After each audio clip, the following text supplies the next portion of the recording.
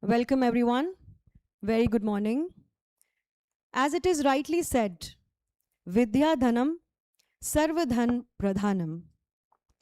Indeed, knowledge remains the greatest wealth. With this inspiring thought, a very warm welcome to one and all present here at this prestigious gathering. It is my honor to extend a cordial welcome to Sri Siddharth Patel, President, Ms. Nirali Ma'am, Dr. Subhash Brahmbhatt Sir, Provost, Professor Dr. Abhinav Singh, Director, CPIMR, a keynote speaker, Professor Dr. Pratik Modi, Dr. Mayur Shah, Registrar, and the esteemed directors of various institutes of SVGU. I also extend my heartfelt welcome to our distinguished delegates, faculty members, research scholars, industry practitioners, and dear students. We express our sincere gratitude to Sri Siddharth Patel, Chief Patron of this conference, whose vision, guidance, and unwavering support have been instrumental in making this event possible. Without his encouragement and blessings, this conference would not have become a reality. I am Sakshi Sharma, and along with my colleague, feel privileged to anchor this prestigious event today. Hello and namaskar. I am Dr. Megha Antani. On behalf of the Chimanbhai Patel Institute of Management and Research, CPIMR and Sardar Vallabhbhai Global University, we extend a heartfelt welcome once again to the annual international conference, Changing Paradigms in Management, CPIM 2026. This year's conference theme, Tariffs, Tensions and Transformation. Building a sustainable and peaceful future through corporate and social collaboration in emerging economies could not be more relevant. In a world navigating rising trade barriers, geopolitical tensions, widening social inequalities, this conference seeks to convert complexity into collaboration. We also warmly acknowledge the CPIMR Case Center Workshop, the second edition of the Teaching Case Discussion, Mentoring and Publication Workshop, conducted in association with Emerald's Emerging Market Case Studies. Phase 2 of that workshop was inaugurated just 3 days ago on 21st April, and many participants are with us today. We celebrate your journey from case idea to publication. Before we formally commence today's event, we will have to now auspiciously lamplight the ceremony, a timeless tradition that symbolizes enlightenment. We request Provost Sir, Abhinav Sir, Mayur Sir, all the directors and the core team, Richa Ma'am, Chandi Ma'am, Kajal Ma'am and Meet Ma'am to please come for the lamplighting ceremony. And Provost Sir, our chief guest, please come to the dais for the lamplighting ceremony.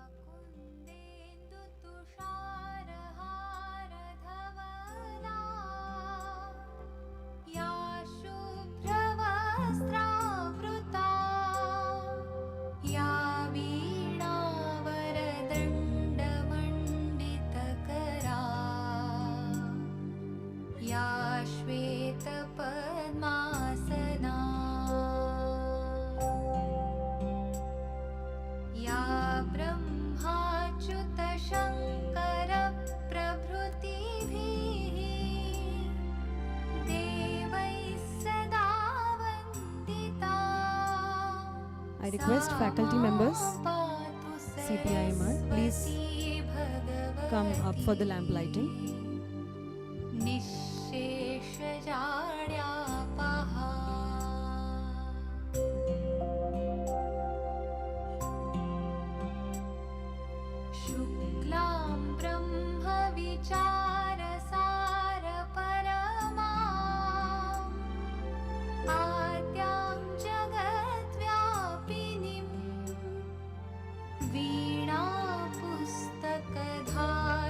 I request everyone to please stand here. I will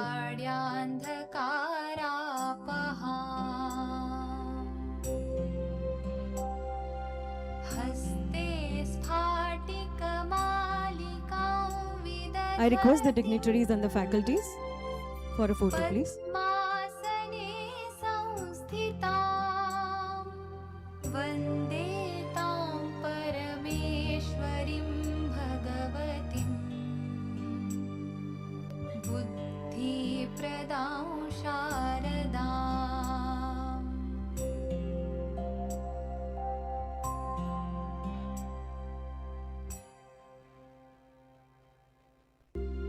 या कुन्देन्दुतुषारहारधवला या शुभ्रवस्त्रावृता या वीणावरदण्डमण्डितकरा या श्वेतपद्मासना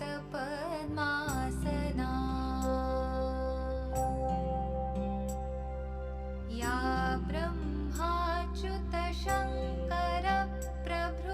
ब्रह्माच्युतशङ्करप्रभृतिभिः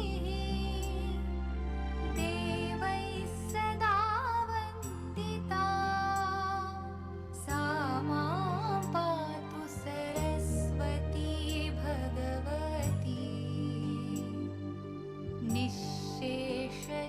निःशेषजाड्यापहा।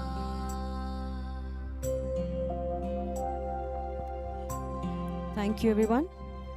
शुक्लां ब्रह्मविचारसारपर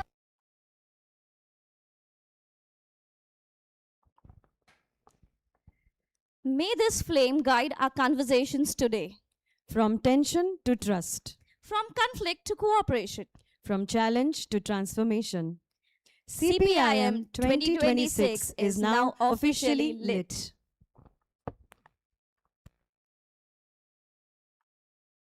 We are honored to now invite our patron, Professor Dr. Subhash Brahmbhatt sir, Provost Sardar Vallabhbhai Global University, to share his address with us. Sir.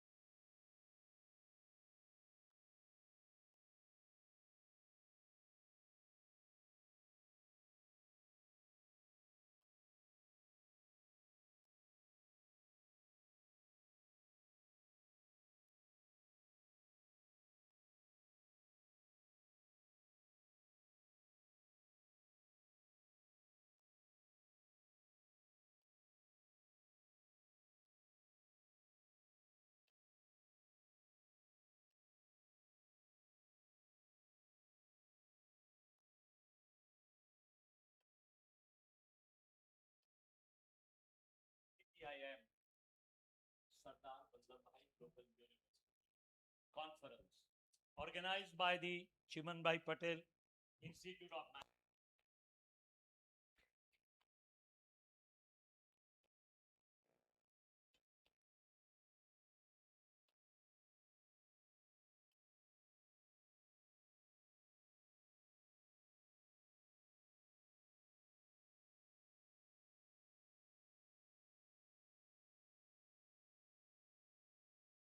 On the changing landscape of management. As we are here today at SVGU, I'm proud to reflect on the remarkable journey of the conference series. Sir, this series is because of you and your efforts. So I congratulate you because you are the leader of. So I'm proud to reflect on the remarkable journey of this conference series. In just a few years, Chimanbhai Patel Institute of Management has witnessed the presentation of over, sir, it's more than 350 papers, research papers, and has consistently attracted around 300 participants annually. These numbers are not merely statistics. They represent the growing community committed to knowledge creation, collaborations, and impactful research. The achievement of the previous edition further strengthened this legacy with 25 research published papers in number of listed journals. Over 41 papers in reputed peer-reviewed journals and 40 books captured in international volumes. This is a testament to the quality, rigor, and relevance to the work being produced under this platform. This year, we continue these traditions of excellence with over 70 research papers being presented and more than 150 participants joining us online and offline in hybrid mode. The blend of physical and vibrant participation reflects our commitment to inclusive accessibility and global engagement. The theme of this year is something unique. We hardly think of it, and that is the greatness of our team and team leaders. Carry tension and transformation, building a sustainable and peaceful future through corporate and social collaborations, emerging economy. And though timely and significant, we are living an era marked by geopolitical uncertainty. Every day you are waiting for such a kind of news कि आज क्या होगा, शाम तक क्या होने वाला है. So really, we are under the great pressure of geopolitical uncertainty, rising trade barriers, and increasing socio-economical disparity. These challenges, however, also present opportunities. Opportunities for business, government, social, civil society. We have to come together to collaborate and innovate for better future.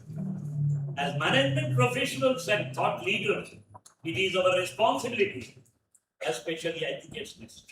It is our responsibility to contribute to solutions that are not only economically viable, but also socially responsible and ethically grounded. I firmly believe that conferences like Chimanbhai Patel Institute of Management play a crucial role in shaping such conversation. They provide a platform where ideas are exchanged, perspectives and are challenged, and new pathways are discovered. This insight generated here have the potential of influence policy, guide industry practices, and inspire future research. I extend my sincere thanks and appreciation to all Abhinav Singh and his team, organizers, the speakers, my mentor Sri Siddharth Patel, and participants and partners who have contributed to make this conference possible. Your enthusiasm and commitment are what make SVGU a truly enriched experience. I wish you all a productive and insightful conference ahead. Thank you very much.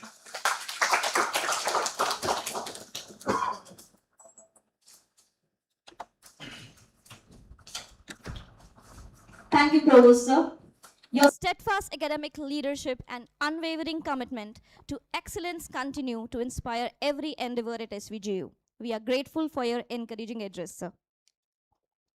We now invite the conference chairperson and the director of CPIMR SVGU, Professor Dr. Abhinav Singh, to welcome all delegates and share his vision for CPIM 2026.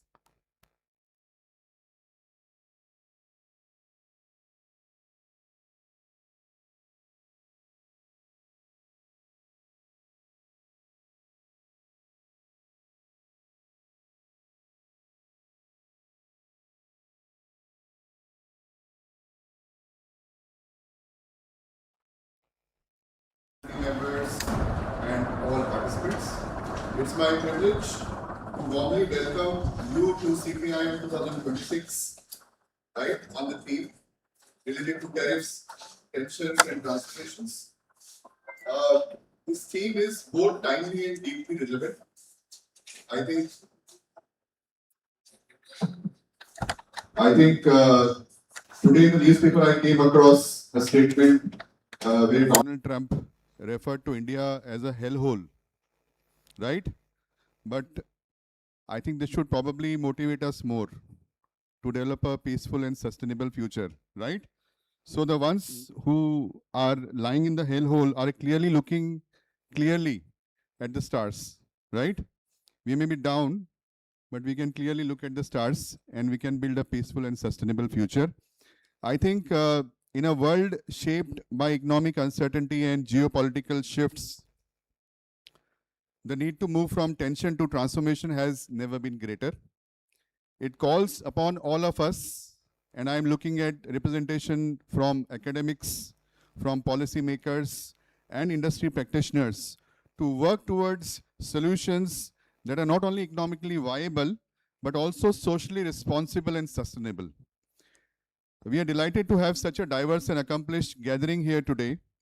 And this conference is not just about presenting papers or ideas, but also engaging in meaningful dialogue, challenging perspectives, and building collaborations that can create real impact, especially in emerging economies like India. Over the course of this conference, I encourage all of you to participate actively, ask questions, share your insights, and connect with fellow delegates. The true value of this platform lies in the conversations we initiate and the partnerships we build. So no research without action and no action without research is a popular adage which well explains the bridge we are trying to cover, right? Just to give you a brief background, changing paradigms in management became as an idea where we create a platform which will focus on evolving business strategies, sustainability, and technological transformation. So over a course of 5-6 years, we have been working on related themes and trying to initiate meaningful dialogues and generate good research and impact. So I would like to extend my sincere gratitude to our speakers, our organizers, our participants for making this conference possible. This would have not been possible without the patronage and support of our President, Shri Siddharth Bhai Patel, our Provost, Dr. Professor Subhash Brahmbhatt, Registrar, Dr. Mayur Shah, all my directors, all my faculty members, students, and the organizing committee. I wish you all a stimulating, enriching, and productive conference. Thank you, and once again, welcome.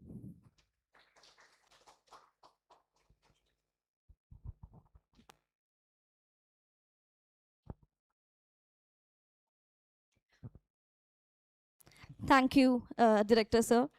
Your passion for transformative management education, case-based learning, and fostering research that makes real-world impact resonates with every delegate in this room. We are deeply grateful for your leadership and vision, sir. And now, we arrive at the first keynote address of CPIM 2026, one we have been eagerly anticipating. I would like to invite Dr. Richa Pandit to please welcome Professor Dr. Modi.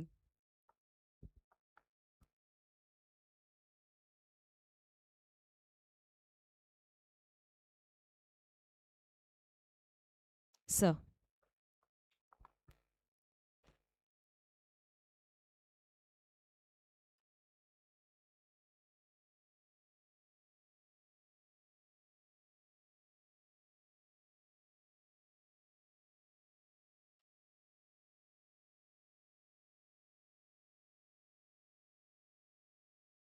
Thank you very much, sir. Thank you, ma'am. It's my honor to introduce Professor Pratik Modi, an eminent academician, researcher, and institution builder. He is currently serving as professor at the Institute of Rural Management, Anand, IRMA, and as Dean, School of Agribusiness Management at Tribhuvan Sahakari University, an institute of national importance under the Ministry of Cooperation, Government of India.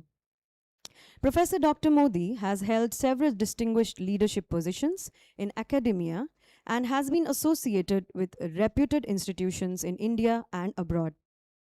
His research interests include strategic orientations, sustainability, agribusiness, and social, non-profit, and rural marketing. He has published extensively in leading international journals and has received research grants from prestigious organizations such as UNICEF, ICSSR, IDRC-TTI, and the University of Portsmouth. He has also served as consultant and master trainer to numerous renowned organizations, including UNICEF, Tata Motors, Reliance Foundations, NDDB, and various state government institutions. Beyond academia, he is a national level tennis player, certified rock climber, and avid survival trekker, reflecting a personality marked by discipline, resilience, and excellence. We are truly privileged to have such a distinguished personality amidst us today, and we are equally honored to have him as a session chair for today's proceedings. I now request you to please address the gathering and share your valuable insights with all of us. Please, sir.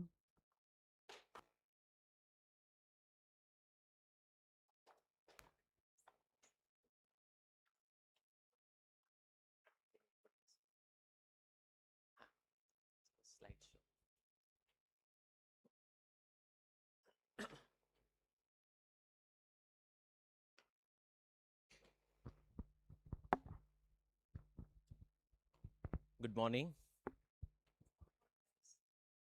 The patron of this conference, Shishidhar Patel ji, Provost, Professor Subhash, Director, Professor Abhinav, other directors of the school, faculty members, delegates, participants, and guests. It's my privilege and honor to be here to share my thoughts on the conference themes topic. And what I've done is picked up two keywords from the conference title, the first part and the second part after the semicolon. The first part being the tariffs, right? That's a keyword. The second part is the cooperation, right? Sustainability and cooperation. So I want to share certain ideas, thoughts, strategies probably that are relevant in today's time. Professor Subhash mentioned that today's times are very tumultuous. Every morning or every evening, we are looking forward to some earth-changing, earth-shattering news in the Trump era. So this is a very relevant topic. How much time do I have? So, okay. So I'll pace up my presentation accordingly. And meanwhile, if anyone is not able to get me at any point in time, please don't hesitate to raise your hand up. Give me a sign. I can toggle between Hindi, Gujarati, and English. Predominantly, I'll use English as a medium of communication. Let me know I'm not able to be effective there. And yes, I would love to have questions. You don't need to necessarily agree with whatever that I say, but let us engage in certain thought experiments that I'll present today, okay? So, why nations impose tariffs in first place? There are genuine reasons, such as the ones and justifiable reasons that every nation wants to generate revenue out of tariff, right? So they can reinvest into certain other developmental activities, or maybe build protection for their existing infant industries, right? So there are certain industries which are critically important. For example, agriculture is an important sector. There are certain nascent industries that also exist. We want to support them before they become mature and are able to face the competition from the outsiders. So this is another reason why nations impose tariff, to protect the industries. The third reason is, and this is what you see Trump doing these days, it's a leverage chip on the negotiation table, that you impose tariff not because you want to protect industries or not because you want to earn revenue from it, but you want to leverage the other nation into accepting some other terms of your trade with respect to certain other requirements that you are posing on the table. So that's a leverage chip, okay? The fourth is national security and geopolitical pressures, Okay, there are certain, every country has certain industries which are nationally important. They are not necessarily the same. They vary by the geopolitical tensions issues being faced by the country, as well as the country's internal makeup of what they consist. So these are the 4 genuine reasons why nations impose tariff. But the question is that beyond these 4 reasons, if somebody starts imposing tariff, and these are political reasons. These are political reasons in the sense that these are the internalized political issues of protection that becomes the reason for imposing tariff on the other countries' imports. That is something which is worrisome, because if the dominant polity of the country starts to view tariffs as issue of national importance, or as issue of national protection, as issue of protecting the jobs, I think that country is heading in wrong direction probably, because what is presented as a justifiable purpose of national security and job protection ultimately ends up harming the country a lot more and creating a political economy in the end, which is based on political donations, based on the unions, the firms, all coming together and forming a vicious coalition that serves themselves than the larger nation.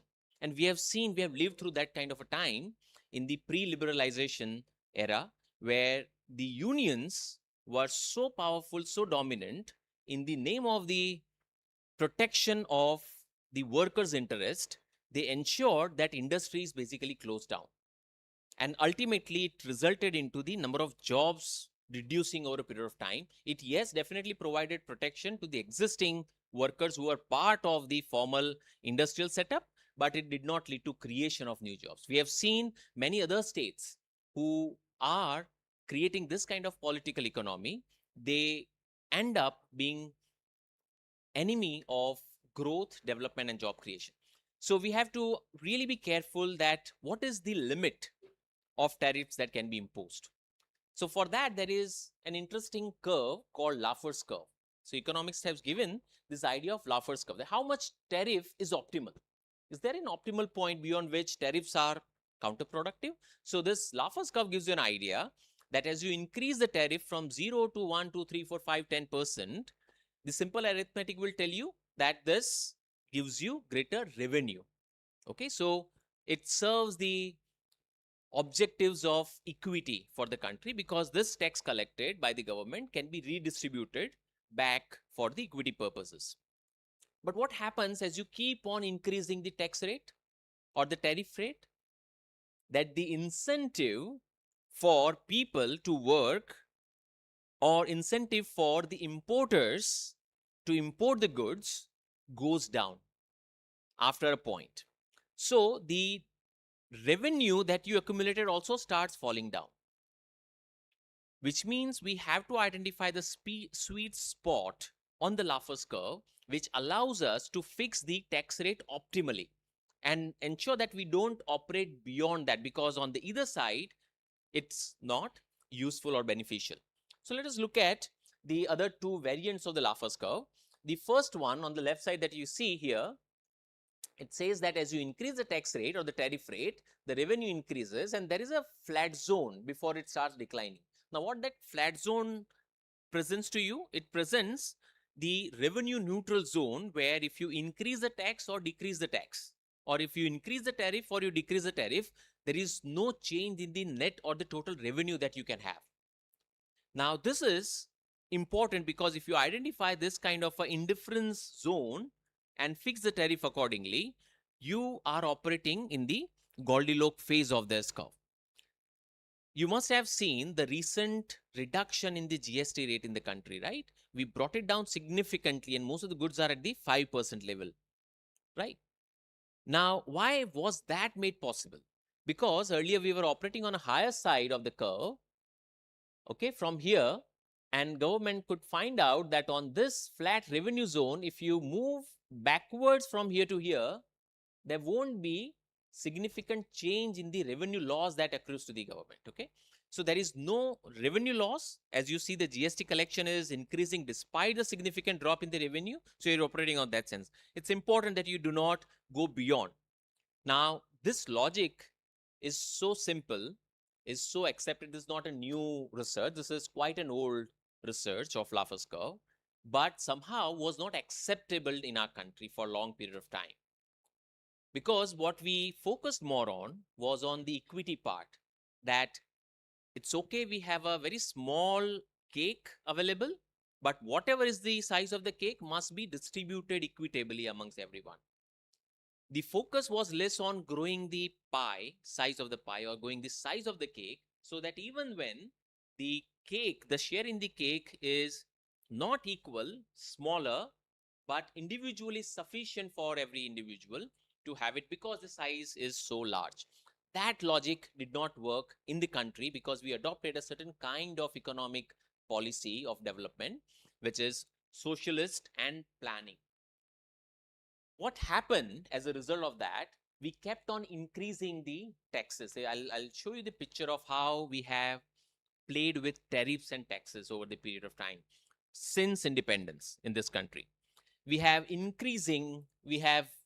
increased taxes progressively over a period of time, as a result of which what has happened is that the growth of the GDP has declined.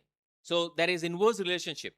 As you increase the tax rate, which ensures equity, okay, helps you achieve the inclusivity and equity, but at the same time, after a while, it starts hurting your GDP. So you have to take a balance of both. That how do you ensure the growth takes place, at the same time, growth is also inclusive. So if I present you this picture of India's tax rate and the tariff rate, these are the tariff pictures, not the tax. Okay, I'm not talking about income tax or the other excise duties, only tariffs. Tariffs are supposedly on the import, okay, of the goods. So this is India.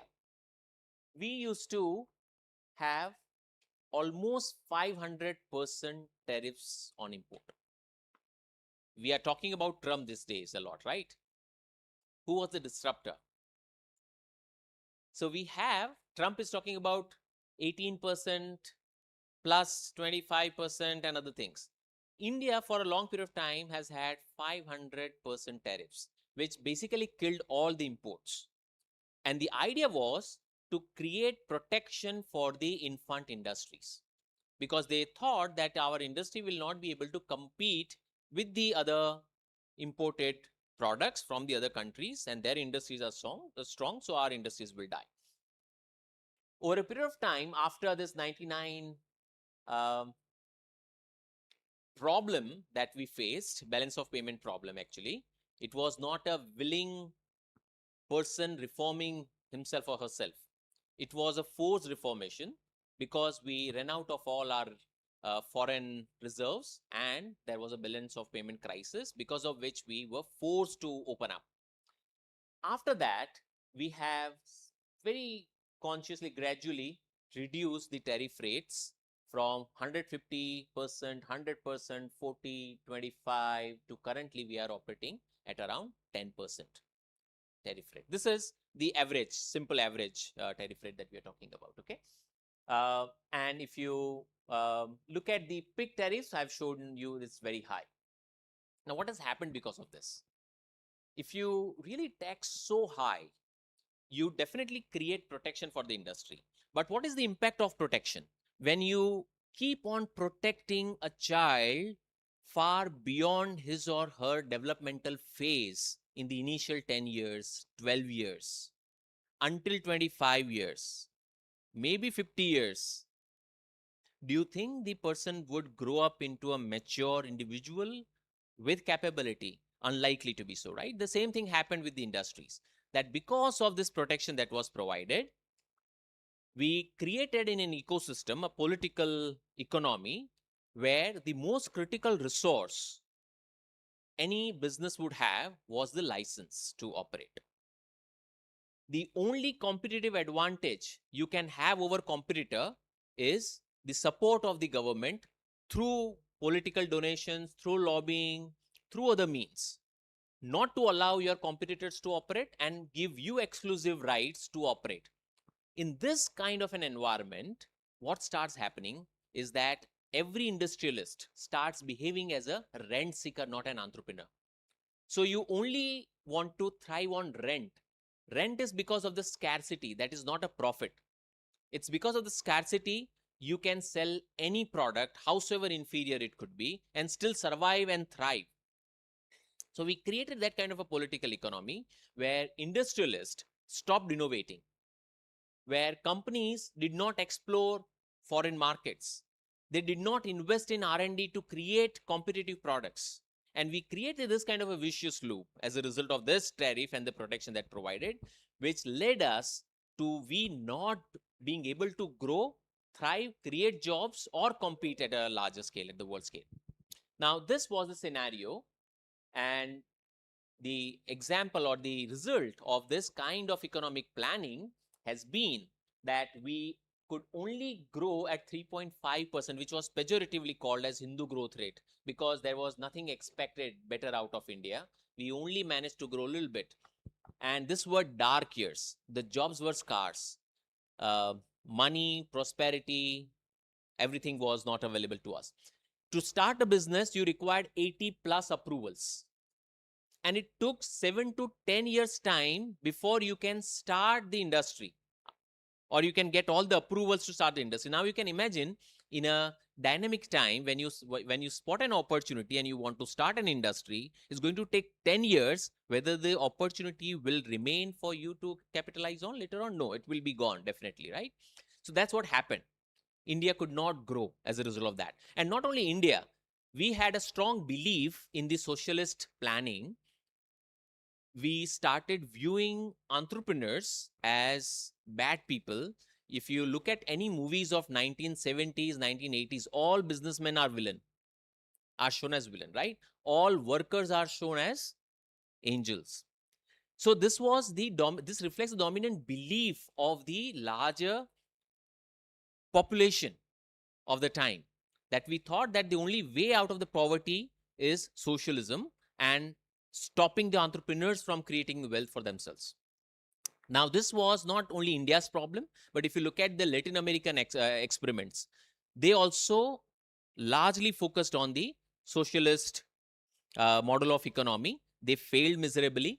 Same is with the African nations after their independence. Around the same time as we got independent, they also focused massively on the parastatal institutions as model of their economic development, which is equivalent of PSUs in India. They also failed miserably. The only success story, which proves a rule rather, is that during 80s and 90s, the Southeast Asian economies, the Malaysia, Singapore, Korea, South Korea, they all adopted a different approach. They took an opposite position. They created protection only initially for few years with the conditions, specific performance-linked conditions, such as that you will innovate this much product, you will generate this much productivity, you will invest this much into R&D, you will lead to this much of exports in this 3 years, 5 years, and after that, we will not provide you any further protection. So we are not talking about there should not be any protection for the indigenous industries, but we are saying that it should be limited and purpose driven. It cannot be perennial forever. Now, with this experiments, what really we understand is that you can't have protection without accountability. If at all you are providing protection into industry, there must be an accountability. You can't create rent-seeking economy largely. This is current trade weighted average and simple average tariffs of 3 major economies. US, the bottom blue, this is US, this is China, and this is India. Okay, the bump that you see here is the Trump coming and then starting the reciprocal tariff.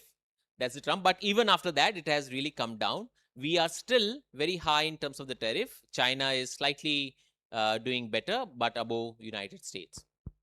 We still are high tariff country. We somehow not talking about this, our own tariff structure. We are so much obsessed with how much tariff other nations imposes on us. Okay. Okay, now if we come back to the US tariff, let us look at US's experience with the tariffs. In 1930, the time of Great Depression in the United States, the President Hoover at that time imposed tariffs. They increased tariffs on the imports up to 30%. And they thought that this tariff is going to protect the indigenous industries in the time of Great Depression, particularly the agriculture sector. And what happened as a result of that? Exactly opposite of what they thought. In 3 years' time, this tariff, which was enabled through Smoot-Hawley law of 1930, led to decimation of 66% of world trade. World trade got reduced by almost 2/3. So it failed miserably. And they had to reverse it afterwards. They realized that increasing tariff doesn't help. They brought it down to around some 4-5%, not more than that. But again, Trump era, you have seen the tariff increasing because of the US-China trade war and the Trump era reciprocal tariff. And this is also proving counterproductive. I'll again present the statistics of what has happened as a result in the US and for the US as a result of this tariff hike on the others. Now, what are the implications of this kind of a world where nations impose tariff on each other from the management perspective? What happens is that when you impose tariff, you think that this is going to benefit my country or benefit my country's industry. But today's supply chain industries are so interconnected that they soon start changing their courses. So they are so resilient, they will change or redesign whatever that they have been doing. So if, for example, if you impose high tariff on India, what happens is that Indian exporters will route their export to the US through Vietnam or through some unknown island somewhere in the middle of the Pacific Ocean. So it essentially doesn't help United States. What they thought initially would be the result or the consequence of the tariff, instead it defeats itself. The supply chain reorganizes. So as a manager, we have to be really resilient and agile in sensing the environmental changes and be ready for those changes, significant changes that happens. The other thing, impact of tariff is the pricing change. Tariffs are absorbed by consumers. Tariffs are embedded into the consumer prices. So when India increases tariffs on foreign good, or let's say on shoes, by 20%, these 20% tariff is ultimately not paid for by that exporter, but is paid by the importer. And who are the importers? The country. And the country importer passes on to the consumer. So ultimately, when our government imposes tariff on some other country's export goods, essentially the government is imposing tax on its own consumers. So it has this impact as well. The other one is that today alliances are very easy to make in the age of ICT. So new alliances comes into being, the old one breaks down, and the advantage of imposed tariff again gets nullified. And finally, the identity, new identity emerges, that who you are as a nation or who you are as a business person because of the tariff. So tariff invokes this different reactions from the industries along all this full continuum and makes tariffs in that sense effective only to a limited extent. But the dominant thinking of the politicians is that when I am imposing a tariff, I am protecting my country and I am winning. Now, what happens normally is the other country also thinks the same way, that the country X has imposed tariff on me, let me also impose a reciprocal tariff on them. In this kind of a scenario, both the country loses. Okay. So this is what, as I said, what happens. So what can be done? Why this kind of thinking emerge? This kind of thinking emerged because of the predominant mental model that we all carry. What is our mental model? We think that world is a zero-sum game. Either I win or you lose, or you win, I lose. If this is my predominant mental model, that there is finite resource available and it can only be cut into two, and somebody wins and somebody loses, then we are really taken to this kind of a mental model where we impose tariffs and we think that we have won. But that's not the case. Only one can be served. My share is a pie, my slice shrinks yours. So this kind of a predominant belief. Now, if you're living in this kind of a world where everyone else, all world leaders think that there is a finite pie and my win is your loss and your win is my loss, then you will have to think or live like what? You have two options.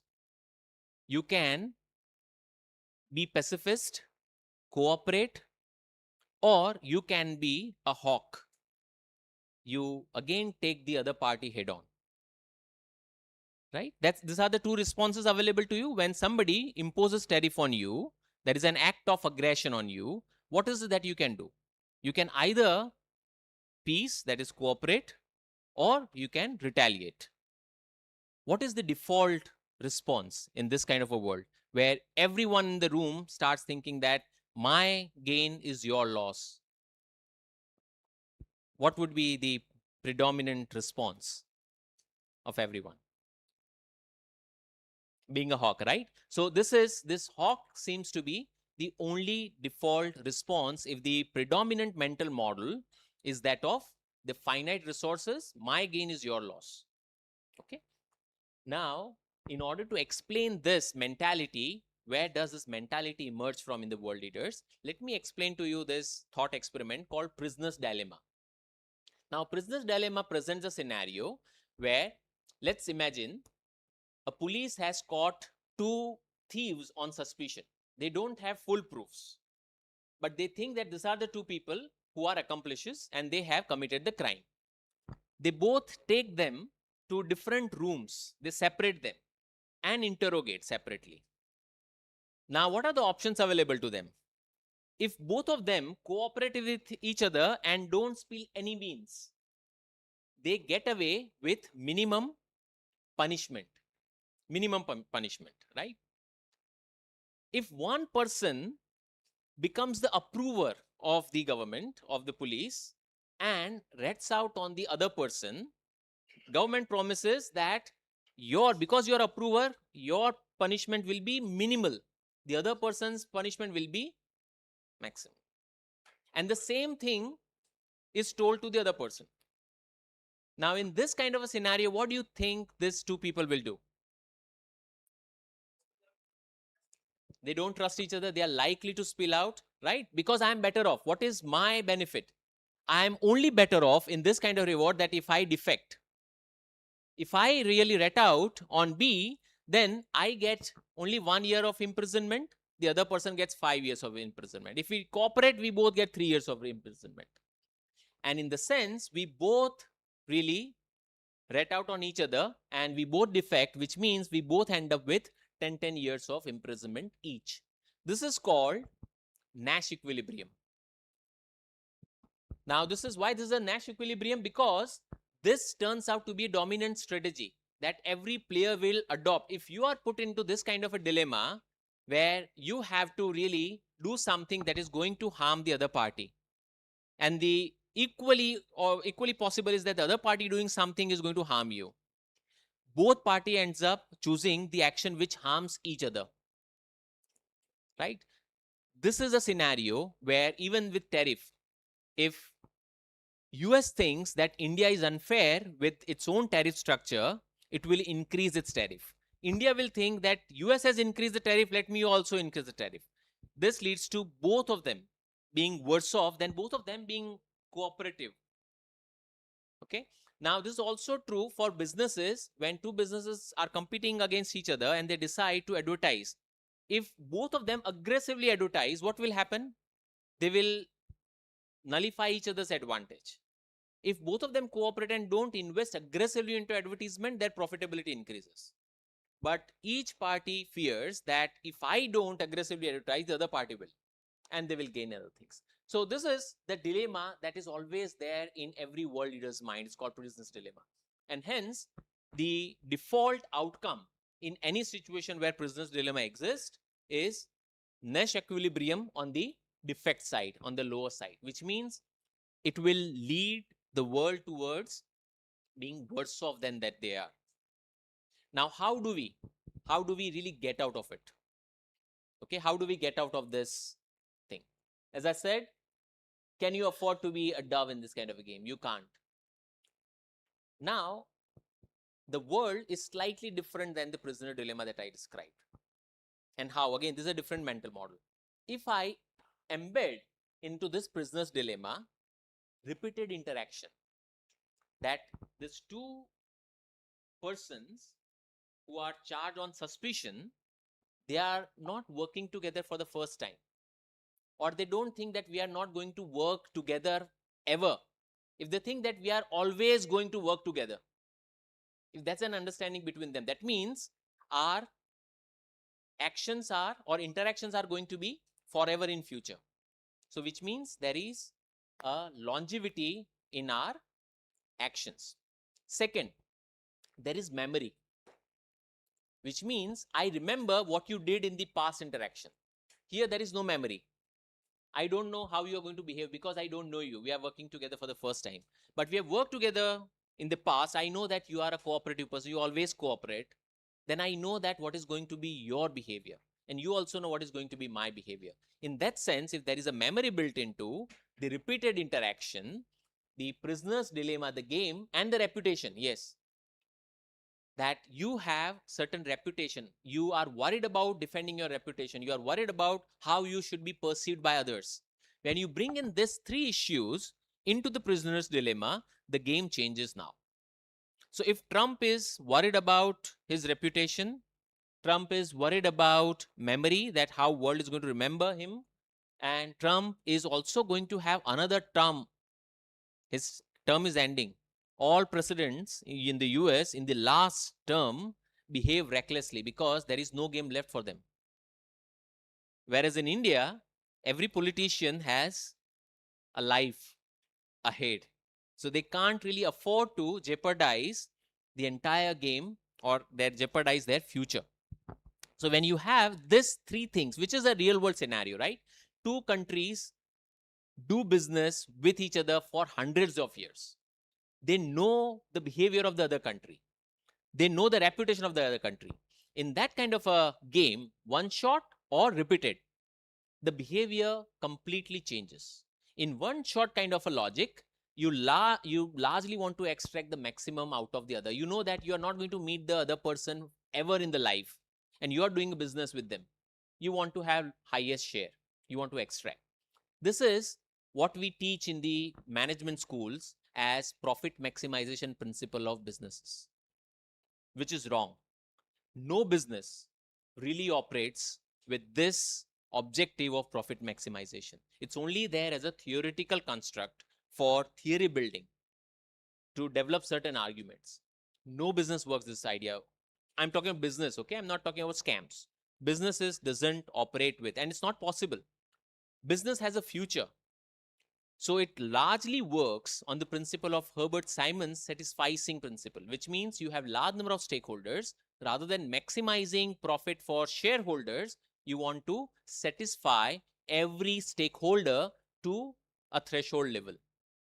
I think we need to teach that thing more because that's closer to reality.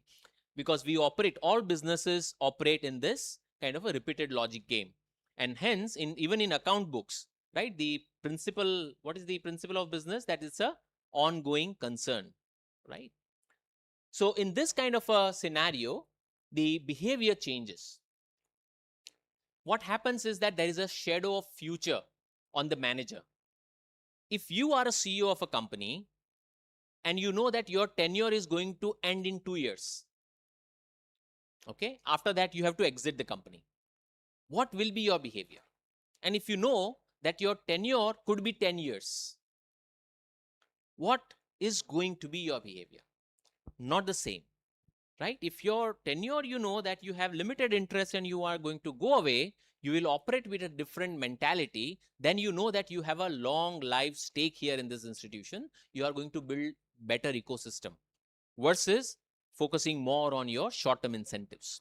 So this shadow future, when every world leader realizes that it's a repeated game, there's a long future available, their thought process, mental model changes. And that mental model basically changes the delta, that is long horizon. The moment you think about future, you become cooperative. You are putting in cooperation. If you do not care about future, you focus on extraction. Okay, so that is the separate mental model. Now let us look at the same experiment of prisoner's dilemma. What happens when you have a longer future? In a longer future, what would be the default strategy? Being a dove? Being hawk will pay off? Do you think being hawk will pay off? If you are going to do business with the same person and you keep on fighting again and again, right, you lose out ultimately. You might win in the first instance, but not over a period of time. Now let's look at it. What happens? So Axelrod, there's Professor Axelrod, University of Michigan. He in 79 and 80s conducted a very interesting tournament. He invited all the other game theorists, mathematicians, philosophers, psychologists to submit behavioral games. They said that think of the strategy, behavioral strategy, that you think will defeat every other behavioral strategy in this world, and write a short program and put it to the tournament. So he conducted this tournament and he got some of the strategies which was submitted by the leading scientist. He was a political scientist.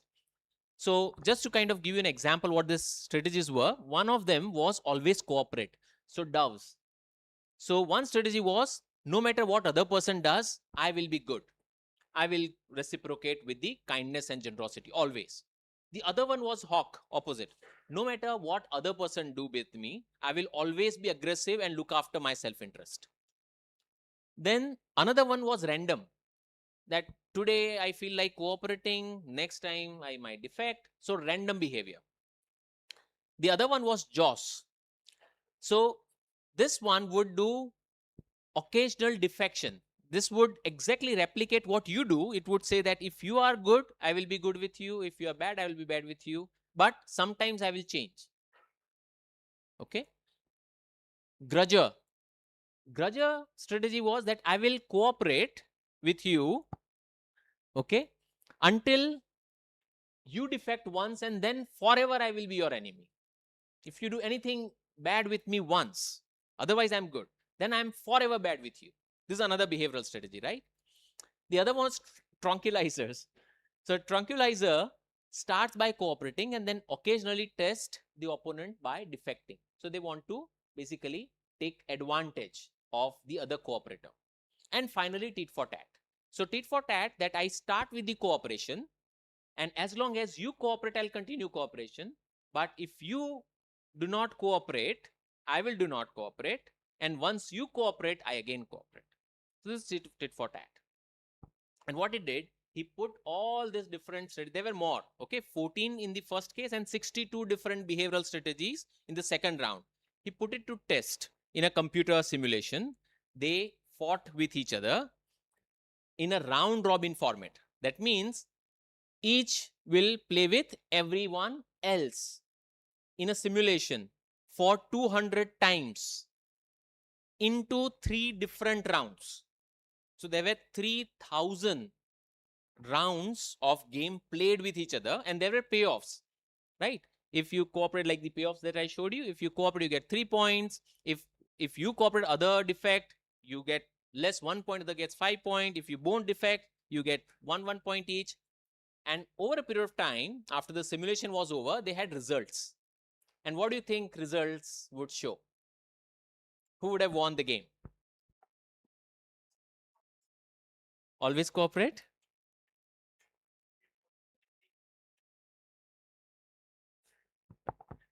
Random? Okay. Joss? Okay. So as I said, that he set up this extensive game, and the final result was tit for tat was the clear winner in all the rounds put together. Now, tit for tat is not hawk. Tit for tat is not dove. Tit for tat is dove with a claw. Right? So, tit for tat actually won, and this tit for tat strategy was submitted by Anatole Rapoport, and it was a very simple 4-line code. Tit for tat doesn't start with defect. Tit for starts with cooperation, trust, and it says, I will trust you until you prove yourself otherwise. And the moment, and again, it doesn't hold grudge. It says that the moment you start showing me olive branch, you come to cooperate, I will again cooperate until again you defect. So what it says, that in a real world, being dove doesn't help, it's always being exploited. Being hawk, neither. Right? We have seen what is happening to Trump now. Right? Being hawk has a limited life.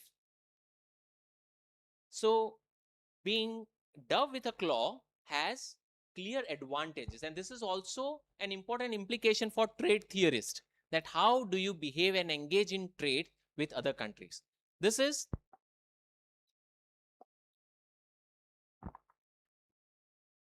as I said, reciprocated. Now what happened, let me show you with the result.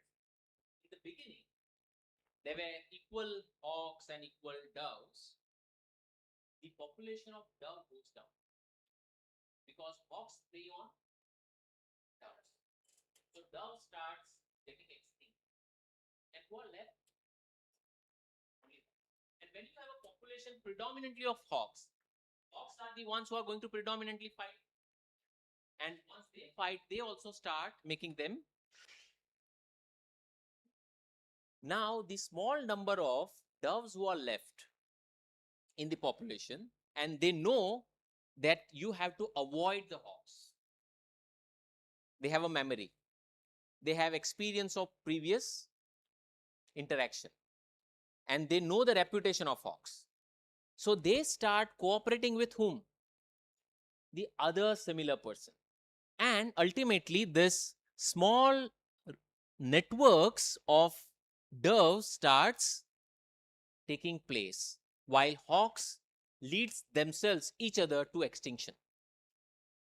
So this is the result of a simulation which says that being dove doesn't help, being hawk doesn't help, and over a period of time, what wins is the cooperation. What wins is not the conflict. Through conflict, you can lead to extinction, but with cooperation, you can lead to better outcomes for everyone. Now, this experiment basically came out in form of a book called Evolution of Cooperation. Okay, it gives you 4 interesting principles why tit for tat is a good cooperation strategy. Why? Because you are a nice guy, first of all. Okay. Second, you are provocable. You are not pacifist, that no matter what you do to me, I will do nothing. I will always. Okay. So you are provocable, but you do not unnecessarily get provoked. But if you are provoked, you retaliate. At the same time, you are forgiving also. The moment you understand that somebody has good intention, you are forgiving. And finally, you create a reputation through this clarity of your behavior. When others, and this is important, when others understands you, that what is your intention. So when, for example, other countries understands that what is India's trade policy. India's trade policy is not to win at your expense, is not to unnecessarily create protectionism or protective tariff barriers so that their industries benefit and your industries die. That's not the intention. But if you are unfair and create unnecessary barriers, we will retaliate. And this is a clear signal sent to you. It creates reputation, and you normally are accepted as a fair trade partner.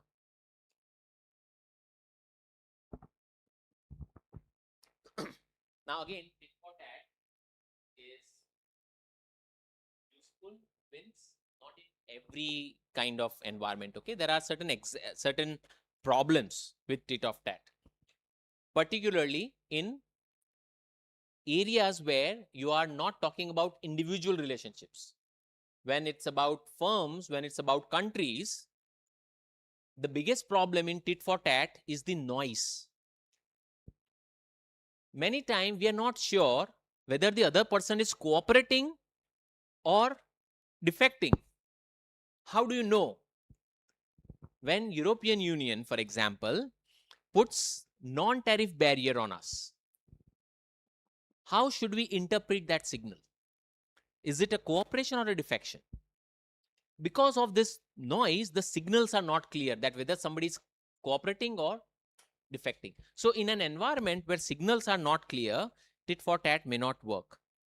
In the population where you do not have minimal percentage of cooperators, tit for tat doesn't work. Tit for tat dies in the full population or predominant population of hawks, because you always start first with the cooperation, other one exploits, and then there is.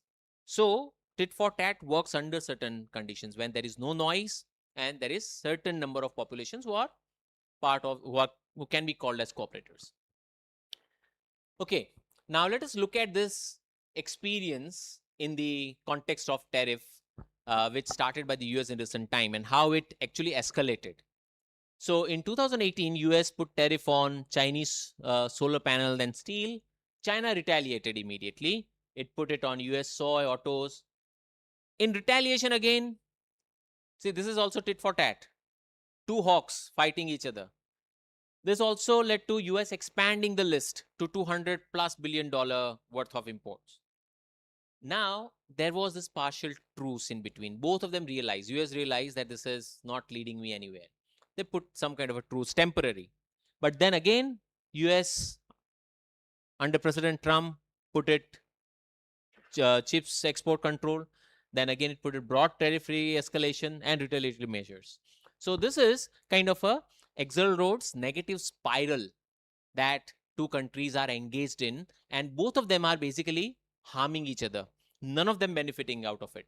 And in one of the estimates, they found that ultimately it led to 100% of US tariff being passed through to domestic buyers. So by putting this tariff, what happened? US did not gain. The prices in the US increased significantly, including right now when US put reciprocal tariffs on India and many other countries. It has led to massive price rise in the US.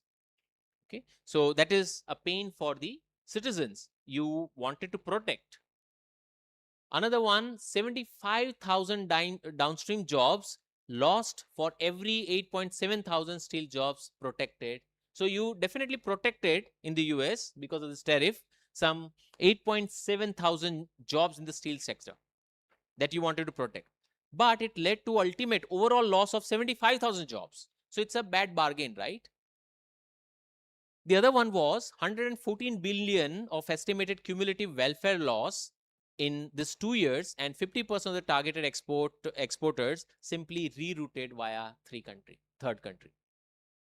So this actually shows the fallacy of this retaliatory measures unnecessarily, which leads to both the countries being worse off. So it's a loss-loss mentality, which originates from this worldview that your gain is my loss.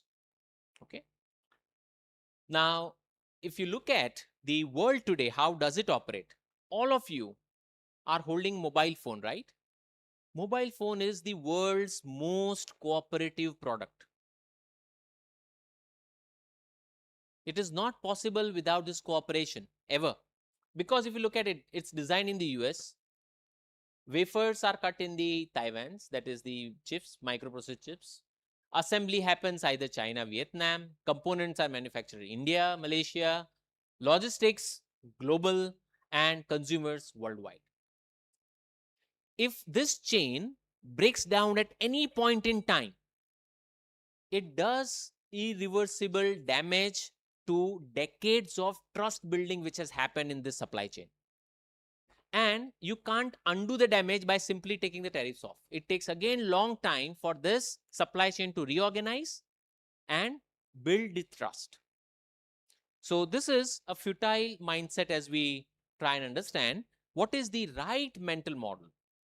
Okay, I'm sure in your management programs you must have read about competitive analysis, right? In marketing and in strategy, we teach too much of competition, and we ultimately portray competition as animosity. Competition is not being enemy with somebody else, with your rival. Competition is a good thing, it's a positive connotation. Competition makes you better. Competition raises your level. In fact, you can only be slightly better than your closest competitor. If your competitor is better, you can be still better. One reason why India cannot produce world-class tennis player is because the best that we have is not good enough at the world stage. The next person who is really sincerely trying to do better can only be slightly better than the best. But in cricket, we can be world class because, right, we have world class and the other person can be slightly better than the other. So this is what competition does to you. And we portray in the management literature competitors as enemies. In fact, they are your best complementers. Look at the business in terms of value net, okay, rather than zero sum game. And what is value net, partner? You have competitors who are helping you. Of course, they're competing with you, but they force you to do your best. You have customers, you have suppliers who are part of your value chain.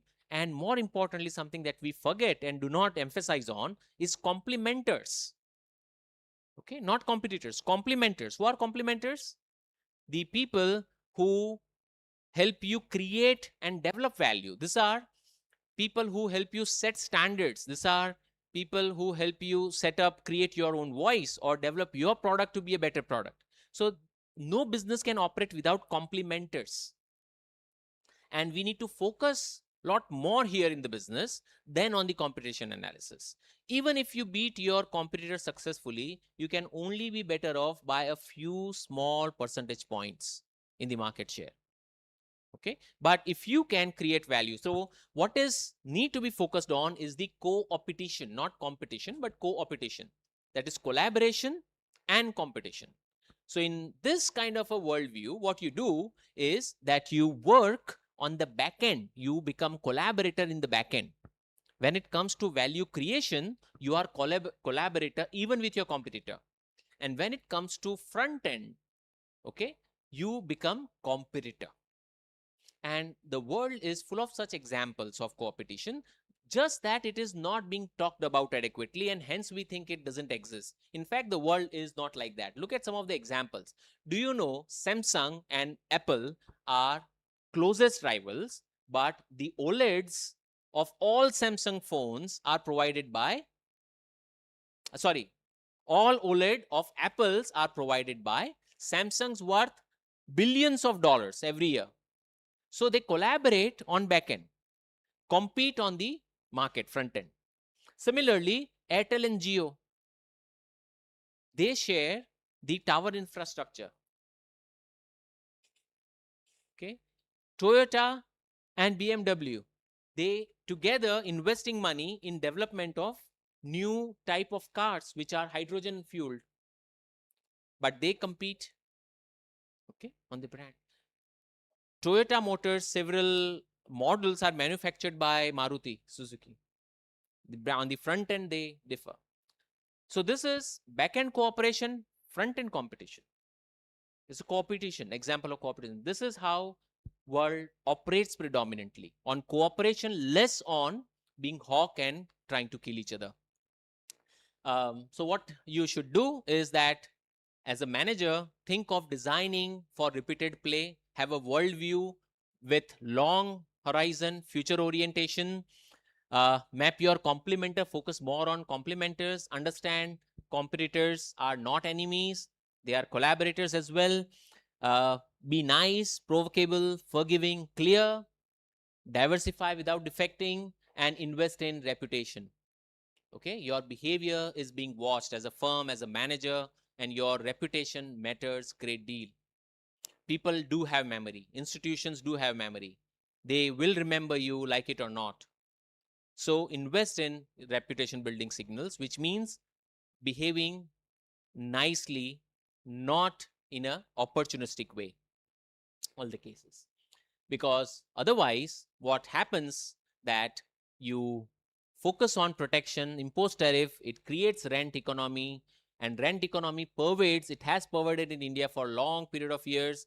All our industrialists, unions, they created a political economy which equated protection, tariffs with national security. They gave you an impression that through the protection, we are protecting your jobs. In fact, they were reducing your jobs.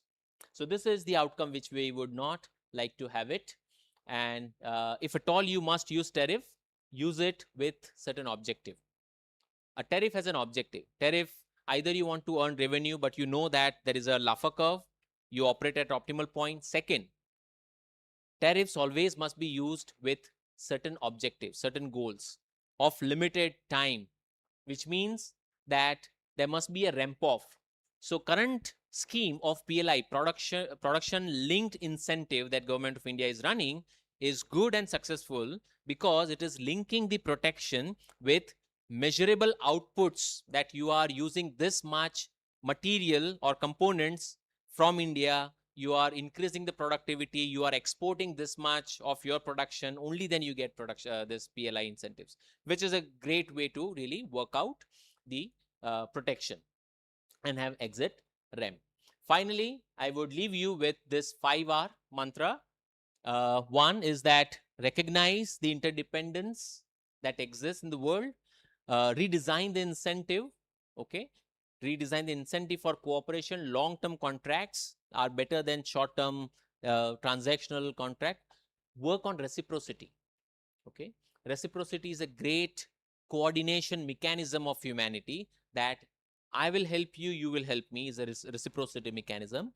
Reassure that you will behave in a certain way, and there are institutions which are important, which helps you in generating reassurance, which are standards, IP rights, arbitration, trust institutions.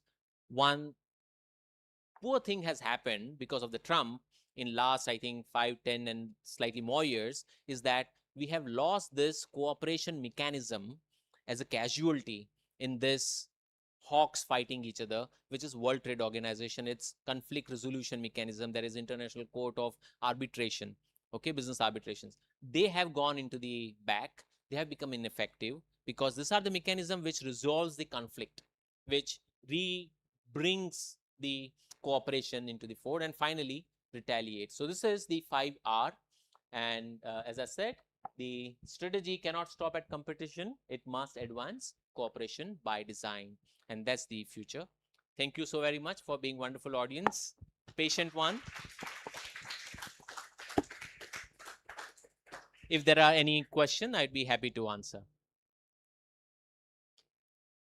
Yes, yes, ma'am. Yes.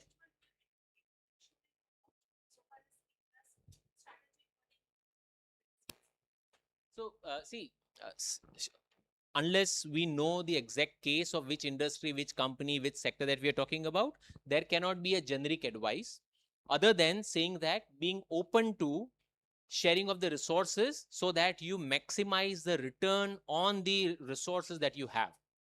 So that principle is useful, but how to do that, when to do that, I think that requires the sectoral study.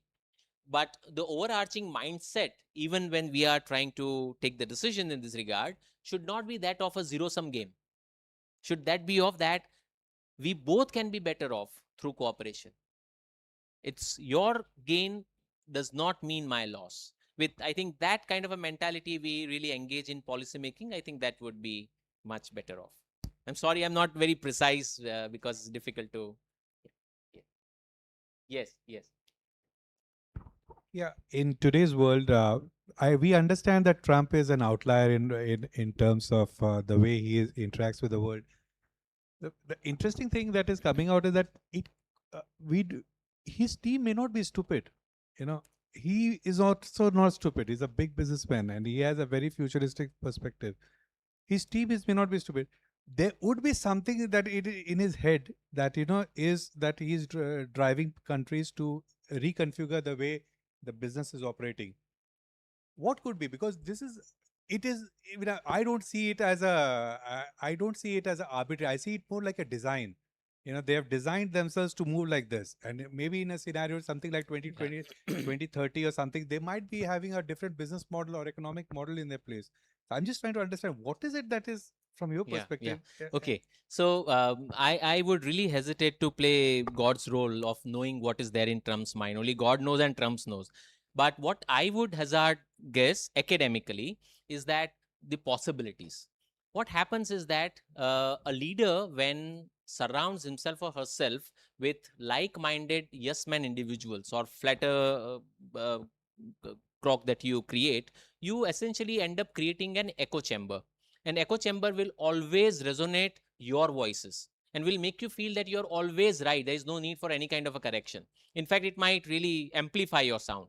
So that could be one reason. The people who he has surrounded with are largely of those kind. So there is no dissenting voice available in his or her team. The moment there is a dissenting voice, he throws it out. So that's one thing. The second thing probably could be the miscalculations. That person, when is not challenged to think through or think more, or Hawks, for example, you often take others' action for granted. You think that you have full power to control somebody else's behavior to your liking, which may happen in short time, but it has long-term consequences. As I said, in a repeated game, even when you win this round, you have not won forever. You can stop Iran from enriching uranium now by bombing. Okay? Because a repeated game. If you think that it's only for 2 years I have to stop, that's okay. Go and bomb. Okay? So that could be another reason why he's behaving like that. And the final reason is actually people's mental makeup. There are individuals who have predominant thinking that the world is a zero-sum game and your gain is my loss. So that could be. I mean, these are my 3 academic explanations. Yeah.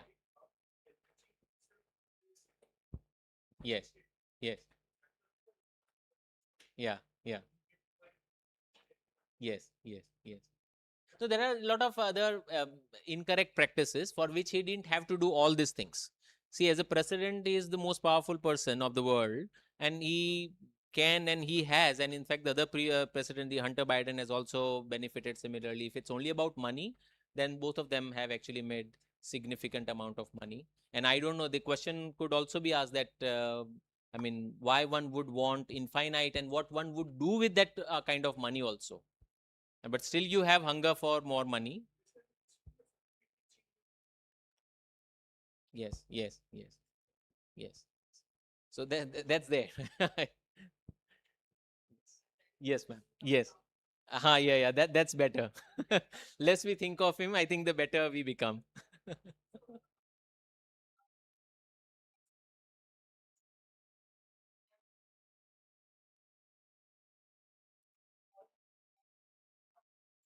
Yes. Correct. No, you are right, and that's what I mentioned, that in a world of unequal players, uh, you use protection, but it cannot be forever. Right? The moment you make the protection forever, it starts developing its own political economy. Please understand, there are certain regions in the world, there are certain states in the country where there is a conflict economy. Because a region remains in conflict for long enough, there are interests which starts developing around the conflict. There are people and stakeholders who start benefiting from the conflict, and they want the conflict to go on forever. So this is a conflict's political economy, and people are happy in the conflict because they think that this is the best what we can get.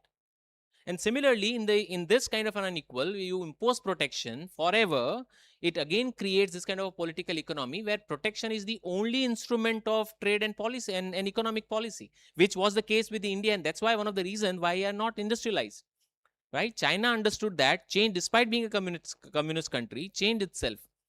So use protection, but use it in a strategic way with a ramp off that you're using for achieving certain strength. By when you should be achieving the strength, you link the protection to the measurable delivers on these outcomes, on these KPIs, and then reduce the ramp off again. The PLI is a wonderful, I think it's a success story of India as well, and wonderful example of how to protect your industries. Okay, any other question? Anyone?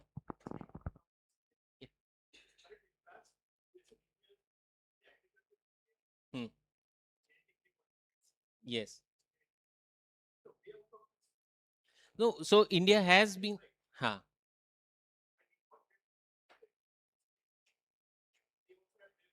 Yes, yes.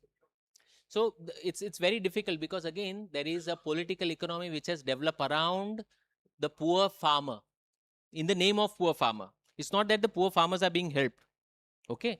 Tell me which government has actually created enabling condition for the farmers to be better off in that sense. So this is a classic case that what gets you vote, you try to protect it, you don't want it to change.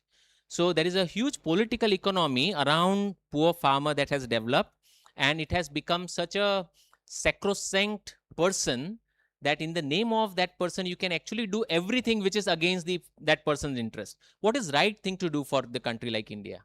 Should we really celebrate that we are Krushi Pradhan Desh in this age? No. We should also not celebrate that we have 50% of our population engaged in the farming. It's a sign of being outdated, antiquated country. It's also shame that entire agriculture is small scale, livelihood based, subsistence farming that we are having. What is way out and what other countries actually did, who were primarily agrarian and wanted development, they lifted their entire population from agriculture to services or the manufacturing sector.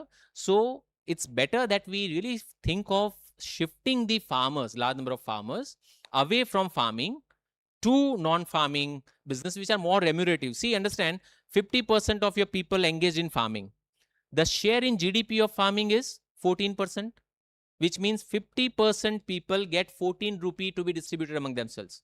Services sector, 65% share, and number of people employed is like 22, 27, which means every person in services sector gets 2 rupees. So what you want to do is basically you want to shift the entire farming population to the services and to the industries. And that's how you will transform even the agriculture, which will become more productive, more remunerative. You don't need more people to produce enough food to feed the country that we are size of. And hence, I'm always worried when I hear politicians making statements, and these are vacuous statements, annadata. Right? What we do by invoking these words is we create a political economy of patronage, right? And which is dangerous for the country's economic development and for that annadata as well. Yeah. Okay. All right. Thank you so very much. It's really pleasure, and thank you for inviting me.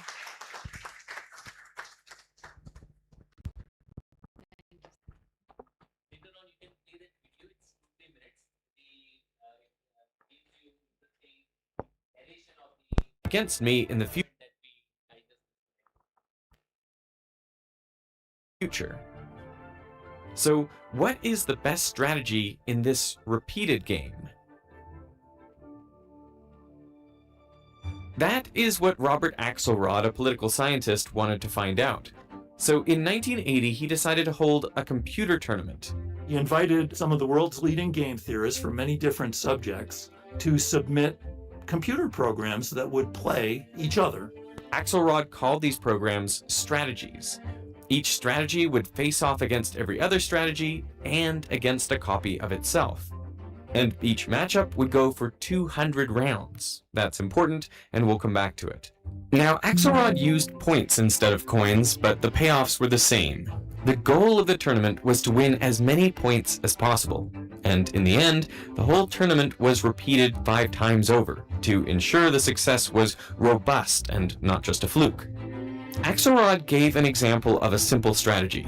It would start each game by cooperating and only defect after its opponent had defected twice in a row. In total, Axelrod received 14 strategies, and he added a 15th called Random, which just randomly cooperates or defects 50% of the time. All strategies were loaded onto a single computer where they faced off against each other. One of the strategies was called Friedman. It starts off by cooperating, but if its opponent defects just once, it will keep defecting for the remainder of the game. Another strategy was called Joss. It also starts by cooperating, but then it just copies what the other player did on the last move. Then around 10% of the time, Joss gets sneaky and defects. There was also a rather elaborate strategy called Grasscamp. This strategy works the same as Joss, but instead of defecting probabilistically, Grasscamp defects in the 50th round to try and probe the strategy of its opponent and see if it can take advantage of any weaknesses.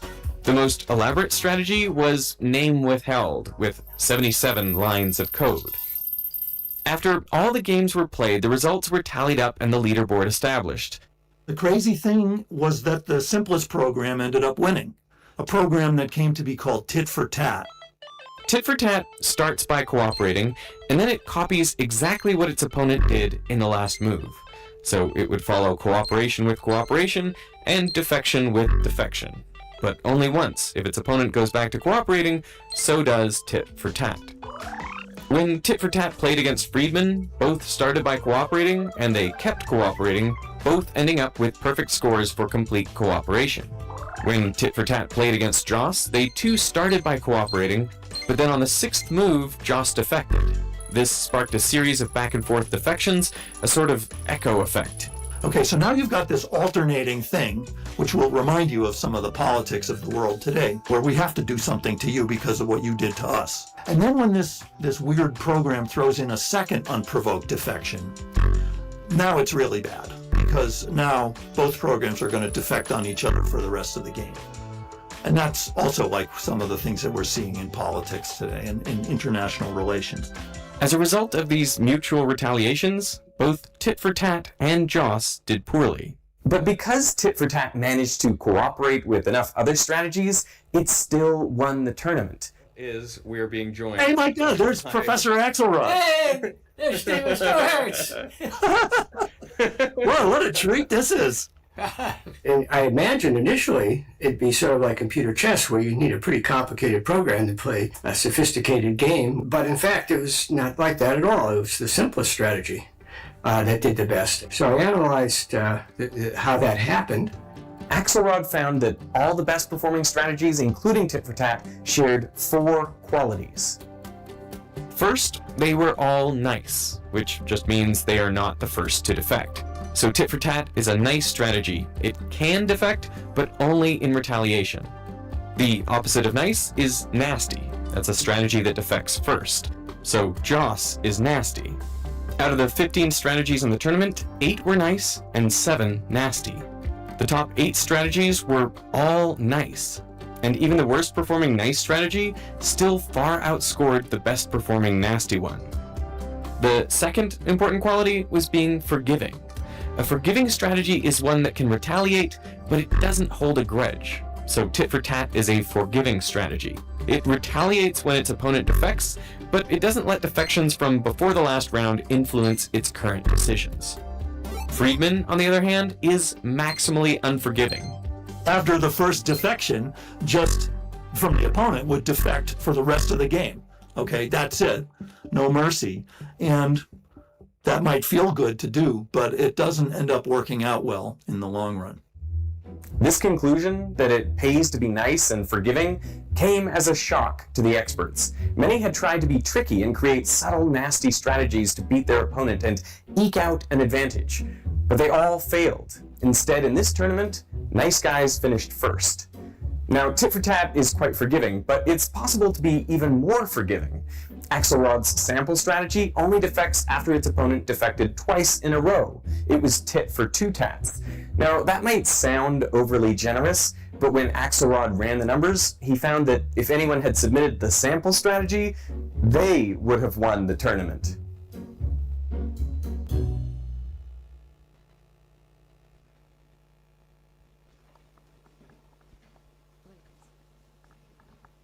So, we have one more question from a participant who is, she's online on virtual mode. By levying tariffs on pharma exports from India, Trump is trying to protect pharma and is willing to have drugs priced by US MNCs at skyrocketing prices, despite the fact that US budget is limited. How do you see Indian pharma margin growth considering that erratic Trump tariff policy?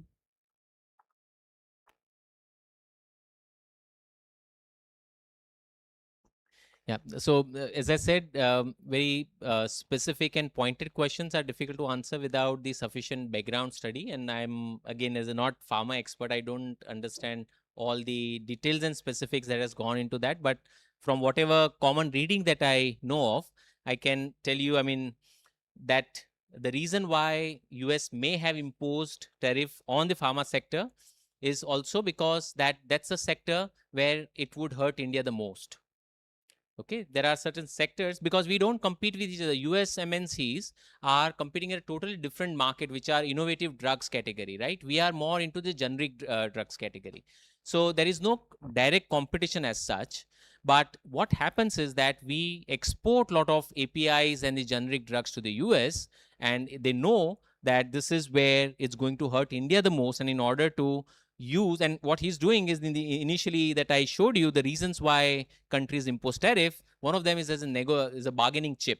So probably he wanted to create a bargaining chip by creating greater pressure on India to agree to the terms that he was proposing us to agree on. And that could be the reason.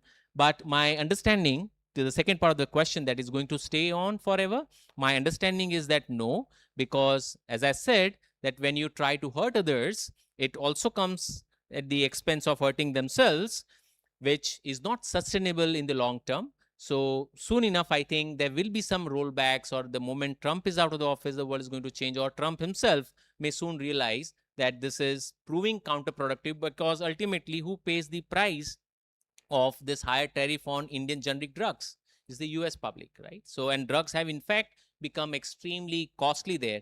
A lot of other products have become costly in the US. The inflation is inching upwards. It's only because of the lag and the strength of the economy that we don't see this bigger impacts as of now, or the visible impacts as of now, but they are in the offing if they don't course correct themselves. That's my view. Thank you. Thank you very much, sir. Now I request our Provost, sir, to present the memento to Professor Dr. Modi as a token of our gratitude and appreciation. Sir.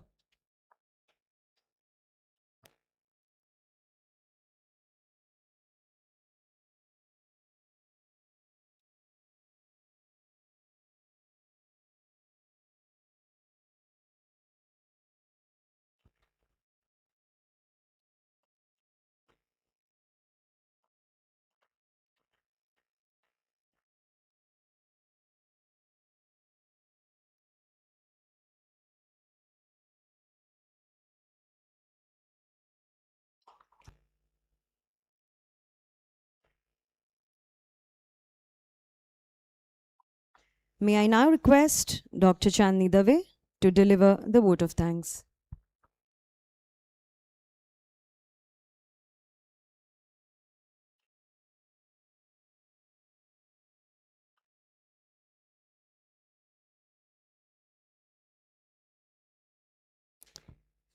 On behalf of organizing team CPIM 2026, I sincerely thank our keynote speaker, Professor Dr. Pratik Modi, for accepting our invitation and delivering such an insightful keynote address from tariff wars to cooperation by design.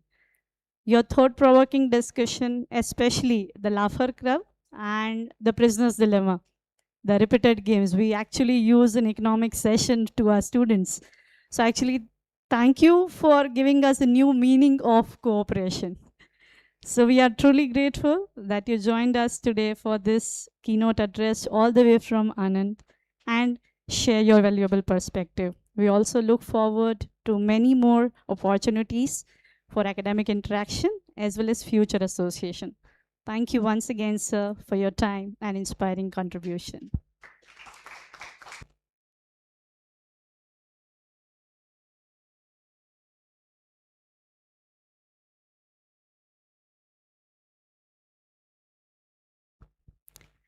The intellectual momentum continues.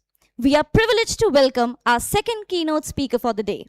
It is a great honor and privilege to introduce Dr. Anar Modi, Chief Heart Officer and Executive Director at Synor's Pharmaceutical Limited. I would like to invite Dr. Kajal Mehta to welcome ma'am.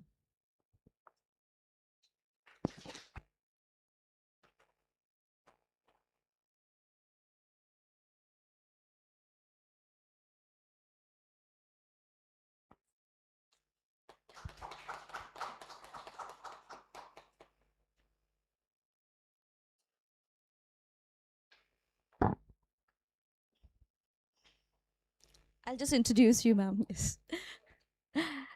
Dr. Modi leads people centric initiatives centered on empathy, mental well being, and holistic employee development, nurturing a progressive and emotionally intelligent workplace culture. Alongside this, she also heads the clinical trials supply management department as well as the distribution and CSR verticals of the organization. With over a decade of experience in healthcare and management and academic qualifications in dentistry, along with an MBA from Nirma University, she has played a significant role in driving organizational excellence and people first leadership. Her inspiring journey reflects a remarkable blend of professional expertise, compassionate leadership, and strategic vision. We are truly honored to have such a dynamic and accomplished leader amidst us today. May I now request ma'am to kindly address the gathering and share her valuable thoughts with us. Please, ma'am.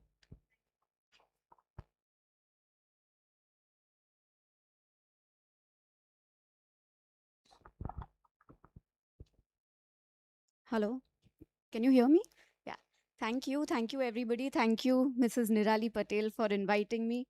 And, a warm welcome to all the academic scholars, colleagues, and of course the MBA students. How many students are here from? Oh, okay, good, great. So always nice to address a younger crowd. Can I take that question that Dr. Modi had answered? Yeah, is it okay if I answer that question? Okay, so I think firstly, when I was invited for this session, the tariff part was different. And today the tariffs that US has imposed are different. So basically they have removed all tariffs from almost all the sectors. I think textiles are down to 25%. And in pharma, for generics, there were never any tariffs. It has been zero. Okay, now what that means, so we basically have a manufacturing plant in the US and we have one in India, which is US FDA approved.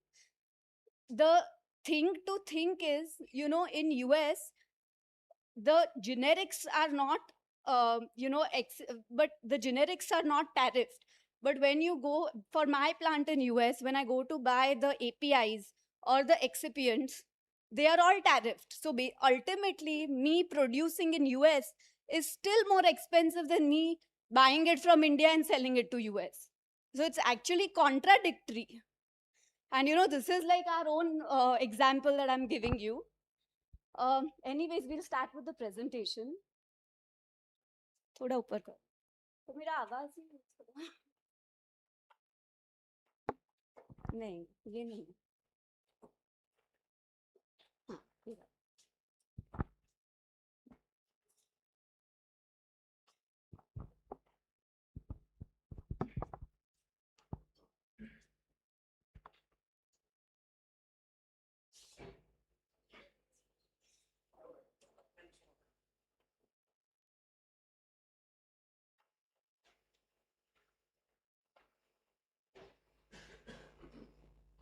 This is just a small introduction.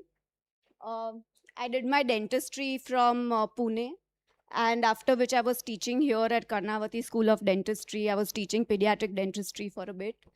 Doing MBA was not out of choice, it was out of compulsion. I met my husband when I was doing my internship at Civil Hospital here. He had just started a very small distribution business which he had registered in the US, and it was year 2010. And he's like, Abhi, instead of dentistry, why don't you do MBA and join me? Why do you have to continue with dentistry? I have nobody. So, both of us are first generation entrepreneurs. So then I went to Nirma University. I did my MBA from there. After which, since the last 14 years, I'm in pharma industry. I mainly take care of our distribution business as well as the clinical operations part of it.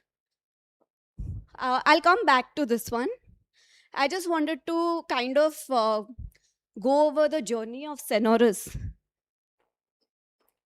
So in 2009, we launched Psyllium Labs, in which, we used to export psyllium husk from Unja, and we used to give it to distributors in US. Metamucil is like a big brand in US.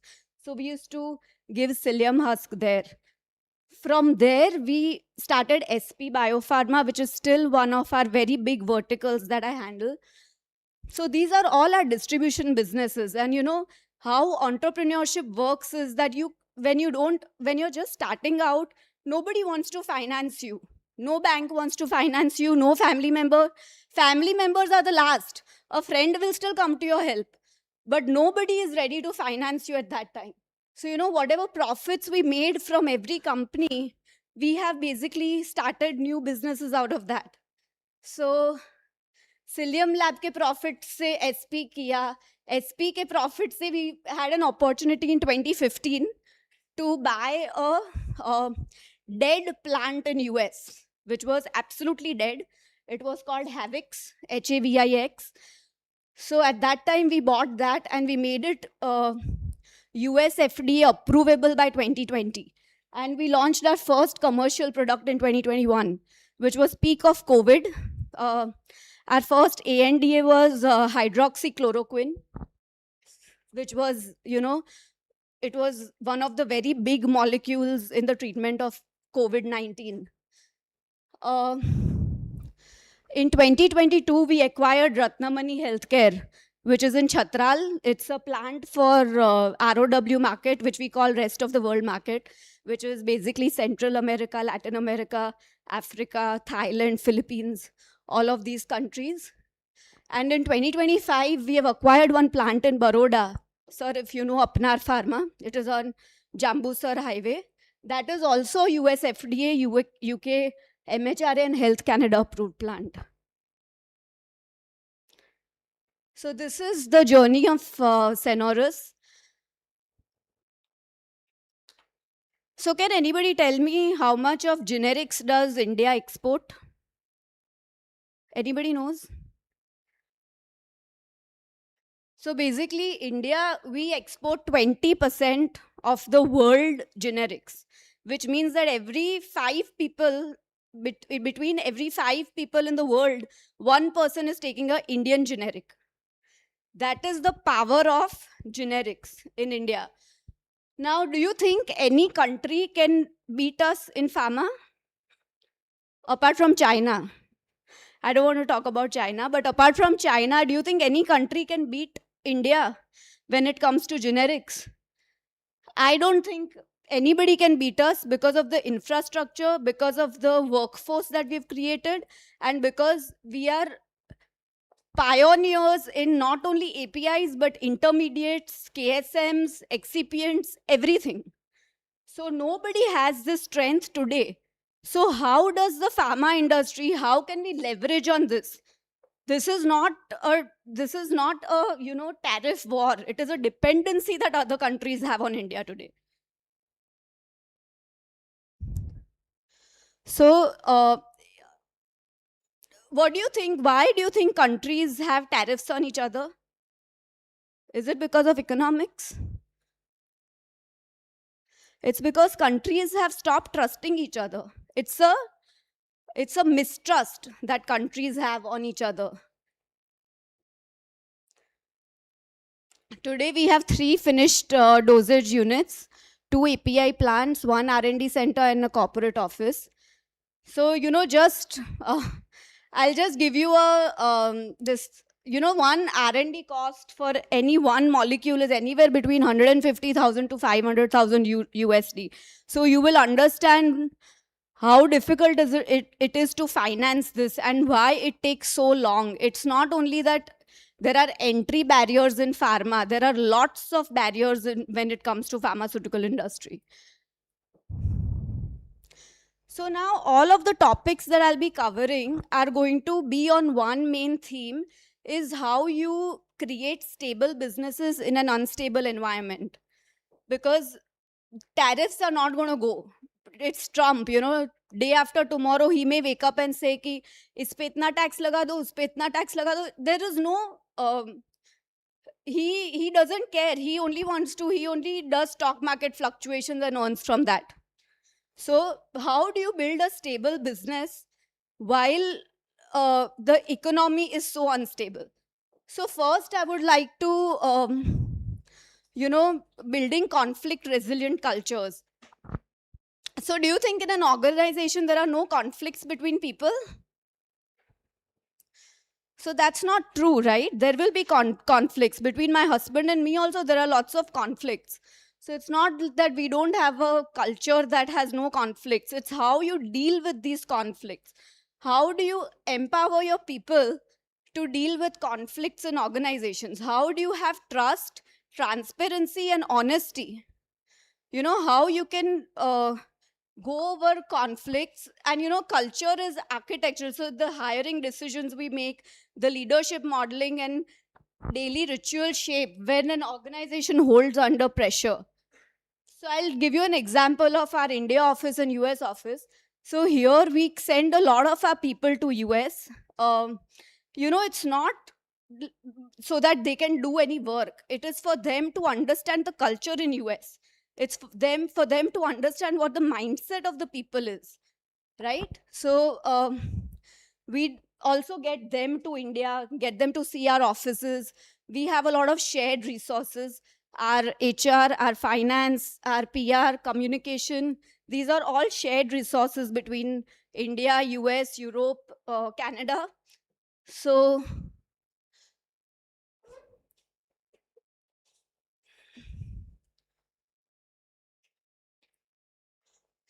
studies say that 35% more likely to outperform financially are cultures that are diverse. Now, it's not diversity in age or in religion or in gender. It is diversity in the way you think. So how do we encourage this diversity? So, we have launched 3 programs in our organization, which is one is the Sparsh program. So what is in Sparsh program is we have, we have induction at day 0, then we have one at day 60, and we have one at day 120, when an employee has finished 6 months. So basically what happens is that we have activity-based interactions, and they will know what our culture is, what is expected out of them, and in that they can also tell us their feedback of what they expect from an organization, how they would want us to grow. A buddy program is a one-to-one social scaffolding where, if ma'am is joining my organization, she will get a buddy who has been in my organization since the last 6 months to 1 year. So somebody who has already become a permanent employee. And then they will guide you on, they'll basically handhold you till you are properly part of the organization. So that is one more program which is going really well for us. The other thing in HR that I would like to say is we have seen a lot of difference with ERP systems, deployment of ERP systems in this. So a lot of work has become process driven rather than people driven. So you are not very, very dependent on too many people to do your work. So even if their employee changes someday, the process still remains the same.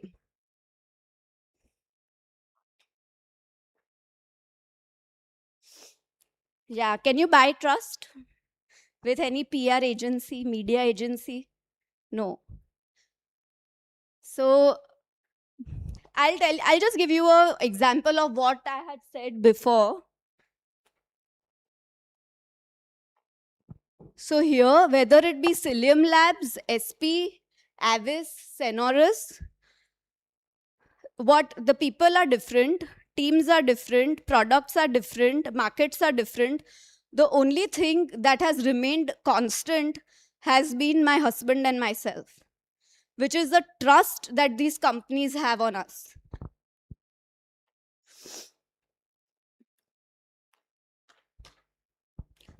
Now, what are the other marketing strategies that you can use, whether it be your family business or whether you're starting your own business?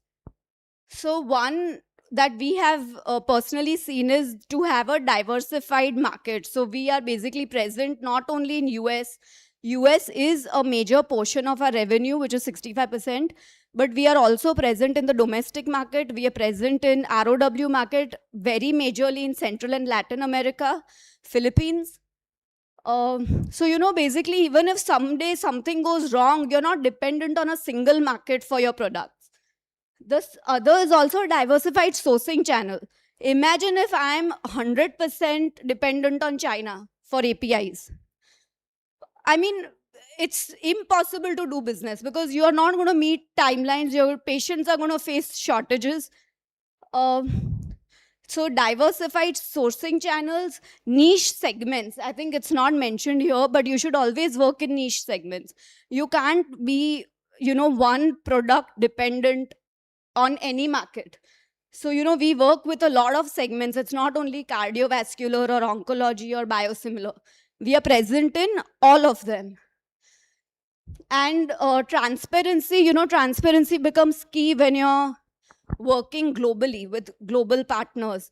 You have to have clean books. You have to have clean auditable accounts. Because if there is no trust and transparency, no partnership is going to work. I'm not going to be able to sit here and work in US, Europe, Canada without a partner. It's impossible. So when you have global partners, they expect transparency from us and we expect the same from them.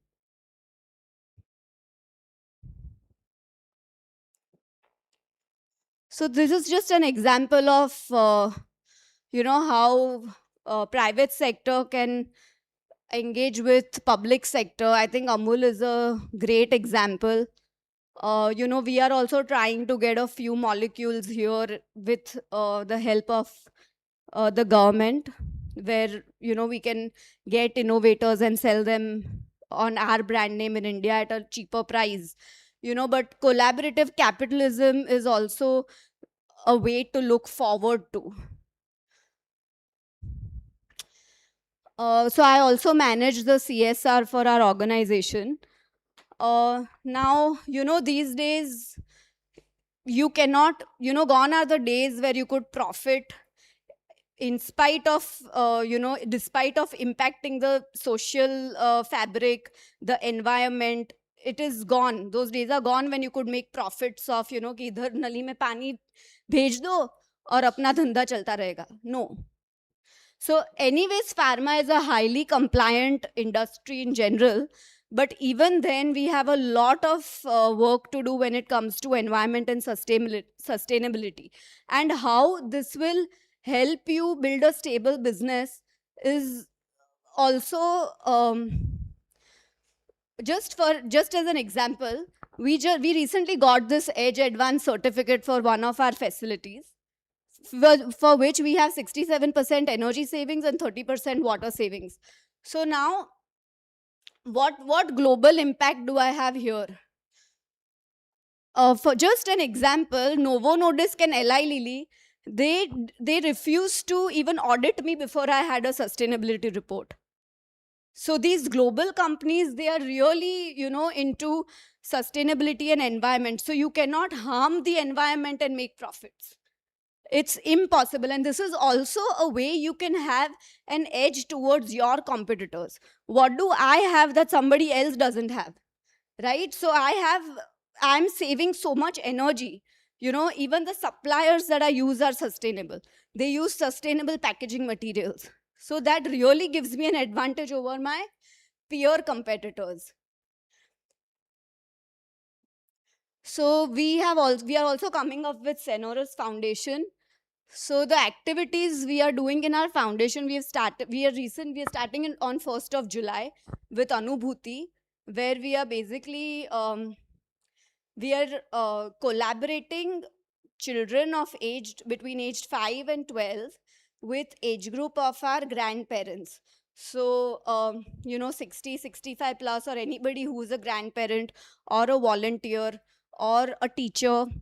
So our tagline is, timeless wisdom to guide a future kinder generation. Nowadays what is happening is our kids are getting very little of time from their grandparents. And there are so many grandparents who don't live with their children, or they don't live with their grandchildren. So they are also missing out. So it's just a bridging activity, which, if you know Dr. Pooja Manjula Shroff and we are doing this one together. So this is just an activity we are doing from the foundation, Sonorous Foundation.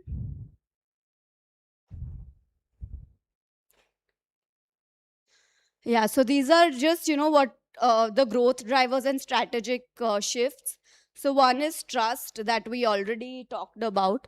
The other is to build and retain talent. I think in retaining talent, you have to identify your key people and you have to retain them. There is really, it's difficult, but it is very important to have stable businesses, to not let your key people go. Making social value strategic. One important thing that I didn't talk about it is to secure multiple finances. So maybe you can have, 2 or 3 different accounts. So maybe it could be Indian rupee, US dollar, pound.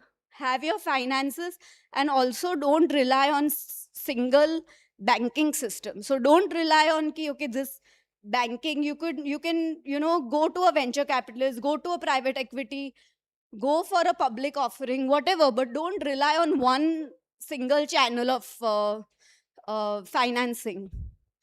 And leveraging technology here, I feel, colleges will play a big role in how students use AI ethically. AI is such a wide, vast ocean. It can be used in a good way, it can be used in a bad way, it can be used to do anything. So I think using AI correctly will be very difficult for colleges to teach, ethical AI. So yeah, so the role of business schools, train students to navigate political, cultural, and commercial tensions before they reach the boardrooms. And of course, ethical leadership. And yeah, so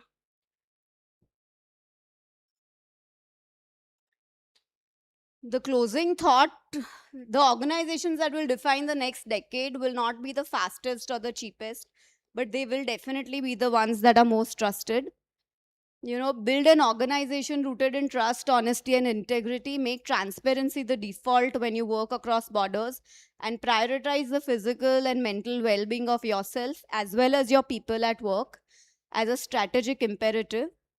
And thank you very much for being a lovely audience. And I'm open to questions if you have any.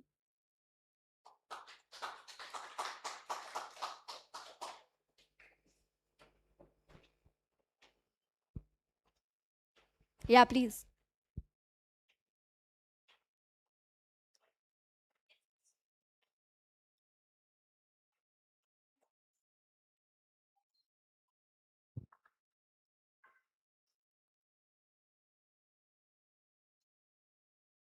Hello.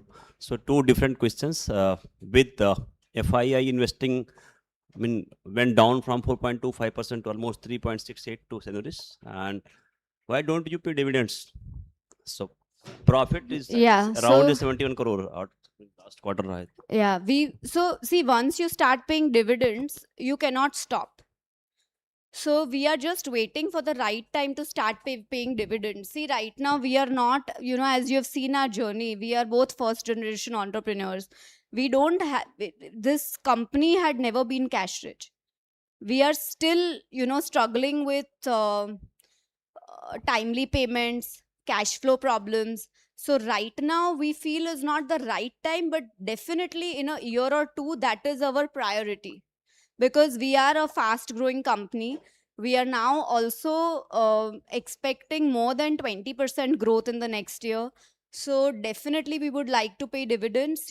Shareholders are our most important people, are stakeholders, because they are definitely the people who believed in us when nobody else did. And I think we have fairly given good returns to the shareholders. So good return is good. I So, mean, even yeah. uh, Yeah. P is also good, but when it comes to dividend or even cash flow is not good. And how Yeah. about FII? So FIIs have not only gotten out of Sonorous, they have gotten out of Indian markets in general. It's not about one company. Because of global tensions and this geopolitical situations, FIIs are definitely, you are right, they have gone down. But it's not company or industry specific. It's gone down across. It was around 4.25% if I remember in Right 2025. now it is about 2.8%. 3.68. 3 point, yeah. To be precise. But it will increase. Let me tell you, it will increase. Thank you. Yeah.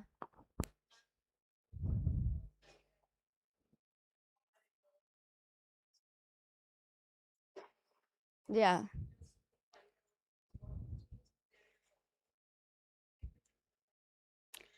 The working style is very different. Just I'll give you an example. We as directors, so for me, I have two very small children. I go home by 5:30, but my husband works from 10:30 or 11 till 8:30. My director in US will work from maybe 11 to 4. That is just the mindset, and you cannot change that. What you need to do is learn how to work around it. Because that is never going to change. आप US में किसी को भी बोलो कि आप 9 से 7 काम करो, वो नहीं करेगा. They don't have that mindset. Here our manufacturing plant works in 3 shifts. There we are only doing 2 shifts. 1 shift is going waste in US. And it's so costly to get manpower there.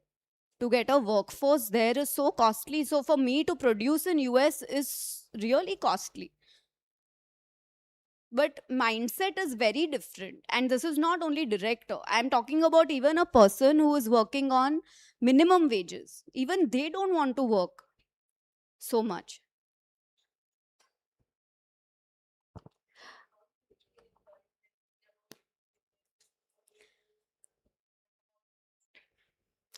See, retaining employees, firstly, you have to build a good culture. So, we started with 2 of us. The culture that we had there, today we are about 1,000 people, if I include our domestic business as well. So, one-on-one, I'm not able to talk to everybody, right? But what I can do is make sure that that culture is passed on, whether I'm there or not.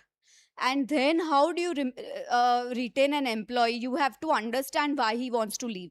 So there are many different reasons. When a person wants to leave for genuine growth, we don't stop them. Suppose you feel that my organization is not giving you the correct opportunity to grow, then I'm at a wrong. You should be able to go wherever you want and grow the way you want.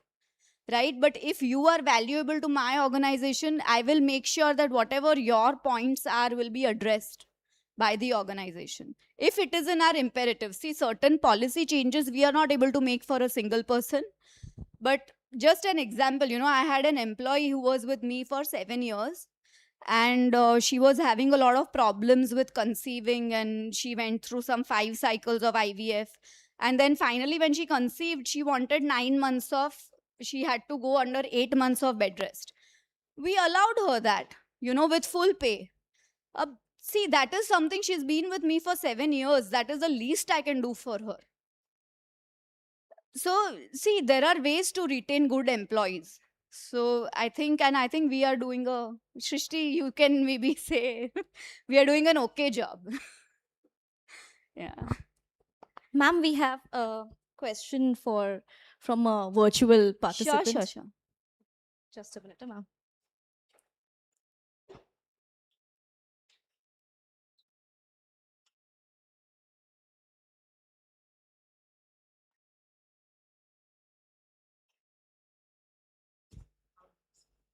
So, ma'am, Rashmi is asking, how do you see the future of entrepreneurship in India, Indian pharma? Act a direct exporter or a distributor of drugs for export, and alternatively act as a third party manufacturer for large pharma. What do you think is easy among these? Nothing is easy in pharma. Okay, distribution can be easy with the point that you don't need too much investment. You basically take a product from one place and give it to the other. So in that way, distribution could be easy. But if you are doing a third party manufacturing, you still have to put up a manufacturing plant, which will cost you about 100 to 150 crores. Then you have to run that plant for 3 years for it to get profitable. So none of the options are easy, but we started with distribution because we had no capital. We did not have the capability to own invest in a manufacturing plant. So that's why we started with distribution. And yeah, but pharma is a tough industry to get into. But if you want to, India is the correct place. And I think Gujarat, Maharashtra, Telangana are good places if you want to be a pharma entrepreneur, because you'll get the right workforce, you'll get the right people, so it's easier. Even policy wise, it's easier. Yeah. Thank you, ma'am. Thank you. Sure, sure, sure. Thank you. Thank you. Yeah. Just part of the presentation and being curious about your strategies. I can see you use words like DEI, diversity, equity, inclusiveness, even accessibility. Yeah.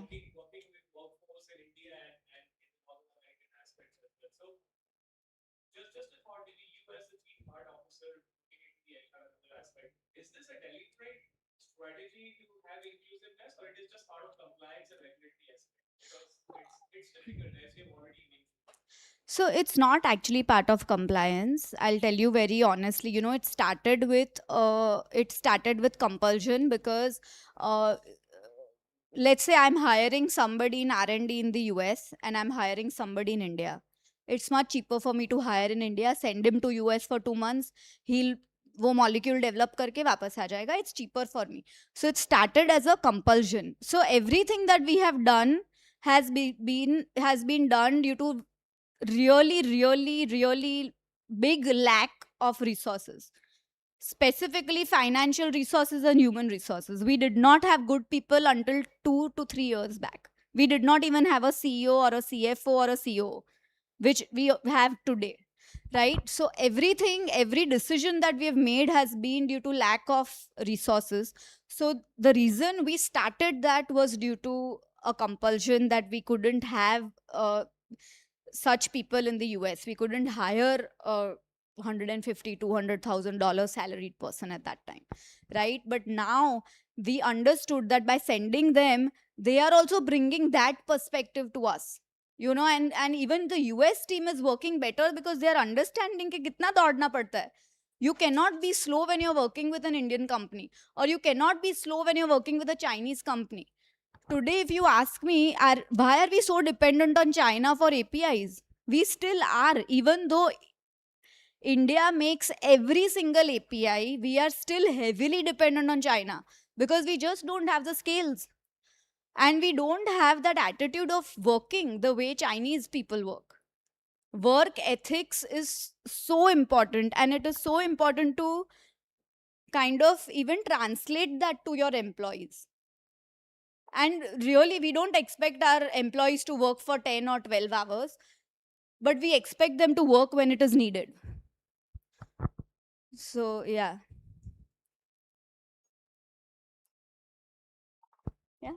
Thank you very much for being a lovely audience.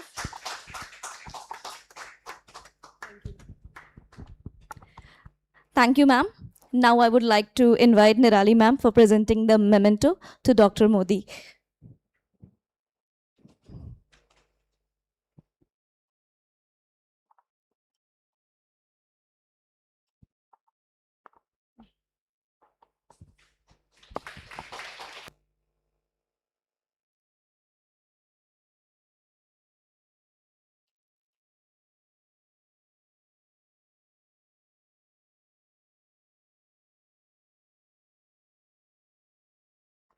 Thank you, Nirali ma'am. Thank you, Anar ma'am. I would now like to request Ms. Meet Bhatt to deliver vote of thanks.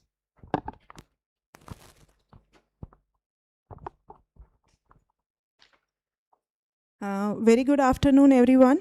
On behalf of CPIM 2026 Organizing Committee, Chimanbhai Patel Institute of Management and Research, and Sardar Vallabhbhai Global University, I, Meet Bhatt, extend our heartfelt gratitude to Dr. Anar Modi for sharing her valuable insights, time, wisdom, and her experience with us. Your insights, perspective on global challenges and opportunities of pharmaceutical sector, sustainable growth, role of trust, ethical leadership, and DEI have greatly enriched for our conference, ma'am. We deeply appreciate your time and contribution that you have given to our institute, and we surely look forward to more such engagements in future. Thank you very much. I would also like to thank Nirali ma'am for providing us with such a valuable resource person, and your support and guidance has contributed a lot to us. Thank you very much. Thank you all the participants to be here.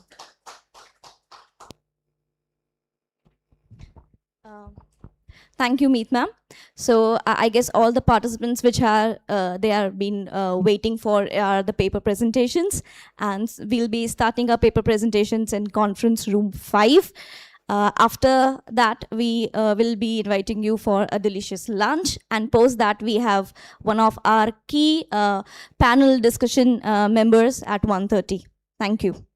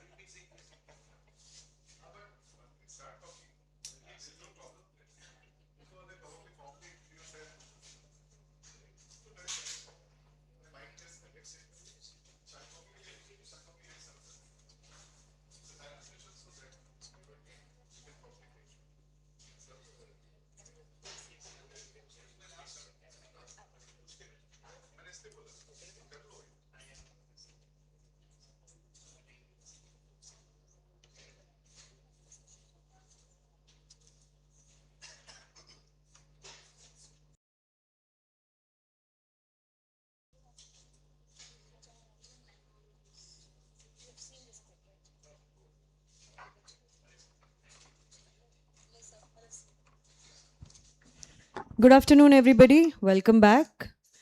I would request everyone to please put your phones on silent mode. So we are now going to begin with the panel discussion.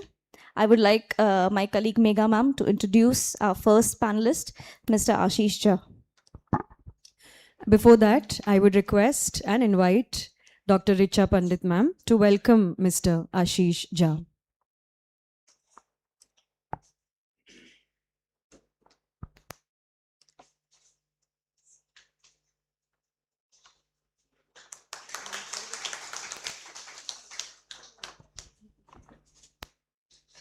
Now I would like Chandni ma'am to welcome Itender sir.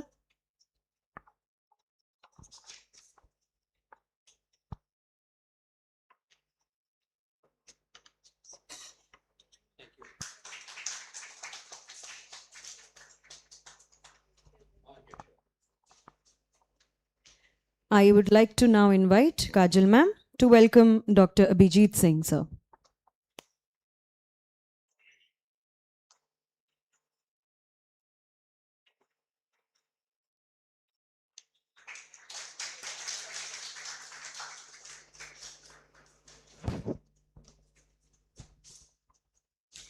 I would like to invite Ms. Meet Bhatt to welcome Dr. Bala Bhaskaran sir.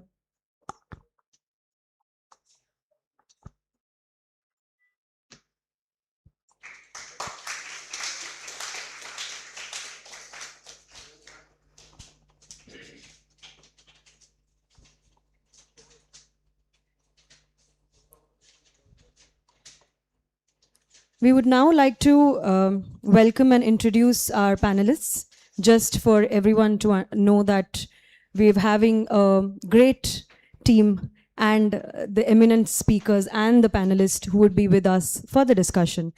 It's an honor to introduce Mr. Ashish Jha, a distinguished advocate, RB.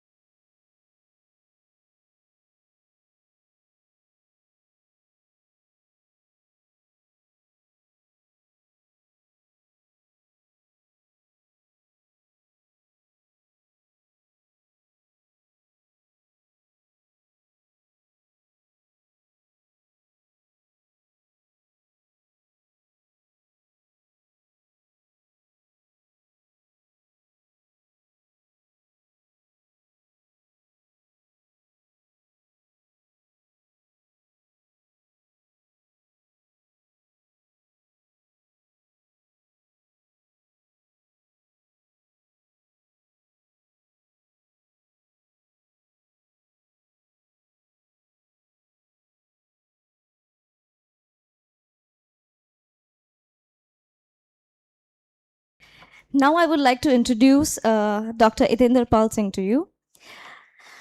Dr. Singh is Professor of Marketing at Entrepreneurship Development Institute of India, Ahmedabad. His areas of expertise include consumer behavior, food marketing, pedagogy, and marketing strategy, with several publications in reputed international journals. He has made notable contributions to management education through research, curriculum development, and executive training initiatives.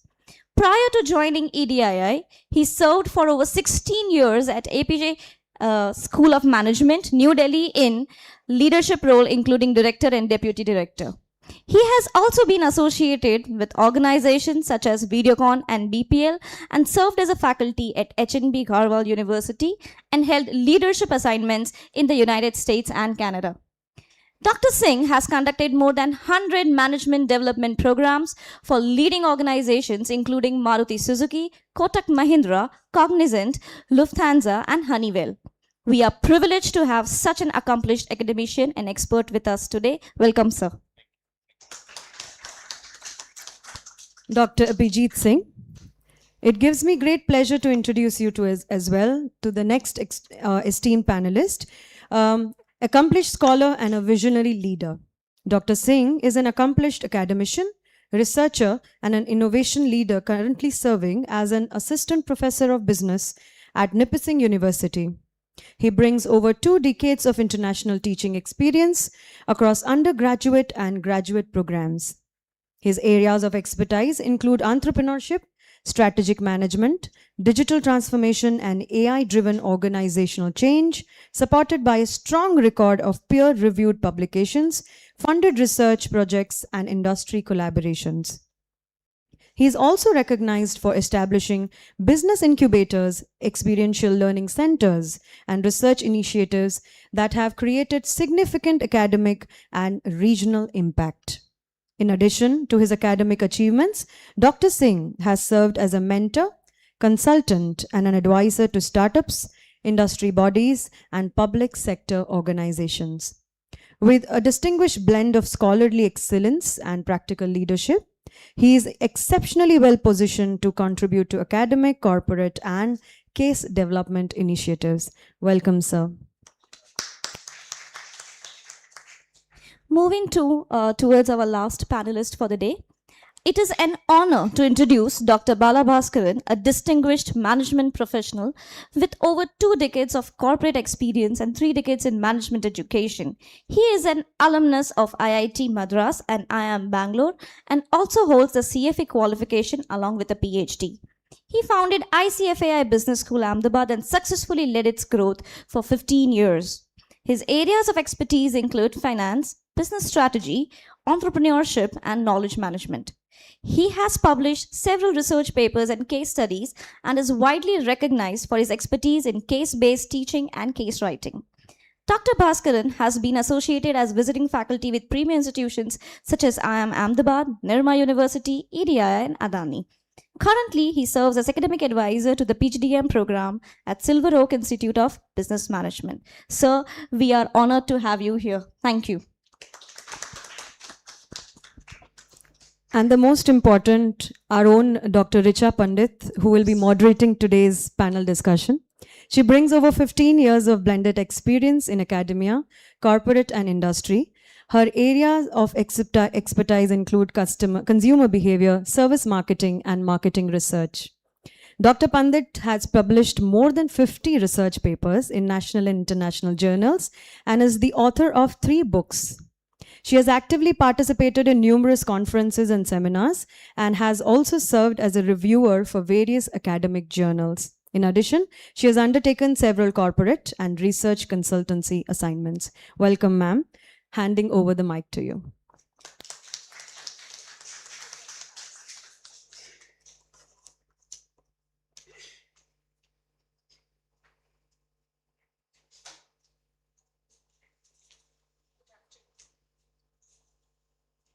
Good afternoon to all the dignitaries and dear participants. Good afternoon. Welcome to the panel discussion on a theme which ties a note between economics, geopolitics, sustainability in this dynamic and VUCA world. International trade is not just mere movement of people, services, goods. It's now a matter of strategy, or more importantly, in today's world, it is a matter of survival. We have seen increased tariff by 50% of US on Indian goods that we export to their country. But this is a part of geopolitics and its impact on the trade. But at the same time, we have also seen the emergence of new allies, that is India-EU Free Trade Agreement 2026. Now on this note, I'll start the panel discussion with a question to all the dignitaries that how do you see the current tariff, trade and tension shaping the business processes? I'll start with you, sir. Bala, sir. Not shaping it, not shaping.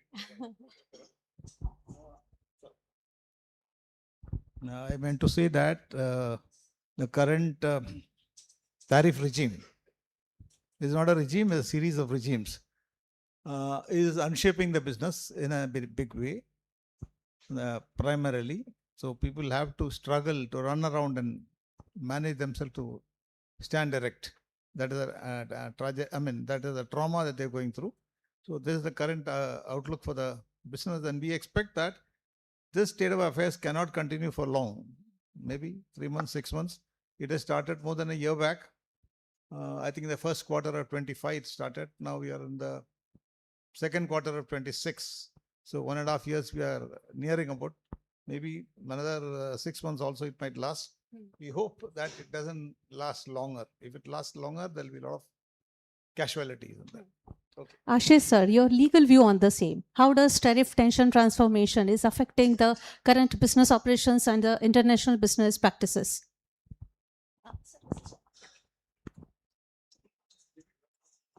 How does the current tariff tension and transformation actually affecting the legal framework of business practices? Hello. Actually, regulatory framework is based upon the, as far as Indian tariff-based and taxability is concerned, is based upon the countervailing duty and anti-dumping duty. As far as geopolitical tension is concerned, the question of import and export is badly affected, number one. Second part is that when a simple case study of this Hormuz Strait, that export and import, which is weaponized as such.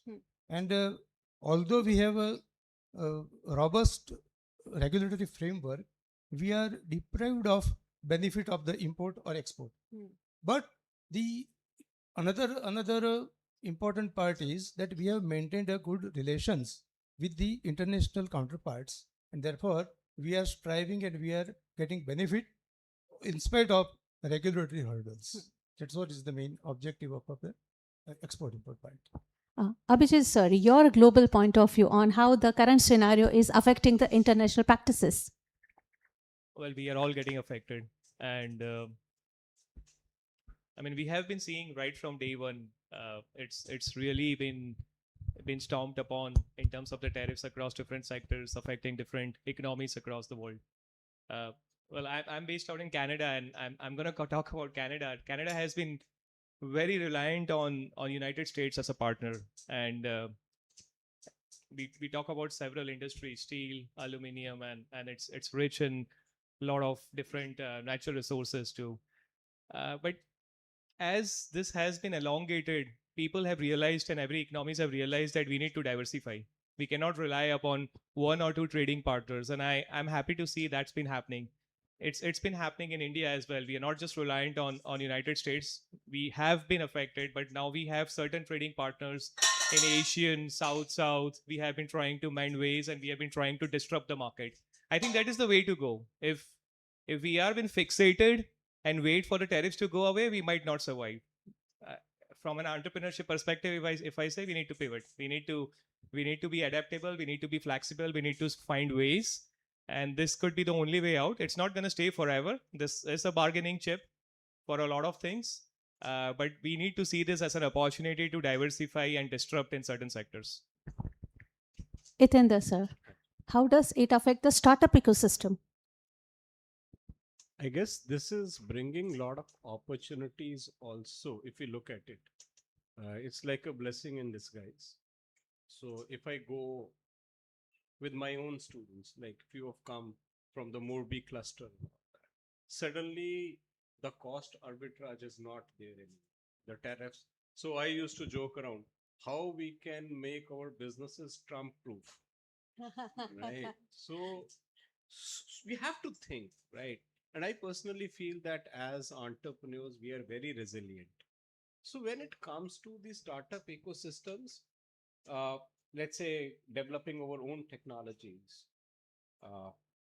new world order is emerging, and it may emerge. We have started looking at global south now, right? So finding newer market, and many times I feel that this has come as a blessing in disguise. Sometimes we all are lazy by nature. So when we are being pushed in the corner, we innovate, we are more resilient, we come back. Yes, there would be failures, there would be setbacks also. But I personally feel that they will come stronger, and there will be a lot of this order, I feel. It is very chaotic, bringing a lot of turmoil. We are losing a lot of money also. But I personally, there's also a silver lining to the Sable Cloud. there are going to be opportunities, and you will see a lot of over entrepreneurs are cashing on it. And plus, by God's grace, we are sitting in a big country like India, where in itself we are one of the largest markets, one of the big markets per se. So I feel that we are on a, when it comes to startups, startups are pretty safe. And as startups, we have that DNA in our culture. This does not work, we'll pivot. As he was saying, we will pivot and we'll work on something else. We'll keep reinventing ourselves. That is my take. Okay, now on that note, we move to the first section of our panel discussion, which focuses on tariff policy and strategy. I'll start with you, Bala, sir. Earlier strategy was, as Abhijit sir said, being now used as a strategic weapon. Earlier, it was just a norm to have economic collaboration or a strategic or a political collaboration. Now it has become a strategic weapon. How do you look at this particular scenario, sir?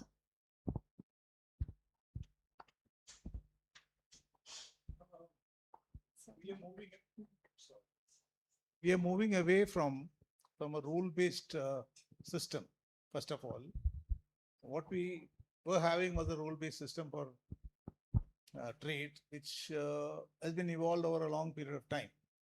Let's say 40-50 years, maybe more than that also, because the WTO has come about over a long period of time. Much before that, something else was there. All that is it.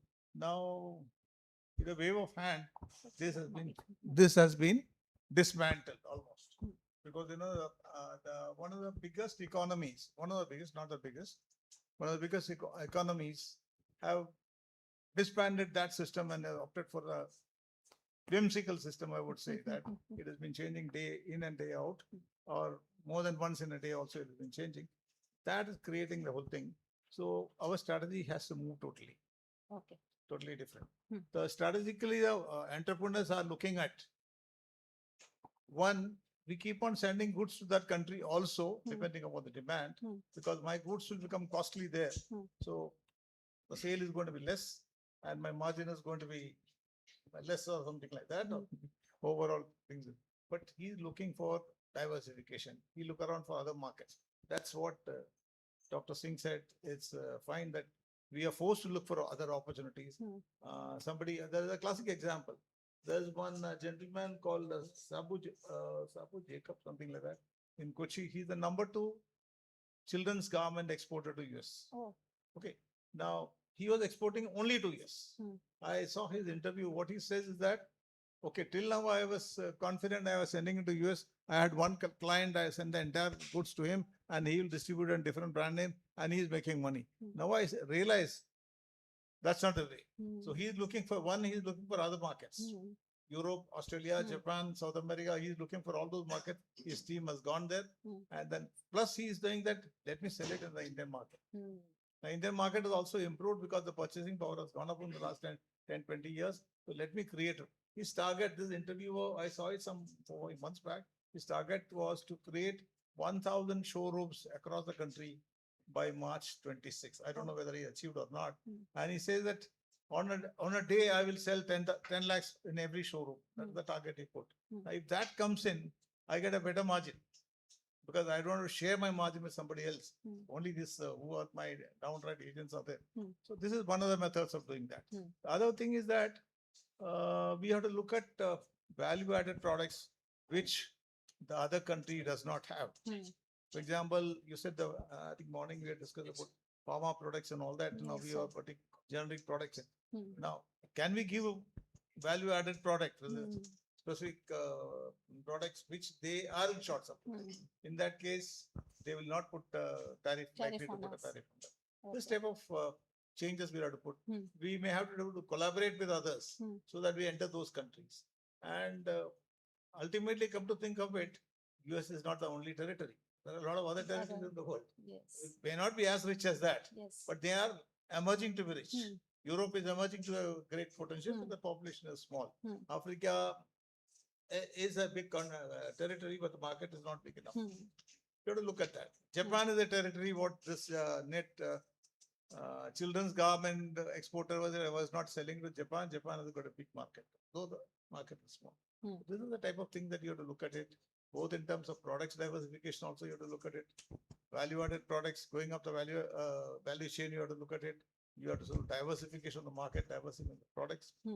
These are some of the strategies that. Okay, sir. Ashish, sir, how should emerging economy respond to the rising protectionism from the legal point of view? Because every country is now reshaping their legal framework in order to protect the economy. Or in the morning, as Pratik sir said very correctly, infant industries.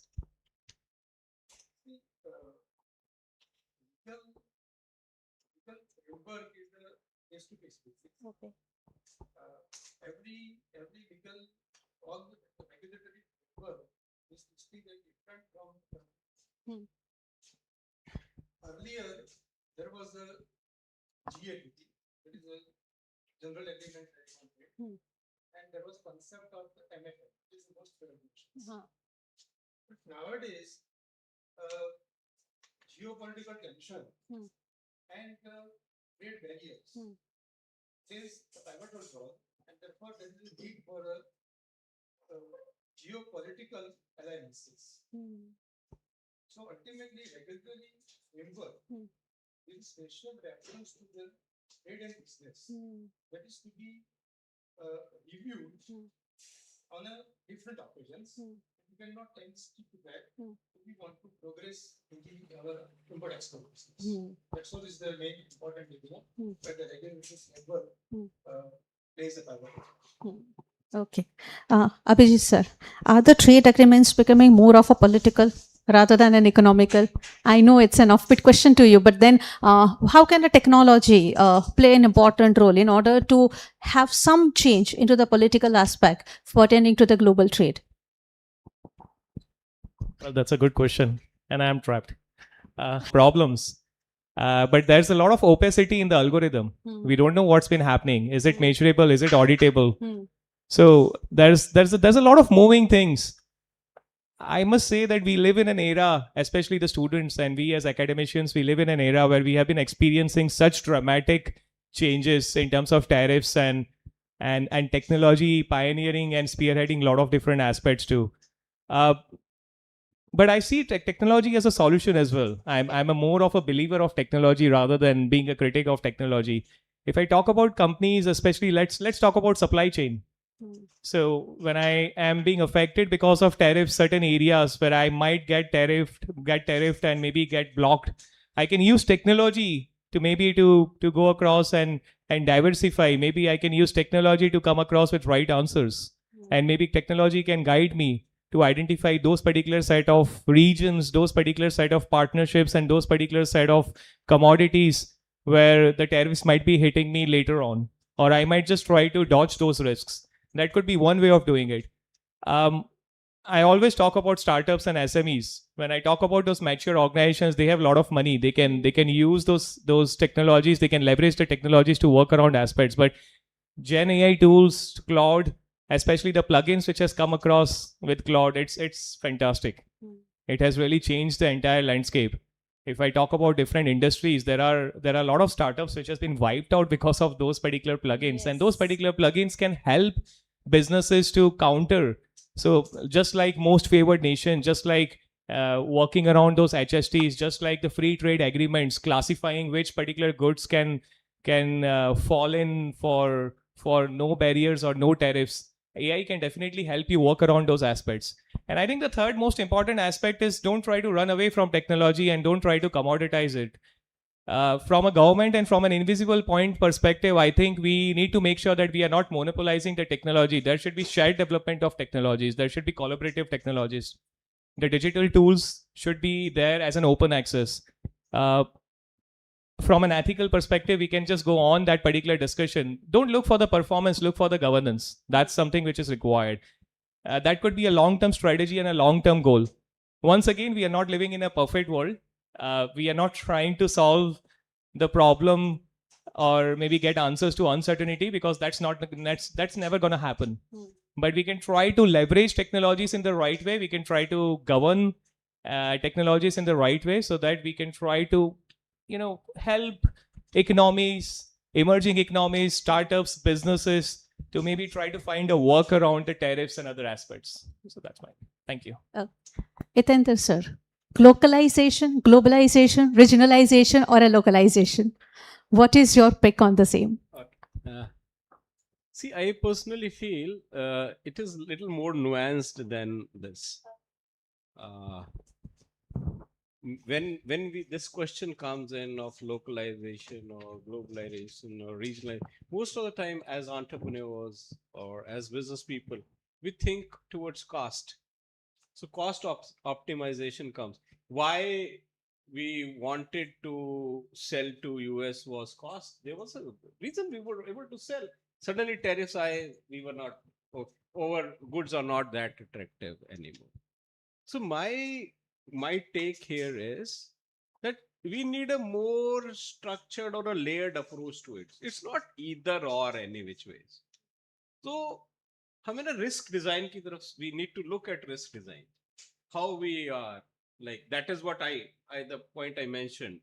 If there's a risk, there is a Trump, then there could something happen in Japan. I'm selling, something could happen to different chief ministers. They say, I want to put this and all that. Thank God we have a GST now in place. So issue is that from cost optimization to approach towards risk optimization. So how can, as entrepreneurs, we foresee the risk? So many times, I don't know how many of these students have ever run a doomsday scenario in their classes. What if, right? What if, let's see, many times what happen is how innovations happen. वो कहते हैं ना वो मुश्किल ही आविष्कार की जननी है or something like that. So a lot of inventions comes through adversities. So issue is why do we innovate? Many times it's not that I wanted to innovate. I innovated because I was forced to innovate. So day before yesterday, I was in an industry called Paikane Group. They are OEMs. They do machines for CAT and they do gen sets, large gen sets. So for one of the big clients, they are white labeling for a lot of people. The big client is Saudi Arabia. Suddenly they have 30 crores worth of inventory standing. Everything is in place, everything orders are done. Now what would, right? So question is, these many times we live in kind of in an utopian world that very it's okay to be, I feel I am an optimist to the core, but many times what if, like that pessimist world is becoming more, we never know what will happen tomorrow, as I was saying, right? Russia, Ukraine, I am sure many of us sitting here, हमें याद भी नहीं होगा कि Russia Ukraine की लड़ाई हो रही है. Yes, absolutely correct. It's forgotten. It's not even right in our head. Syria, Lebanon, Panga, Israel, Palestine. Because हमने पाकिस्तान के साथ लड़ाई करी, right? Issue is we are living in a more chaotic world than we think we are. I still remember my days, 94 November passing out. Suddenly there was a stock market, Harshad Mehta scandal and all that, stock market crash, and suddenly finance guys were saying what will happen, right?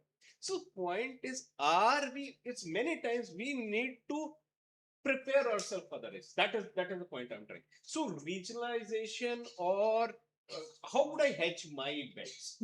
Right. That is the point I'm trying. And I feel that many things which as students we should learn at our B schools is, am I hedging myself? Right. And Annie Duke wrote a phenomenal book called Thinking in Bets or something like that. So how would, as a poker player, I am always thinking, ki ye hand, next hand, So same way, because there are so many, as I said, moving parts or unknown variables which are at play. You can only do whatever is in your control. So that is the point I am trying to make, that it does not matter. Yes, if regional works for you, do. But we have seen a lot of us are becoming very successful when we are more localized. But localized is expensive. Standardization is easy. Globalization, if I can sell, this is what many companies have been doing in our country, selling what they were selling outside. But then when they start, like McDonald's is a big example of being in Ahmedabad and selling veg only burgers or something like that. So point is, we should be able to do that. And many times that have bought us a lot of rich dividends. And that is where I feel startups are a big part. जो जो जो बड़ी companies नहीं कर सकती वो many times that role the startups can. Okay. Moving to the next section, that is geopolitical tension and business resilience, which reflect our theme. Bala sir, are we witnessing the end of globalization, or it is just a transformation or a paradigm shift? I don't think it's the end of globalization. Yeah. I don't think it's the end of globalization. Globalization came in slowly because everybody was not equal. We were not able to produce the goods that Americans wanted or Europeans wanted. So globalization did not take place at that time. When we became capable to produce the goods that they required, well, we started looking at globalization, and our level of education, level of standard of living, all that mattered in that. So over a period of time, we are able to cater to the requirements of the other parts of the globe, other parts of the continent, other parts of the world, whatever it is. Now, that's a globalization process. Now, there is a break on this. Now, this break is primarily the break is happening only on one continent and not one part of the part of one continent, not the entire continent. So, even if you switch it off, the rest of the world is there. So, globalization is there. Now, the basic drivers of globalization we should understand. Now, over the ages, there has been a migration of people, movement of goods, movement of technology, and movement of information. These are primary drivers of globalization. Now, we are trying to put a temporary break on the movement of goods because there are some other reasons. There are basic reasons. I will come to that later. Now, this will not stop that because you cannot stop it completely. You can stop it for some time, temporarily. It's a transition phase. Because you see the various continents, for example, Americans itself, they were inviting immigrants, highly skilled immigrants. They don't want the lower skills, higher skills they wanted. Now they don't want that also because they are also feeling a threat in that segment. So they're trying to put a break, which is not feasible now. Temporarily, they might put a break 6 months, 1 year, 2 year, 3 year, 5 year, but this is going to be lose out. Now look at Europe. They didn't. They were not averse to immigration in the early days, but we were not capable of immigrating to those countries. Yes. We didn't have the wherewithal to go there. Neither the skills, nor the language skills, nor technical skills, nothing. Neither the financial skills could reach there also. In between, because of some crisis in Middle East countries, they allowed the immigration from those countries. They said, oh, these people are poor and they are suffering, so let us invite them. Now they are regretting that. Those people have come in hordes, yes, and they're trying to convert those countries into Middle East countries. Yes. So they now there is also, it's not possible to wipe out that. What has happened, you cannot wipe out. And the movement of people, you cannot stop over a period of time. Long period of time, all that will take place, cultural mixing, all that will take place. Now you talk about technology or knowledge. Knowledge cannot be stopped anywhere. Now with the information technology that's coming up, now somebody comes up with an innovation in the US, that next day is available here. The know-how is available, we will be able to produce it here, and some of our local Johnnies from Asana or somewhere here will produce it much cheaper also. Okay. I have an example. I say some company, Denmark company, collaborated with a Baroda company to making switches. Now these switches are, like the anchor switches we have at home. Now these were superior quality switches. They want to sell it to high-class customers like in hotels and premium offices and all that. Now where anchor switches were less than 100 rupees, this was priced at 600 rupees. Now they collaborated. Our guy, the entrepreneur from Baroda, was enthusiastic. He joined hand. I'm getting a high-class technology, this, that, and he produced it. But it was not selling because marketing, it was a SME type of thing. Now he didn't have the wherewithal to market it properly. He had a budget, which I think he hired Hindustan Somson for as an ad agency. In one page ad across the country, finished. Entire budget is gone. He can't follow it up anything, so he stopped.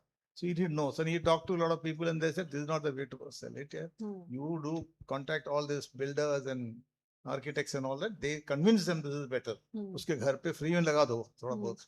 It will take 1 year, 1.5 years. Once they are convinced, they'll start giving you orders. Till the time, it not. Anyway, you are struggling to survive.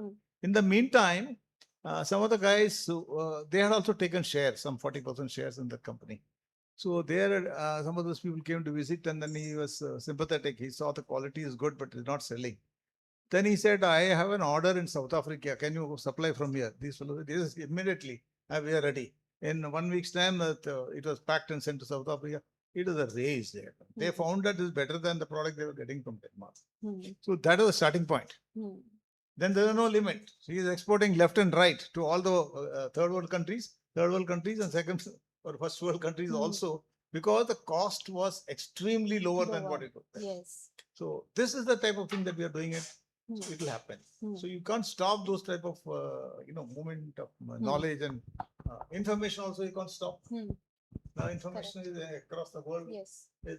China tried to stop all this for years together. They had what they call Iron Curtain. Russia had Iron Curtain. That was perhaps relevant and perhaps justifiable at that point of time when China was far behind the rest of the world. Now they have come up to a stage where Chinese themselves don't want.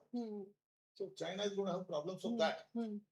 They will resist to continue that Iron Curtain. They will have to break the Iron Curtain. That problem will come up.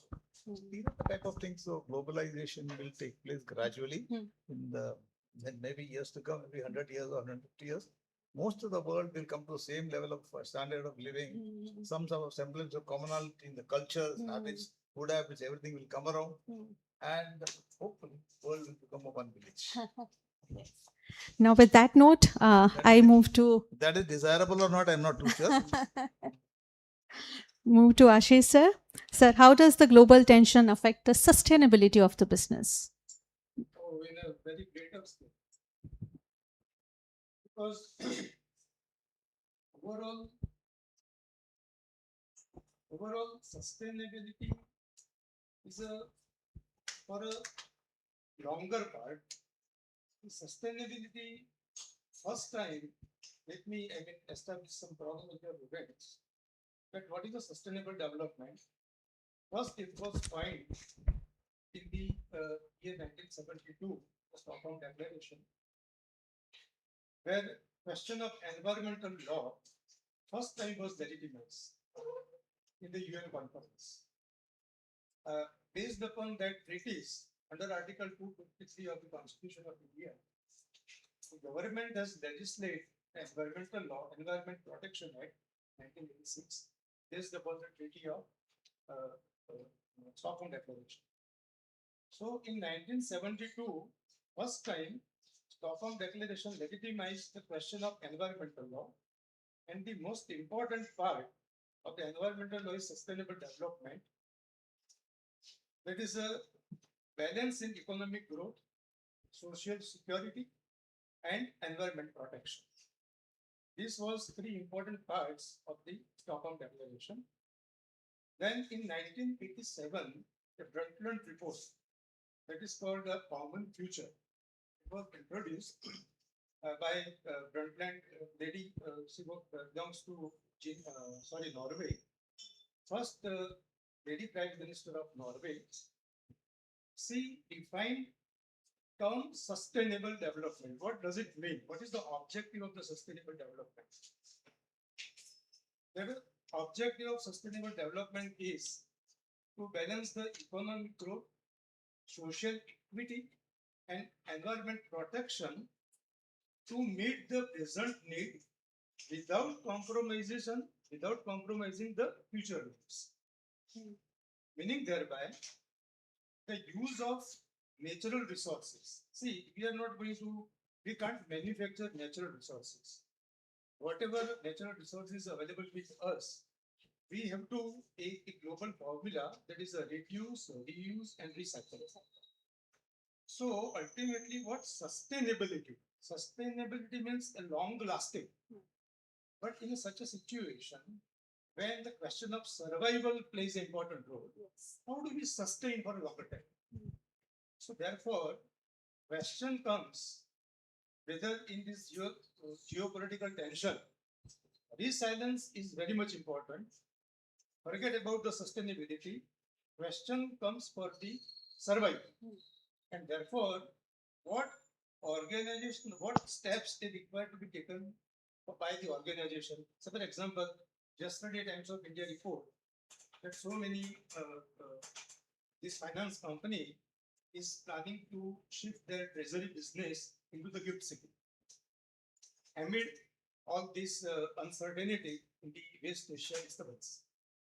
So what treasury business means that management of funding, hedging business, cross-border finance transaction between the companies.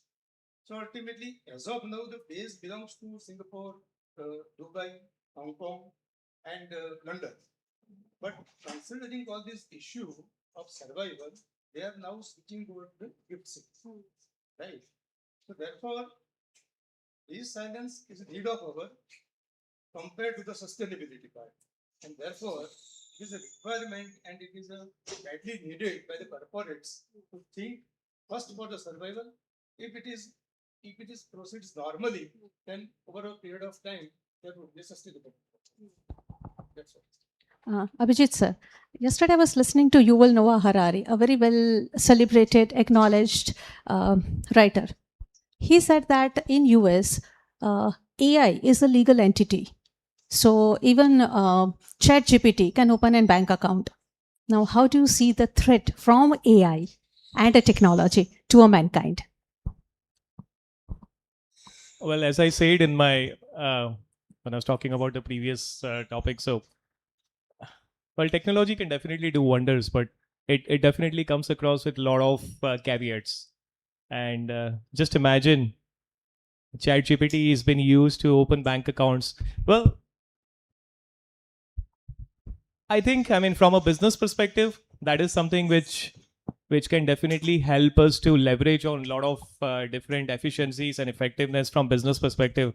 But yes, I mean, from an economic perspective, if we see, I mean, I was just seeing through some of the articles on Times of India as well. Chat GPTs. Let's not use the word chat GPTs. Let's talk about generative AI. They can create a very similar Aadhaar copy with no issues. They can write checks, handwritten checks. It has OCR technologies. It can read certain things. You know, if we have kind of edited something from Photoshop or any other tools as well, those generative AI tools can read it, even if we have deleted it.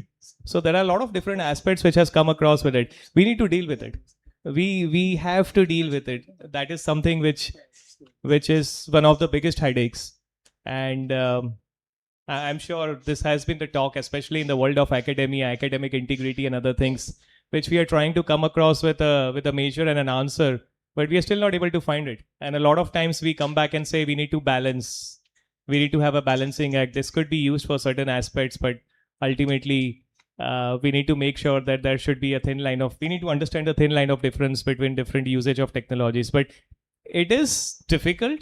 I might be using a word which is easy to use, but again, we need to have a controlled compliance aspects too. There should be proper policies which should be in place, especially from an economic perspective too.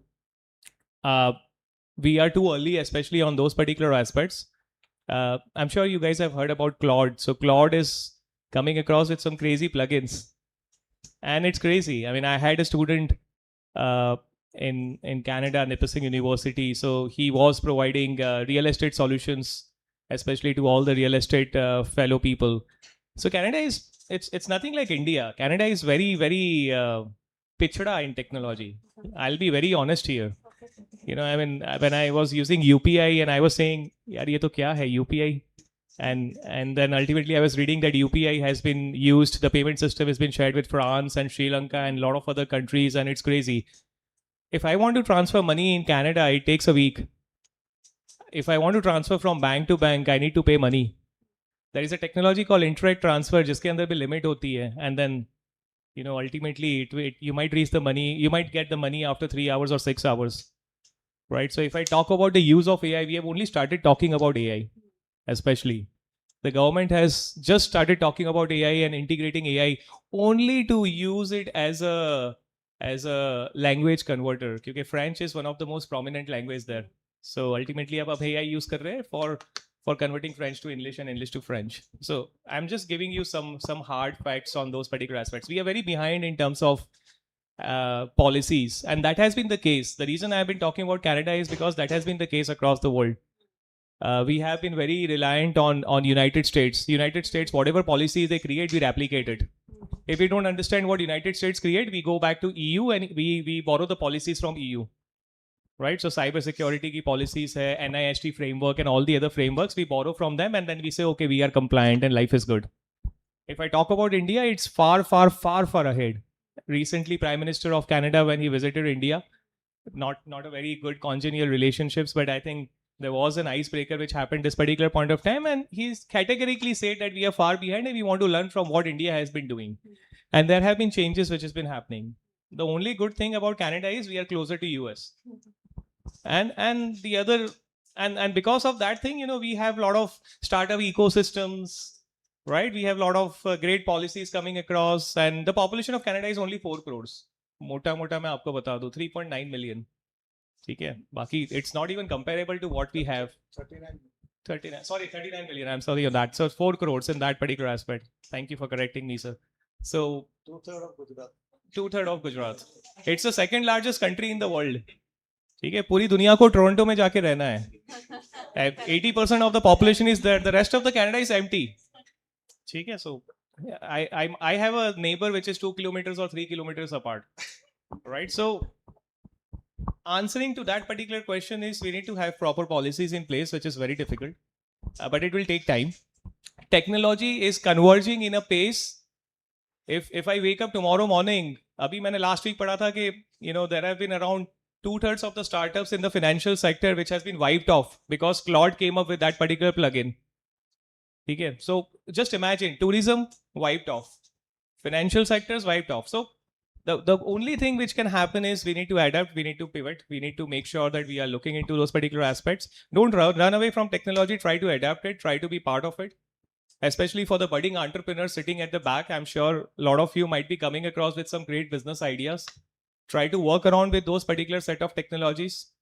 And it's not just the responsibility of the government to come across with policies. You as businesses should also advocate, because you are the people and you will be the people who will be recruiting workflows from across the world. Just imagine a person sitting in Lagos, a founder sitting in Bangalore, somebody sitting in Seoul, right? Somebody might be sitting in EU and they are spearheading a business venture and making impact across 4 different economies across the world and selling the services globally.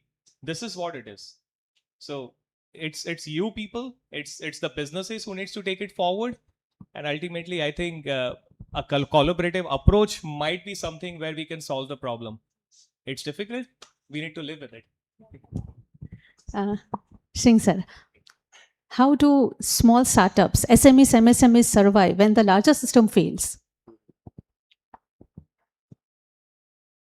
They'll survive. They've been surviving for a long time. So, and I guess most of us, we were survival bias, survivorship bias. Self-preservation is something that is a key. So many of us, what happens is that as businesses, so for example, if I may ask people sitting here in the rooms, probably the students, how many of you come from business families? Is there anybody sitting here who is from a business family? None? Okay, there's one, maybe 2, 3. So what if tomorrow that stops? Could be many reasons. We have seen, एक time था India में 70s में Coca-Cola was there. Suddenly government decided कल से बंद. TikTok comes to India, right? PUBG came to India. India said now nothing doing. ByteDance, you have to go. Right?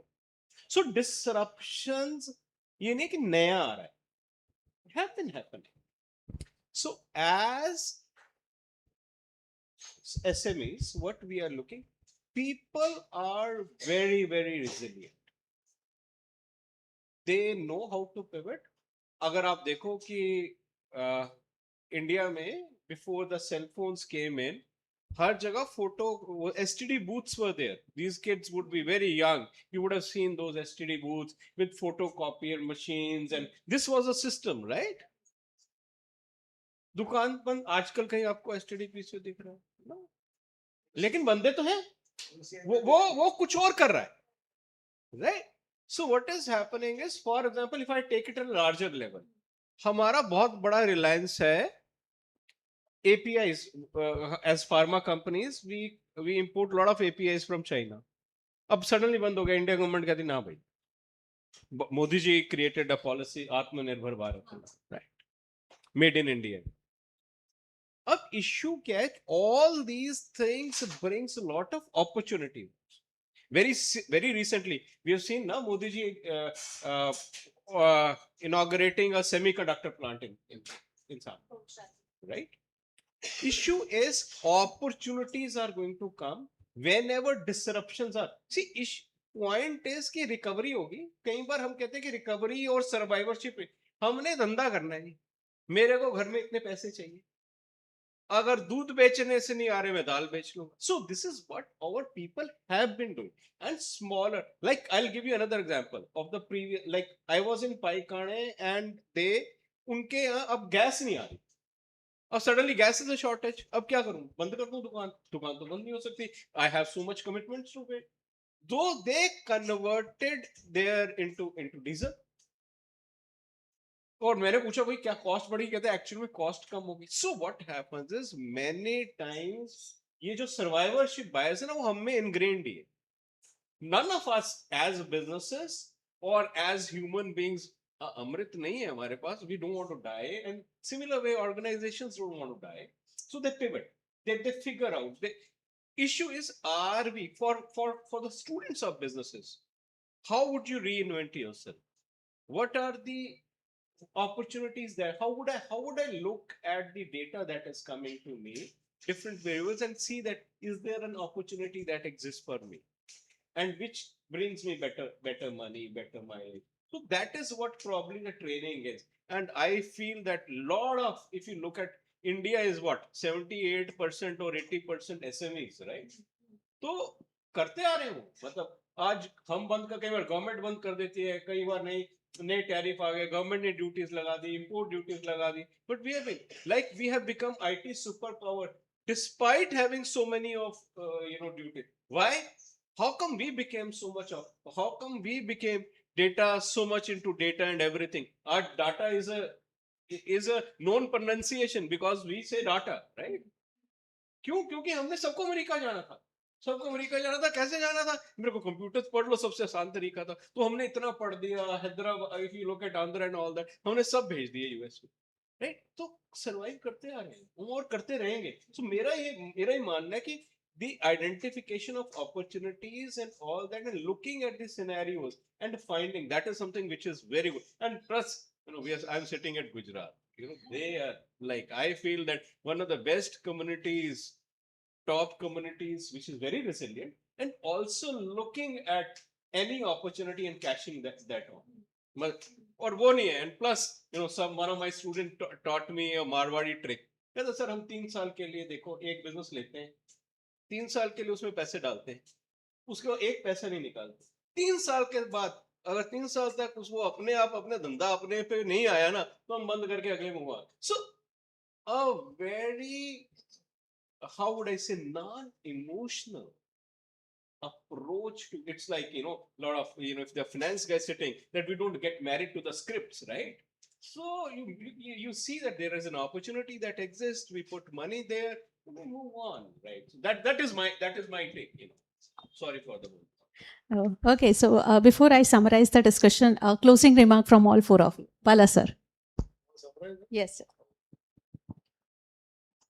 Closing remark.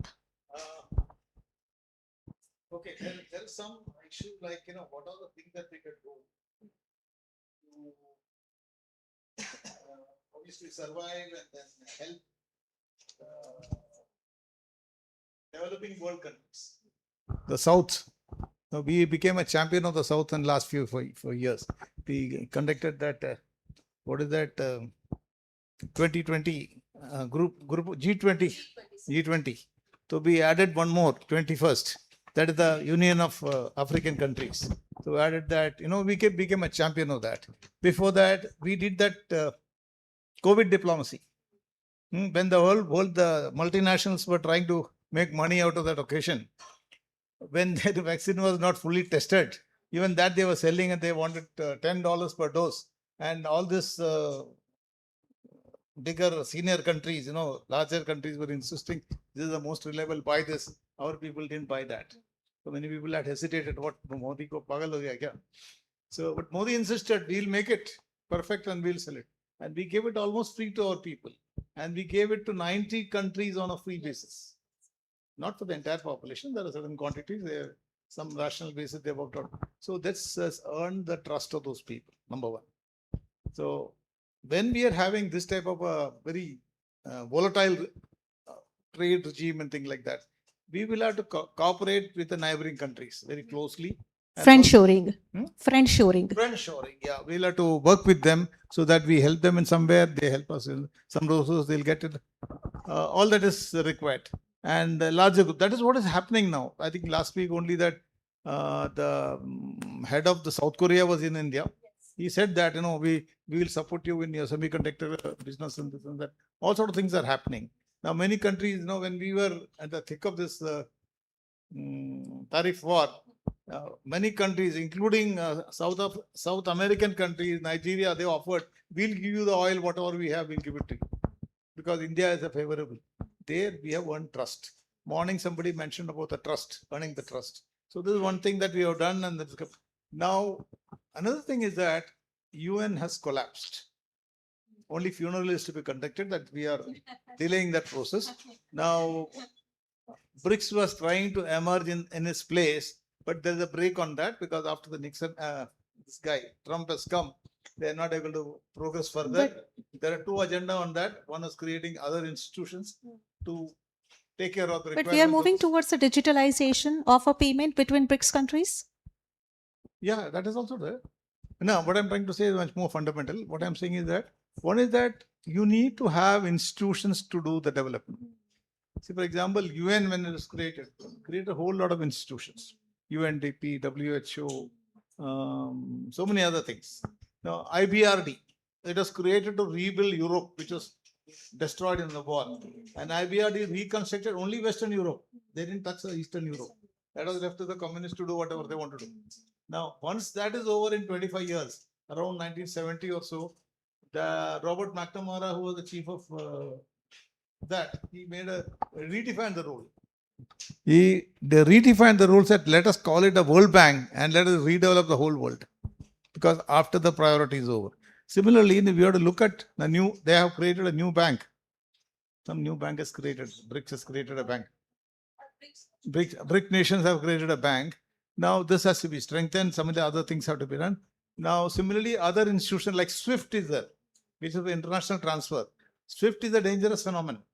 Now, SWIFT is used by the Americans to stop the Russian money being withdrawn from their banks in the international bank. So in place of SWIFT, we have something else.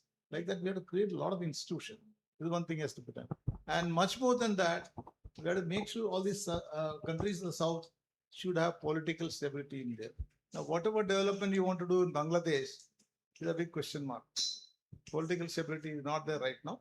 Okay, it is slightly better than what it was last year, but Myanmar, it has been continuing in this wilderness. There is no political stability. Pakistan, I don't know. The priority itself are different. Development is not a priority. So like that, all these countries in the south are suffering from that. Take African countries, many of them are suffering from that. South America may be slightly better. Type of thing. Now, poverty alleviation, UN had some programs, we have a lot of progress, hunger project and all that. Similarly, we had to create project for them. All those type of things has to be done. So these are some of the challenges that we have to face in spite of all that is happening. Now, this can be possible only through cooperation. Cooperation, you can't expect. There was, we didn't discuss that question. How do you, what do you expect the support of multinationals in what is it, peace and progress and things like that? They are not meant for peace and progress. They are business organizations. They do their business. You handle them for your projects for peace and progress. Involve them, fine, well and good. That's all. So these are some of the things that I felt that is essential because we need a better governance among the nations of the South, and that some of the leaders of the South have to take lead in that and create that training, ample development, all that is done even in governance. So these are some of the things I would say as part of this challenge. We have seen what what the world can do. World can go through all that we have seen. Seeing all these challenges, it is necessary that we take precautions on this and learn from this and create institutions for it. Ashish sir, your closing remark. But I wish you focus some on UN SDGs 17. UN SDGs. In your closing remark. See, I would like to say about the 3 pillars. One ESG, one is economic, social, and governance. Second is supply chain management, and supply chain management. See, our main topic is tariff, tension, and transformation. Now, if you will not pay attention, you have to face the tension. That is a very important part. So, what objective is to convert all challenges into opportunities. That is one part. To keep the balancing, economical balancing, and the survival of the economic. Second part is a law and development. See, in fast developing, technological development is very fast, but at the same time, the legislature part, the legislative part, the development of the law, it is not at that much level that according to the compared to the technological advancement. But although we are framing various legislature to protect our citizens' data, because as per the Honorable Supreme Court that privacy is a fundamental rights, we have legislated Digital Protection Data Act. There is a primary data, secondary data. Apart from that, there is a cyber laws. And third is a balancing of the tariff. As we are saying that we are supplying goods to the USA, and the US has already imposed various tariff. But we have found a certain alternate to brought some material from other countries. So there is some resilience and other mechanism in case of balancing the economic. So these are the things which we are look into as far as the tariff, tension, and transformation is concerned. Abhijit sir, your closing remark for sustainable technology and its resilience.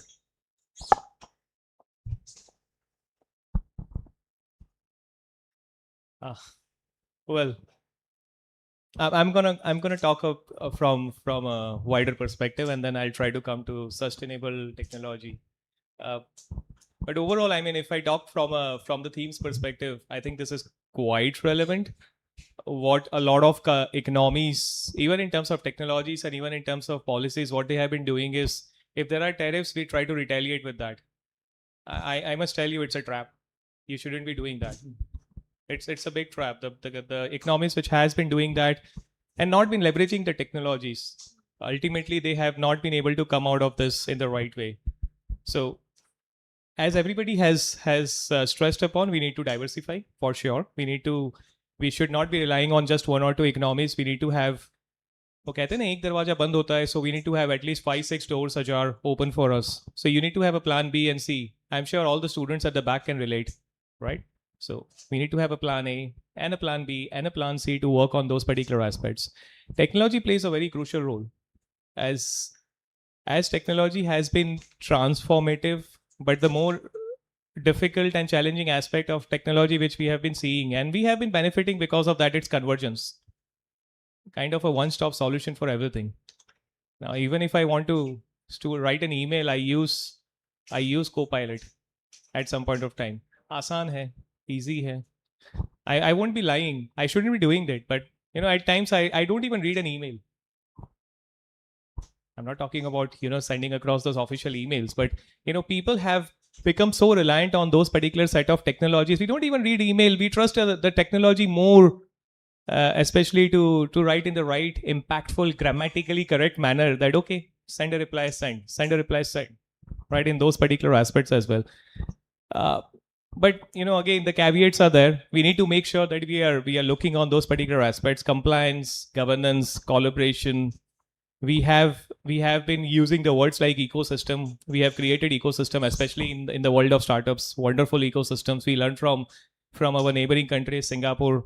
We have seen what Silicon Valley has done, and we have our own ecosystem, and it's been doing wonders. I think from a sustainable technology perspective as well, we need to develop an ecosystem, and the businesses and the people will play a very important and a crucial role here. Government cannot do anything alone. So that's where we all need to come together, and we need to work on those particular aspects. I think inclusiveness is also something which we need to focus upon. A lot of companies, they usually come back and say, and view inclusive technology as a charity project. Compliance hai, regulatory hai, karna padega, ye hai, wo hai. But I think that's a necessity. It's a way of doing business from a technology perspective as well. We need to understand the metrics. I'm not against GDP. I'm not against the financial people here, but I think it provides us a wrong measure. It's not the right compass. We also need to focus on measuring the happiness index. We also need to focus on measuring different aspects of the society. Because always remember, if we are trying to measure certain aspects, we might solve it. If we are not measuring it, we will always ignore it. And that's the part where everything gets ignored, and the economies suffer. So, I mean, from a technology perspective, please embrace it. Try to adapt through it. I always give this example in my classes. When I work with my domestic students in Canada, sab gore hai. I need to help them understand those what's been happening across the world. I always give the example of TAM, Trinity, Trimurti मैं कहता हूँ हमेशा, right? Or the JAM Trinity in that particular aspects. The Jan Dhan, the Aadhaar, and the mobility. Just imagine India ने क्या कर लिया है, right? In that particular aspect, the impact which we have been able to make in India and the neighboring countries, it's huge. Nobody has been able to do it. So we need to be proud of that particular fact. And the last thing which we need to say, I mean, from an India perspective, is we don't talk about the success stories. हम अच्छा कुछ करते हैं, हम बोलते नहीं है. ऐसा क्यों है? Everybody criticizes. ये नहीं है, वो नहीं है, ऐसा नहीं है, वैसा नहीं है. All the great technologies are born here. UPI is path breaking. मेरे को 5 रुपए का पार्ले जी खरीदना है, तो मैं भी वो UPI करूँ ना साहब. छुट्टा नहीं है. Right? In that particular aspect. And it's really great. If I talk about Aadhaar, I mean, people have gone crazy in implementing such kind of technologies across the world. And just imagine a country of 150 crore people. क्या हम तो आधार लेके अब सब कर रहे हैं. Everything is digitized, everything is connected pretty well. So we need to talk about the good things. We need to celebrate. We need to cherish those things. We have been embracing technology. We have been using technology. We are the pioneers in technology. We have all the great tech companies across the world. The world is following us. And sustainable technology will take things forward. If you really want to survive as an emerging economy across the world, you need to focus on technology with the right compliances. And the last thing which I want to say is collaboration. I mean, there are eminent academicians here. Collaborative ecosystem banao. I mean, universities like SVGU, colleges like Chiman Bhai, all the great academicians sitting here, EDI, everybody can come together. We can come across with an ecosystem. We can work together on those aspects. And that's how the problem can be solved. और फिर बातें नहीं होनी चाहिए. ऐसा नहीं होना चाहिए कि press releases कर दिया. We have come across. We did some great work and now there's a press release and everybody is happy. Go back and sleep. No, there should be KPIs. There should be proper key performance indicators. That's how the output is going to come up. नहीं तो फिर चलता रहेगा. The attitude चलता है. That's not going to take us anywhere. So I think that's the way to go forward. Itendra sir, your closing remark on sustainable and resilient ecosystem in emerging economics. Okay. See, we live in a bunny world. Brittle, anxious, non-linear, and incomprehensible. If I look at the students sitting here, many times what is happening around us, it is very difficult for us to put our mind together. It's actually very crazy if you look at that what is happening. Geopolitics, understanding geopolitics is very, very difficult. As they say, there are no friends forever and there are no enemies forever. Who knows, tomorrow we and Pakistan become what US and Canada is today, although Trump wants it to be a 51st state. But who knows? See, right, so we are not. So the point what I'm trying to make is that understanding this helps us that how should we respond, right? And probably forums like this, the academics sitting together, that can help, us understanding, put our minds together, that how should we act, how, see, future is built through the actions of today, right? And past has been, and like Bimla Mitra say, we don't learn from history, that we don't, what we learn from history is that we don't learn from history, right? So the point I am trying to make is, the theme is very relevant. The when we are building the startups, right? Startups are very good at understanding the opportunities and see, for example, as he was talking about UPI, lot of companies we have made billion-dollar companies stacking on the top of UPI. And they are going to be, many of like AI wrapper companies are now worth 9 figures. And very soon, probably, this is what people are saying, we may see a 1 person billion company, right? With 1 person, with the agents working in. So these things are going to happen, but are we able to wrap our heads around it? That is something which we need to see. So point here is, things can become, we lived in the peaceful era for last few years. Things have suddenly taken a U-turn. But where it would turn, I don't want to be kind of a Nostradamus here, but I have no clue how things are going to shape up. But I feel that as students, as academics, we need to help our students build a certain value system around it. Is that how we can, like many of us, how we can collaborate. Collaboration is the key. We learn to compete and collaborate at the same time. How can we judge that there's an opportunity that exists? I personally feel that actually I am quite envious of the younger population at this point of time. If you are not making ton loads of money in the next few years, I feel you are wasting. Like, suppose I did not make $1 million when .com was booming, it was my fault, right? We are sitting at, and I personally feel there's an opportunity of humongous amount of money that is going to be made. But whether we are willing to make it, are we able to leverage the technology? Are we able to work with the people whom we have never worked? Like we were talking about in the earlier one, people are sitting in different countries and working. So see, the boundaries of staying in a country, staying in that has been long over, right? But most of us are still I personally feel that we are thinking small. This generation has the ability, and so-called Gen Z, which many of us academics hate, is because of the way they think and all that. Many of us feel they are entitled, but it's not so, right? We have to channelize, we have to help them, and probably हमने तो जो करना था, most of it is done, but they are going to change this world, and it is going to change. I personally feel in another 20 years, it is going to be an unrecognizable world than the way we see it. So, and startups and ecosystem, very soon we will see $1 billion startups emerging, multiple $1 billion startups emerging from Gujarat itself. And I've seen few people working on the kind of things they're working on.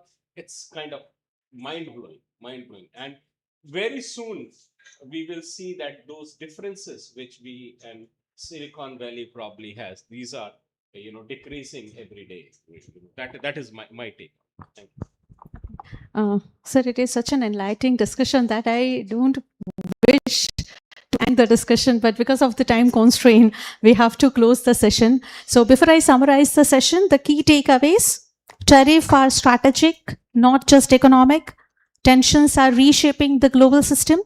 AI and technology are the double-edged tools which we have to use very carefully, and legal framework has to evolve with the time. So this brings to the end of the panel discussion.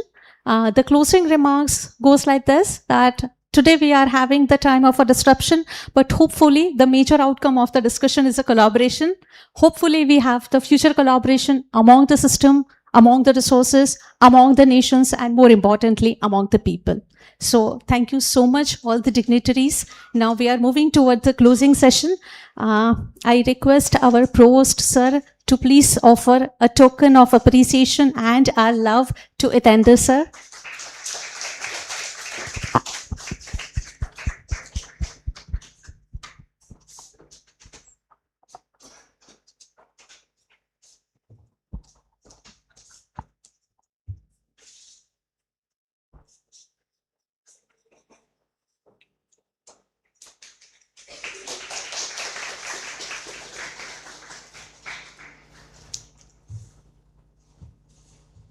Now I request Abhinav sir to give a token of appreciation to Ashish sir.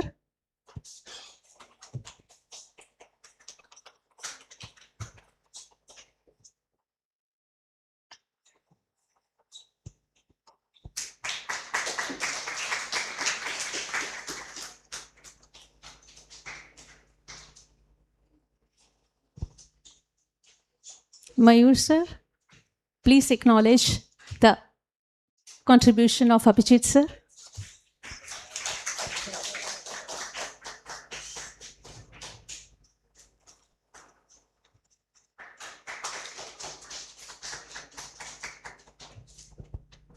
I request Anu ma'am to give a token of appreciation to Bala sir.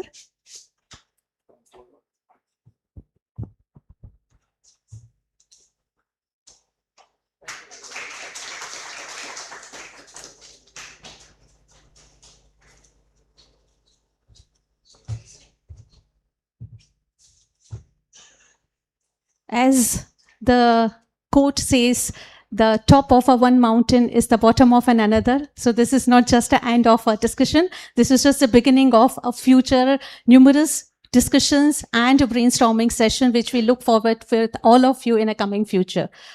Before we close, sir, we can have a group photograph. I request all the faculties to please come near the dais.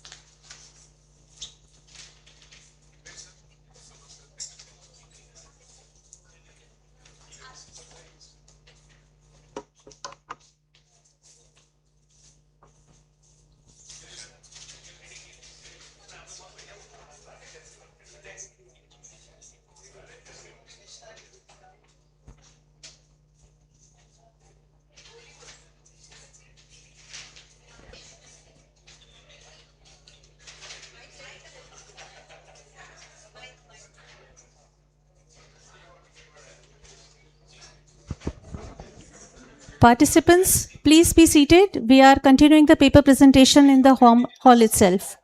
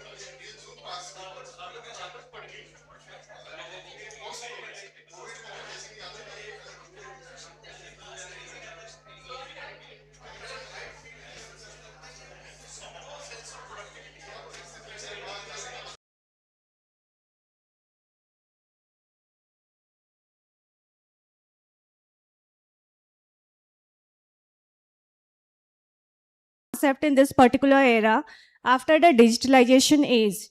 So why this topic I have chosen, I would like to tell you first. Like earlier, we do have the traditional stockbrokers, like a full-time stockbrokers who would be providing you all the research-based services. Your personalized portfolio services were there and the customization related to your portfolio. And in that particular time, they were providing these services and taking the commission-based brokerage. Now, after this digitalization, especially after the COVID-19 era, the new applications, the technology advancement that has come into the picture. So these new brokers, they have totally new in the market, like zero commission basis trading systematic review is there. Why zero commission? Because they want to target the maximum of the brokers and the trading and the youth, especially the millennials and the Gen Zs, who are less in literacy, but they want to start their non-literacy knowledge and mass capturing in the trading activities. So the architecture they are holding, that is zero or low commission, and their monetization, platform partnership, and they want to access so easily that everyone can take a part of it. So they're abdicating the API access, and nowadays the API integration related to the algo trading, robotics, and the robo advisory services are into the picture. And this particular neo brokers matters in India because that is a total, you can say, a shift from the traditional to the new era of the trading. Their shift has been that relationship-led trading to a easy access, affordable trading at zero commission brokerage. Next. This is some of the dimensions we can compare between the traditional and neo brokers, their user experience, their target, technology, their service model, totally everything has been changed now. The main key domestic brokers, now I can just say, everyone is holding, if anyone is doing minimum trading, they are holding any of the applications like Zerodha, Grow, Upstocks, Angel One, and so many. Traditionally, they were ICICI, HDFC, Kotak, Motilal Oswal. They were providing the personalized and the research-based platform, and now it is totally changed.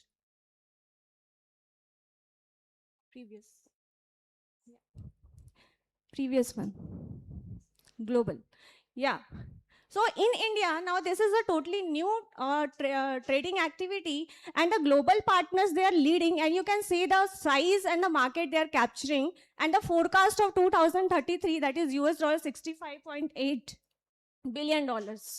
So the leader in the global pairs are Robinhood, Webbull, and there are so many.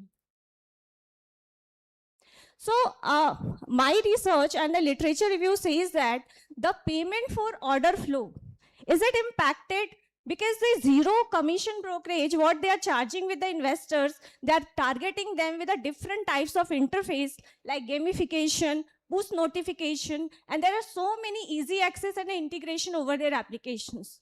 So that payment for overflow, how it is impacting the investors' profit and its impact on their ultimate long-term returns.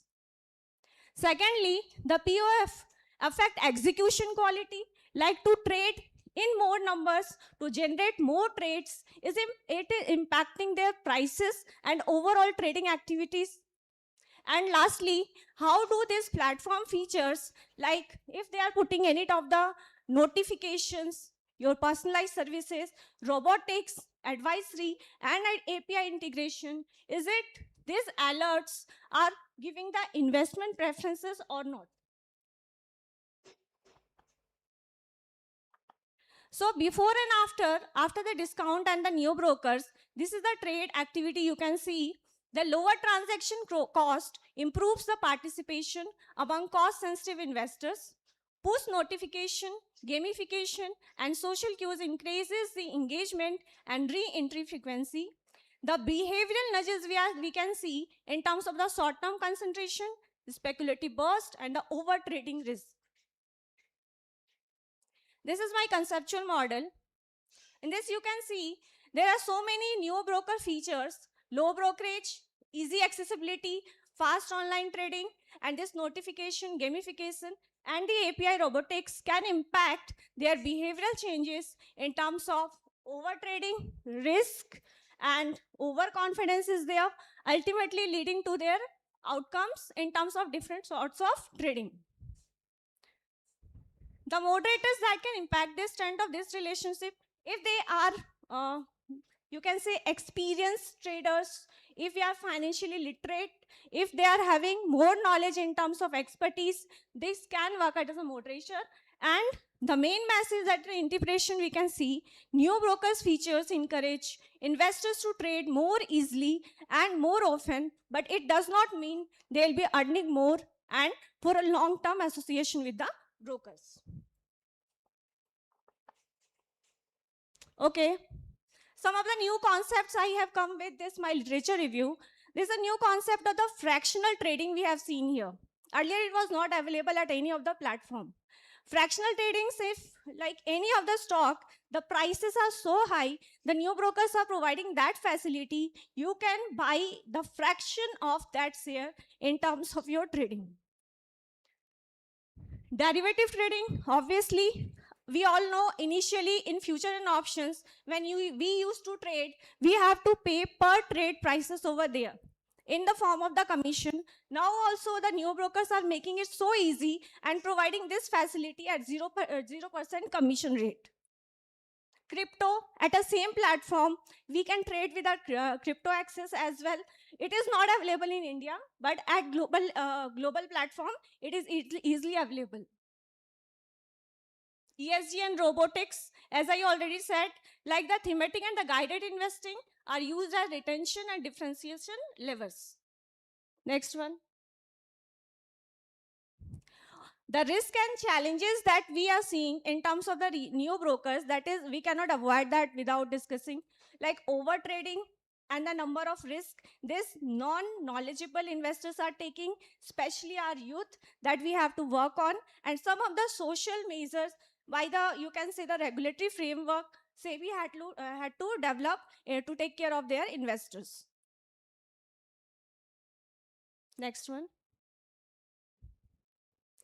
So the main research gap in terms of this particular literature review that I have found out, like the PFOF, like whatever the gamification, notification, API integration, the easy accessibility, all these features that are being added in the applications or the discount and the new brokers, is it really affecting in a positive return for the investors, or is it going to be a negative impact over a period of time in the longer horizon?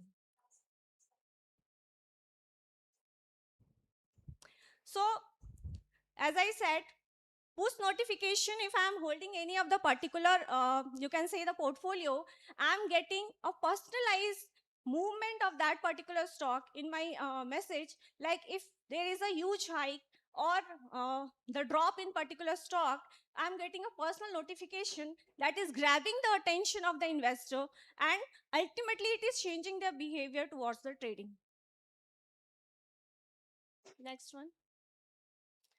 So I conclude with my statement. New brokers have expanded access, participation, but also intensified questions about their execution quality, the prices they are offering into, their impact on their investment behavior, and obviously the protection guidelines the SEBI and the government norms have to take care of. Future research that I'll be open for, that will be, India is still not very much clear with the impact of this particular platform impacts on the investors' return, their durability, their accessibility, and what is going to happen in the long-term era. Do the traditional stockbrokers are still going to continue, or these new brokers or discount brokers are going to grab the market in future time? Okay, I just conclude, and thank you everyone.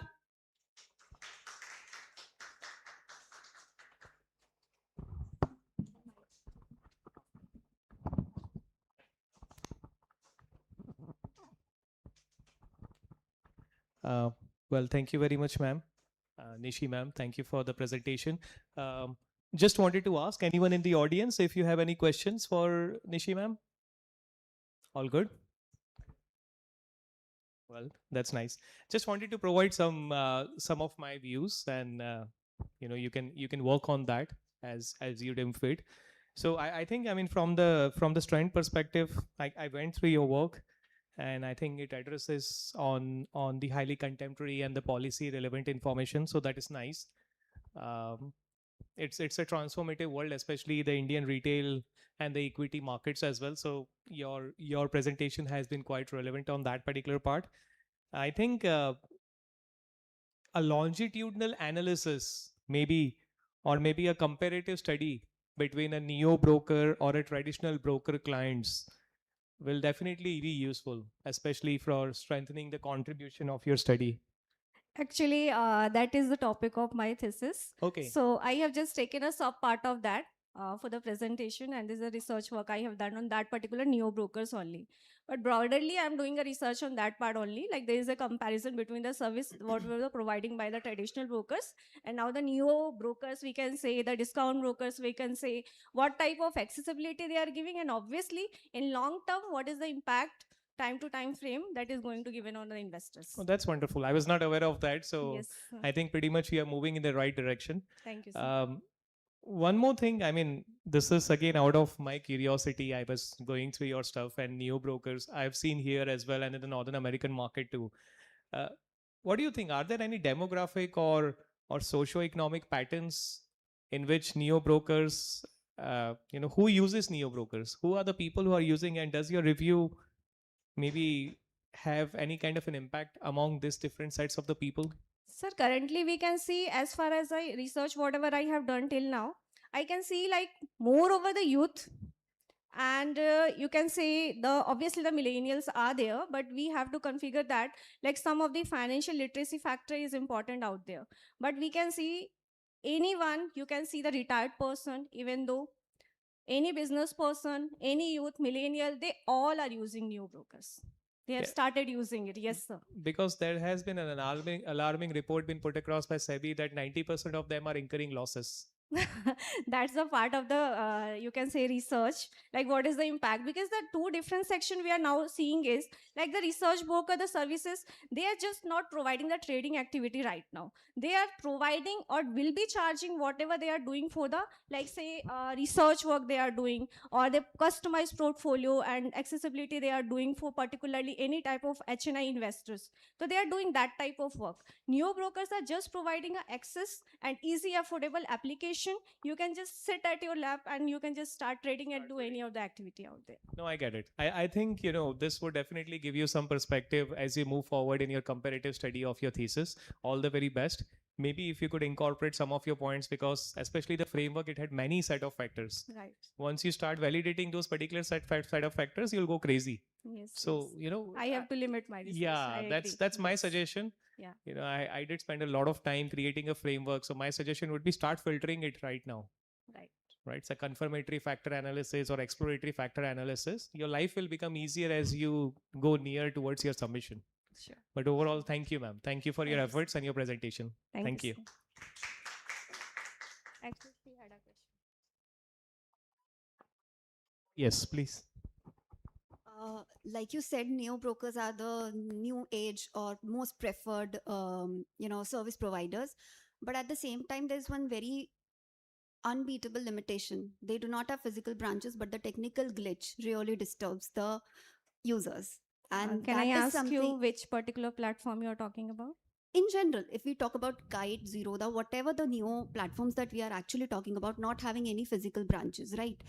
Even that happens with neo banks. It's not just limited to neo brokers for that matter. They do not have physical branches, so the trust or the connectivity that in physical branches we normally get, is absent in neo platforms. See, I do The agree. glitches Yeah. make sometimes Hmm. trading very difficult. Yeah, I yeah. understand. I So- just want to answer this question. So, what happens now in whenever we are going to use any of the technology, we cannot avoid that glitches. First thing.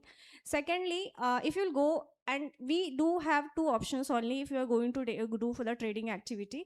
You can go to the traditional brokers or you can do a neo broker activity, right? So So when you in just- that case, let me Uh-huh. finish. In that case, if you are connecting any with the traditional brokers, okay, that may happen there also. And that I'm telling you with my personal experience, okay?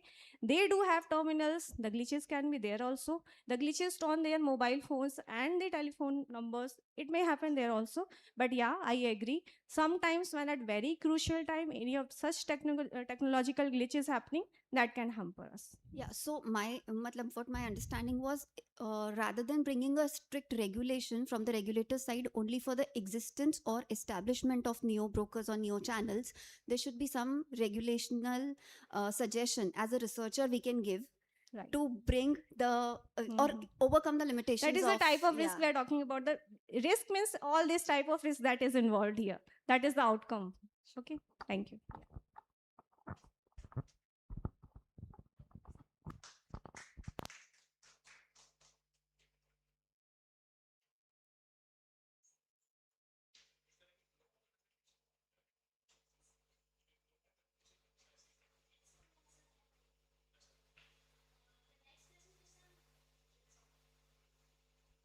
The next presentation is of Santosh Kumar Mohanty. Okay. At that time you both were not there. Okay, आपसे start कर देते हैं, okay? Yeah, okay. Actually, we have announced your name. At that time, you were not present. Sorry. Okay. Yeah, it's okay.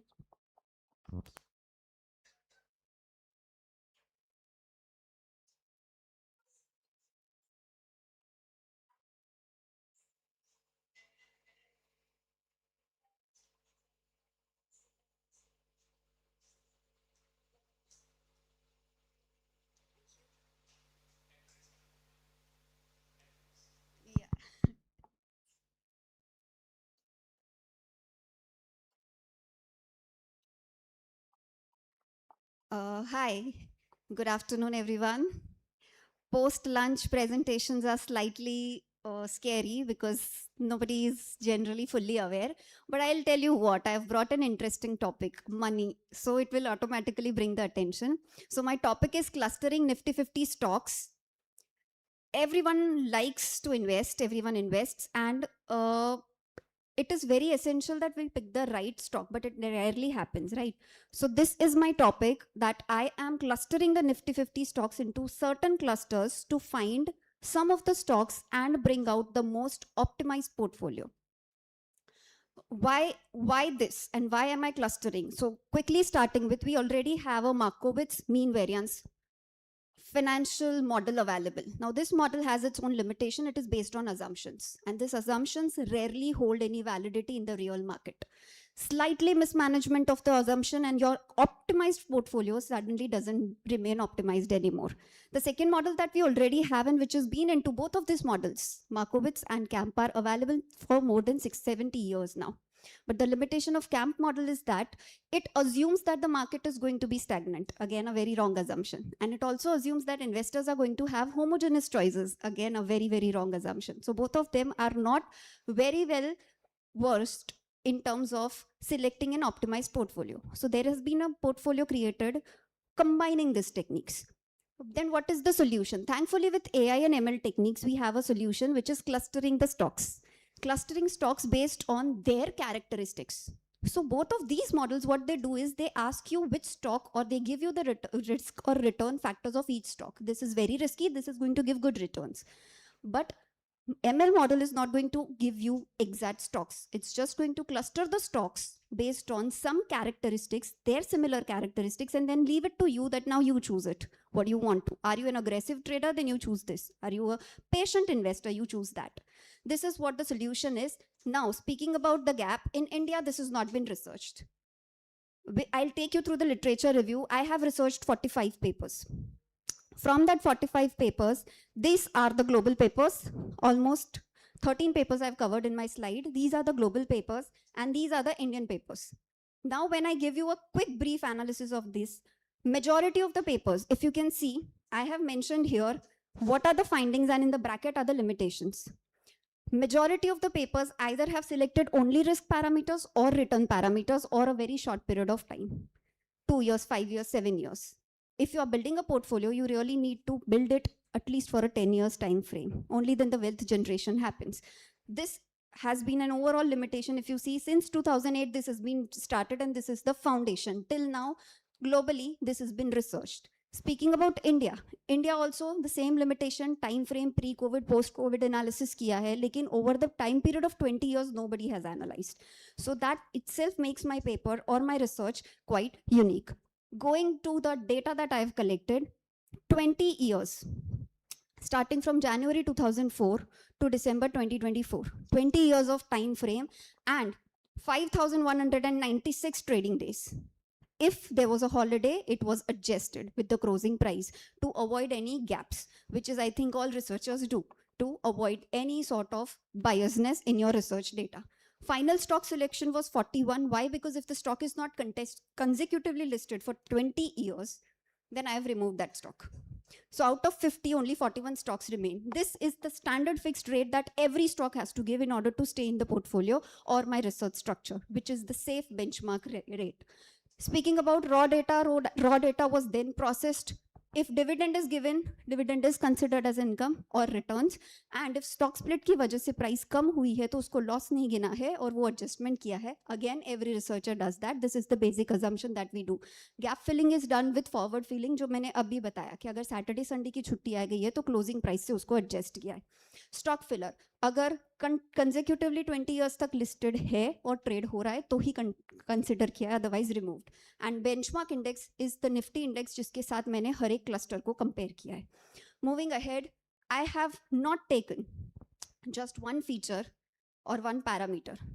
जितने भी research study I did, they were either considering risk or returns or risk adjusted performances. I have considered all of it. Risk also, returns also, and risk adjusted performances also, right? And there were 13 features selected across 5 different dimensions: risk, drawdown, returns, maximum risk, everything. And this is something that should be relatable for all the investors here, right? And based on this, now there was overlapping. Trainer ratio can definitely overlap Kalmar ratio, right? If it's very technical, but just to put it in words, trainer and Kalmar go hand in hand. So I applied a selection process. This selection process was to remove certain stocks out, certain features out, sorry. First was correlation screening. If the stock is too correlated, which means 80% or more similar correlation is there, that feature is dropped. Here at the first stage, I removed 4 features. Second was VIF analysis, variance inflation analysis. When I did this analysis, again, if there are times when features have multicollinearity, that is hidden. To remove that, I applied this test. After applying this, again, 3 more parameters were removed. And last was coefficient of variance analysis. No feature was dropped here. And this was my conclusion. 13 features, stage 1. If the feature is passing, it goes to the stage 2. If the feature is passing, it's going to the stage 3. The feature that passes test of all 3 parameters, only then it is retained. That means now they are absolutely independent.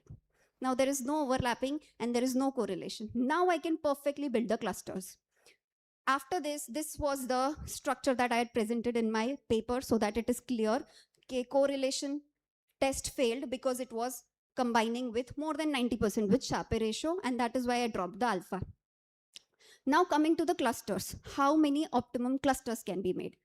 From all the research studies that I analyzed, I found out that everybody was using either elbow method or Silhouette score method. These are the statistical method most ideally used to create clusters. I have implemented both of them, Silhouette as well as elbow, and luckily for my research study, I have got same results for both of it. The most ideal or optimal structure was 2. From 2, the optimal structure categories were falling. So I have selected 2 structures, 2 clusters, and based on that I have defined cluster 0, that is the first cluster, and it's the defensive cluster. Cluster 1 is the high risk cluster. Now there are 33 stocks there and 8 stocks here.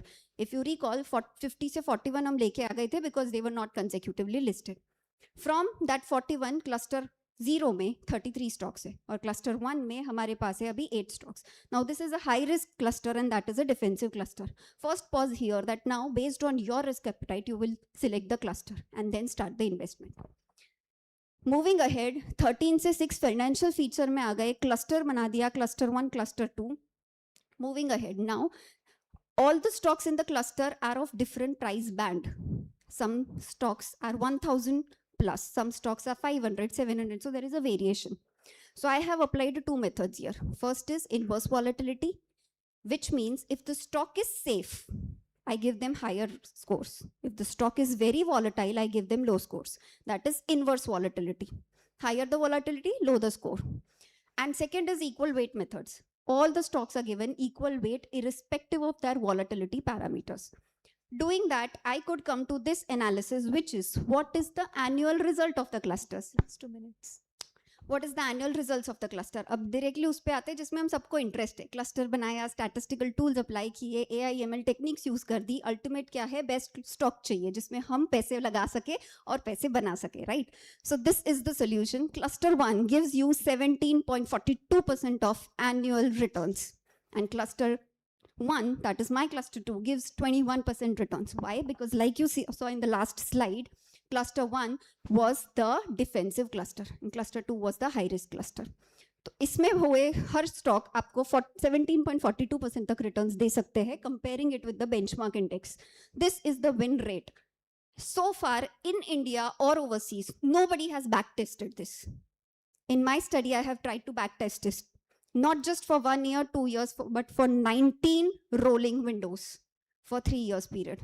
In this 3 years period, I have 19 times backtested it to see कि inverse volatility में कितना score आता है, equal weight में कितना score आता है, and so far this clustering has been successful, which means कि अगर cluster 1 से अब आते हैं final last part में जिसमें generally हर investor को interest होगा कि clusters बना दिए, inverse volatility लगा दी, equal weights भी लगा दिए, अब ये बताओ कि किस में invest करना चाहिए. Statistically, AI/ML based, this is the result from my research study, which is cluster 0, the defensive portfolio, TCS has the highest consistency. You can see something called Silhouette score written here, which means जिस stock का Silhouette score सबसे ज़्यादा होता है, that is the stock having the most trait and characteristics of that cluster. That means it's highest defensive. No matter COVID crash आ गया, no matter 2008 का crisis आ गया, or there is the tapper issue that had happened, right? All of that, TCS gets the highest score, ITC gets the second rank, and Cipla gets the third. This is with respect to the defensive portfolio. Speaking about high-risk portfolio, the first stock is JW Steel, Indus IND, and Tata Steel. Quickly going through the limitation of my study. Number 1, survivorship basis. I'm almost done. I'll just quickly finish up. Survivorship basis, only the stocks that survived are considered. Second, clusters are static. They are not changing across 20 years. Next came in sensitivity. Sometimes it gets sensitive to the volatility. Last is optimized techniques. There are many more apart from inverse volatility or equal weights. I have just considered 2 of them. Speaking about the future score, cost aware portfolio rebalancing. Transaction cost is completely ignored here. The future scope can cover that. Second, broader market. I've only covered Nifty 50. It can go to Nifty 5000 also. Alternate ML methods, DB scan neural methods can also be used, which I have so far not used in my research. And last, other factors such as macroeconomic indicators, ESG matrix, which is the growing need of the demand, can also be considered here. These are the references, and thank you so much for the time.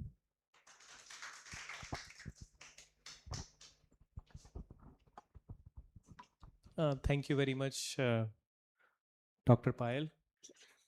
Thank you for such a wonderful presentation. Thank you so much.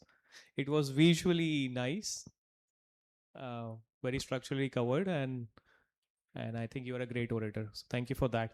Thank you. Yes, anyone from the audience? Anyone wants to ask any questions? I would want the people to ask first in case you want to give a shot. Yes, ma'am.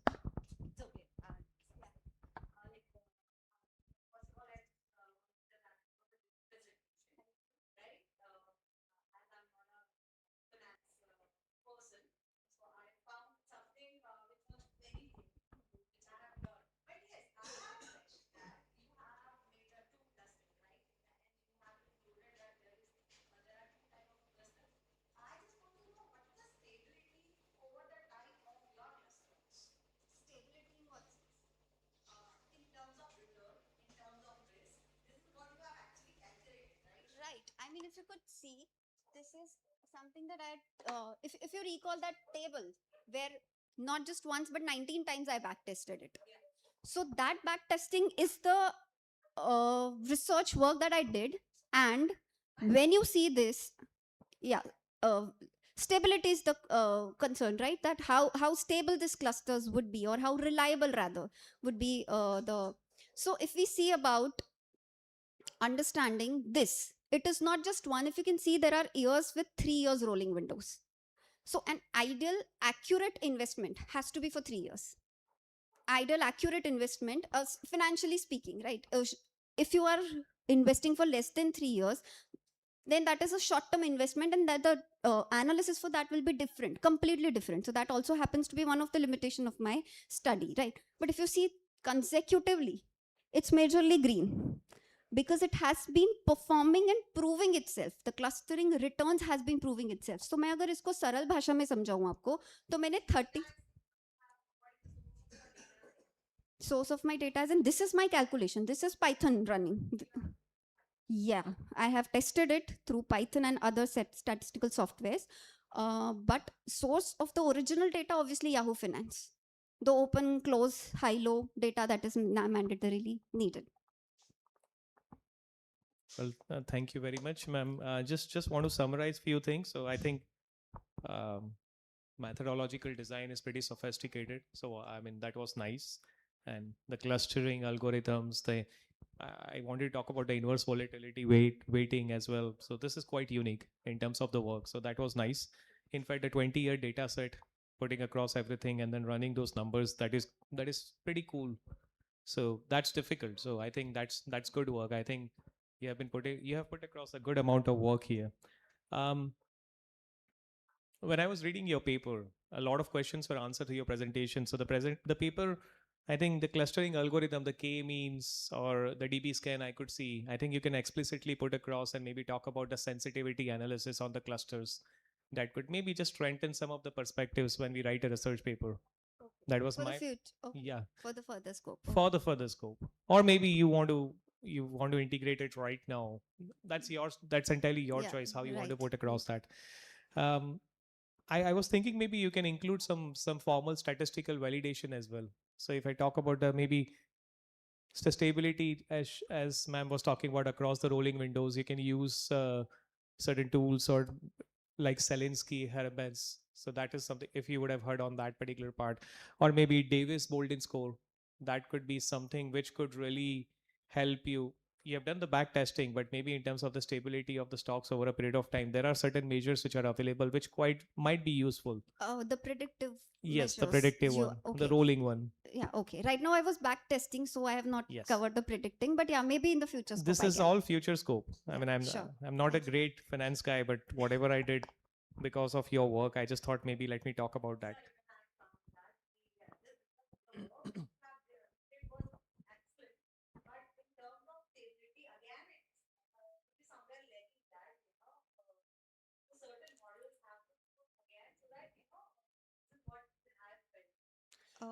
Okay. Don't take it as a negative comment, No, because no, that is I'm not even. just trying to comprehend this in the sense that Don't try to even comprehend, because that's not even your scope of study. So yeah, okay. so that is something which could be a future scope of study. Yeah, okay, right. So don't think in that particular direction. Yeah, yeah.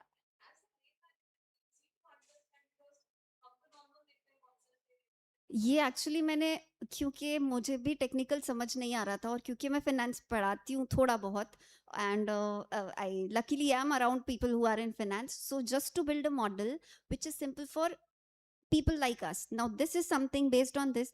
I don't know about putting the scores or methods and testing it, but I'm going to practically put my money and definitely test it. Definitely you cannot. That is why there are researchers who do it for you. But yeah. Yeah.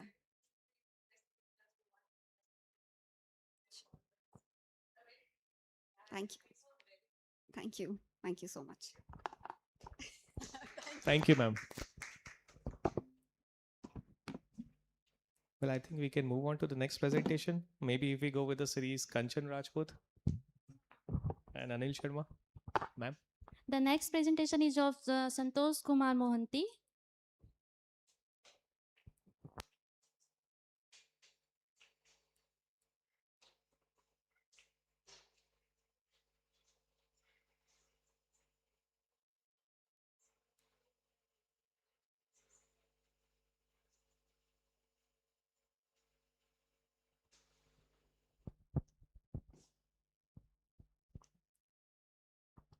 Hi all. I'm not a doctorate here, neither I've started researching, but yes, an industry person. So I brought a topic which is very relevant. These days, everybody talks about AI and the AI influence. So what the industry challenge and organization challenges are around AI and adoption of an automation or AI technology. Those things I have tried to chalk down in my slides, okay? So the topic that I have chosen here is that adapting an intelligent system, a study of learning barriers. I'll focus on the resistance to AI adoption post-COVID organization environments. So It's a very interesting topic which I have to face it every now and then with my team of 30 odd people. So difficulties, why there are people saying no or not completely no, but they hesitant to start because they are from an era of, let's say, people aging born and brought up around 90s till date. So comprises of Gen Zs and up beyond. So people, before I go into the objective of it, I would rather say, I'll give a small story. It is around 2000 when we came out of our ledger books towards computers, the big systems making a way and changing the lifestyle together. So it was my schooling days. And I saw my parents who are going to retire in 6 or 5 years. They say completely no, we'll not adapt computer. We are well good with pencil, pen, and a ledger book. So that took me back when I started my journey in Jubilant Life Science, when they started talking about AI post-COVID. And it was really a big challenge running a team who says, sir, Excel acha hai and PPT is acha hai. We will move with that only. Why to adapt something new? So during that training session, when I say, okay, look, ChatGPT is making a way out, Copilot within the organization is making a way out. So why don't you try? The registers are so huge. People of different age group, you can understand people around 40s, they say, no, it's very difficult. It's not our ball game in together.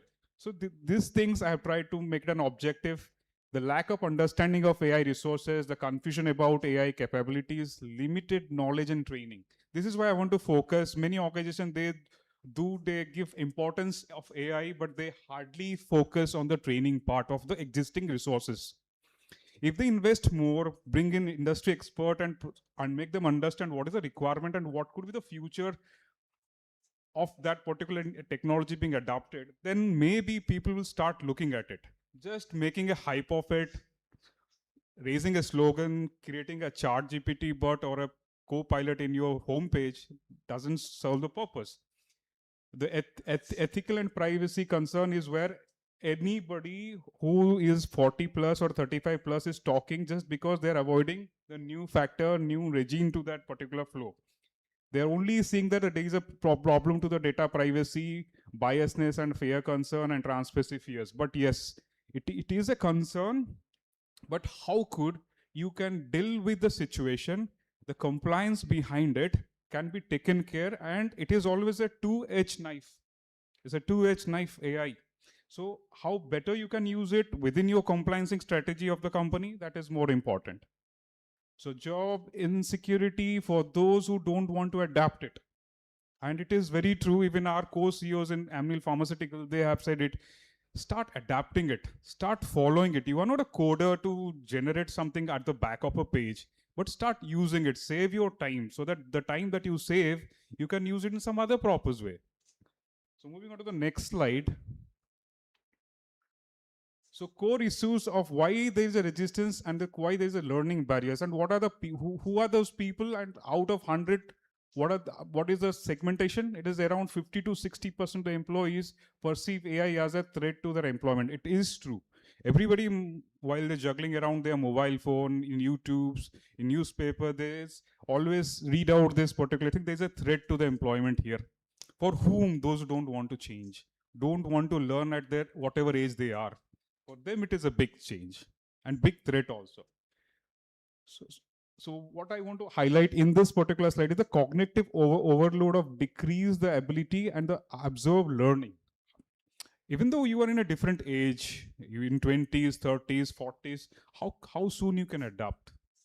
It is not 1970s where we and our parents or our grandparents go into a job and retire in the same chair, same table. World is evolving. Every decade has its own story to tell. And every decade, in my time, Six Sigma was very important. Now, without AI, I cannot breathe in properly also. So this all things I've designed with AI help only. Those thought processes are mine, but the colors behind it, the picture behind it are all AI things. So the role of AI in modern workplace. These are the things what I've already done a training in my organization. I have 6 steps. The role of AI in modern workplace.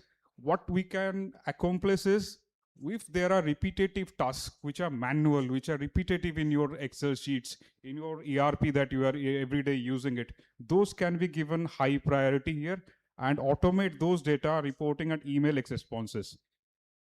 Decision support.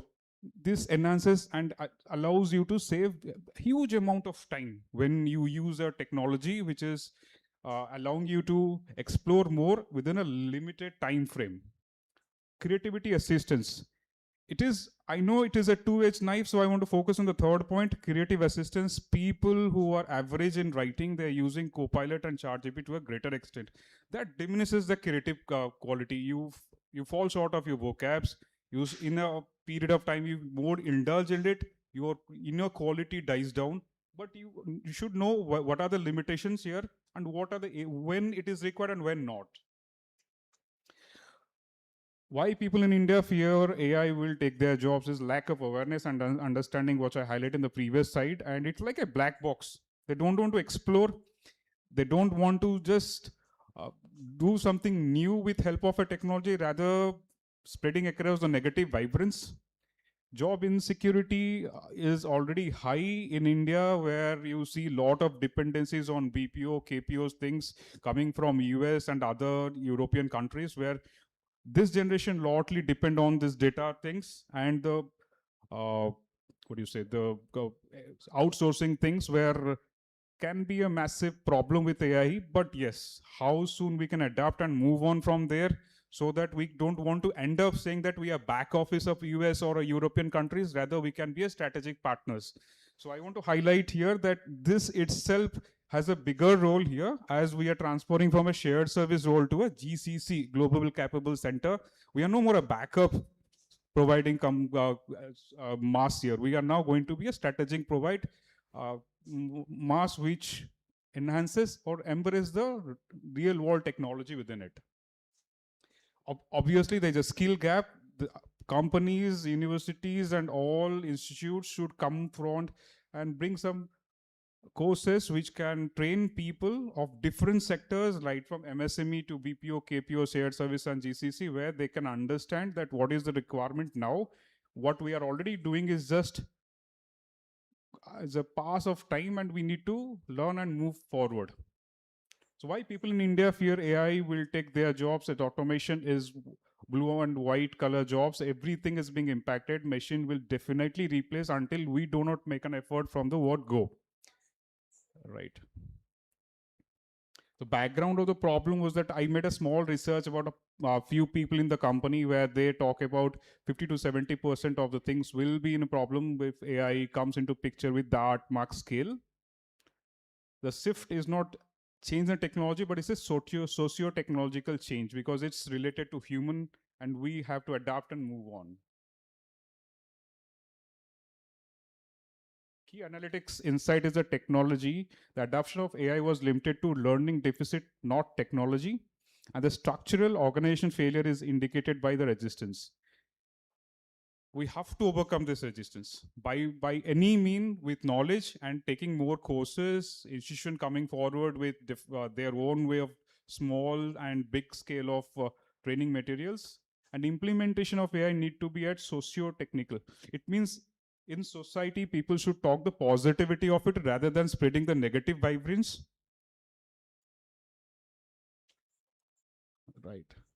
I'll just finish up, right? Just 1 minute more. Okay. Artificial intelligence in manufacturing sector, I being a former manufacturing pharma industry, these are the areas where every department within the organization are facing the challenge, right from the predictive maintenance, quality control, supply chain optimization, robotics automation, and deficit detection.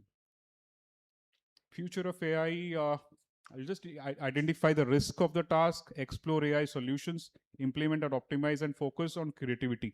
Instead of going at the other side of the switch, we should focus on the creativity, inspire to use the tools to save time, but in that bargain, don't give up your creativity behind it. Regular use of Copilot and ChatGPT will definitely harm your writing capabilities, and whoever uses it to the maximum, they will fall short of their own creativity within a span of time here. So we should draw a line properly here. there's a conclusion that I want to drive out of it is the application of AI is not a technological, but it's more of a learning aspect. And these are the three things that I want to highlight particularly. The enhancement, cognitive flexibility is more important here. And ongoing learning environment are needed. How soon we can pick up the new technology and embrace it and move forward to make it a global civilization. And with no threat, this two-edging knife has a problem, but yes, we should give more support to the positive side rather than encouraging people to talk on the negative part. Thank you. Thank you. Thank you, Sandeep. Well, anybody has any questions from the audience? Anyone?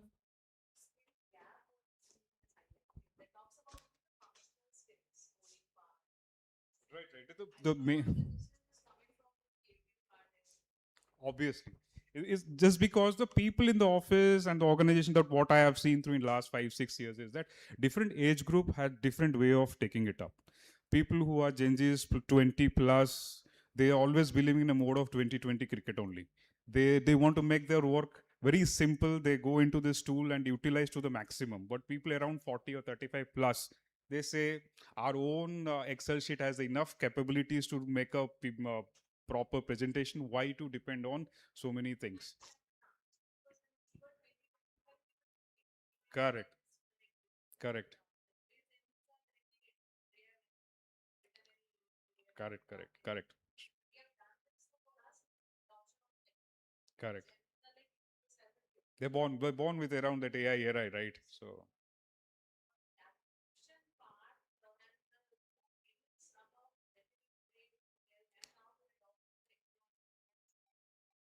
obviously, that's why I started my stories of 2000 when I was in 9th or 10th class. When my father was having just 6 years to go retire, he said, "No, abhi nahi hota mere ko system seekhna, because I'm good with my ledger books."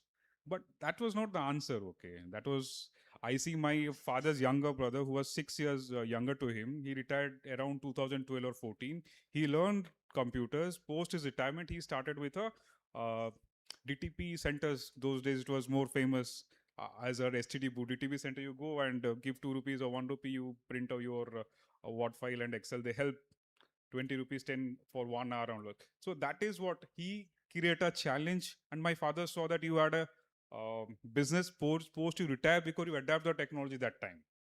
So what I as a mentor, as a manager on the floor says, look, even I'm 42, I'm encouraging because you people have a longer career than me. If you adopt now, your 50s would make you simpler rather than hunting for jobs. Where do I am in this changing technology era? That is the all purpose of doing this study. Well, anyway, sir, Sandeep, I don't have any questions for you, but some feedback. Right. I mean, I like the topic, especially to see the industry angle was really nice. But there's an academic head which sits inside me, so I'll try to provide you some feedback from an academic perspective.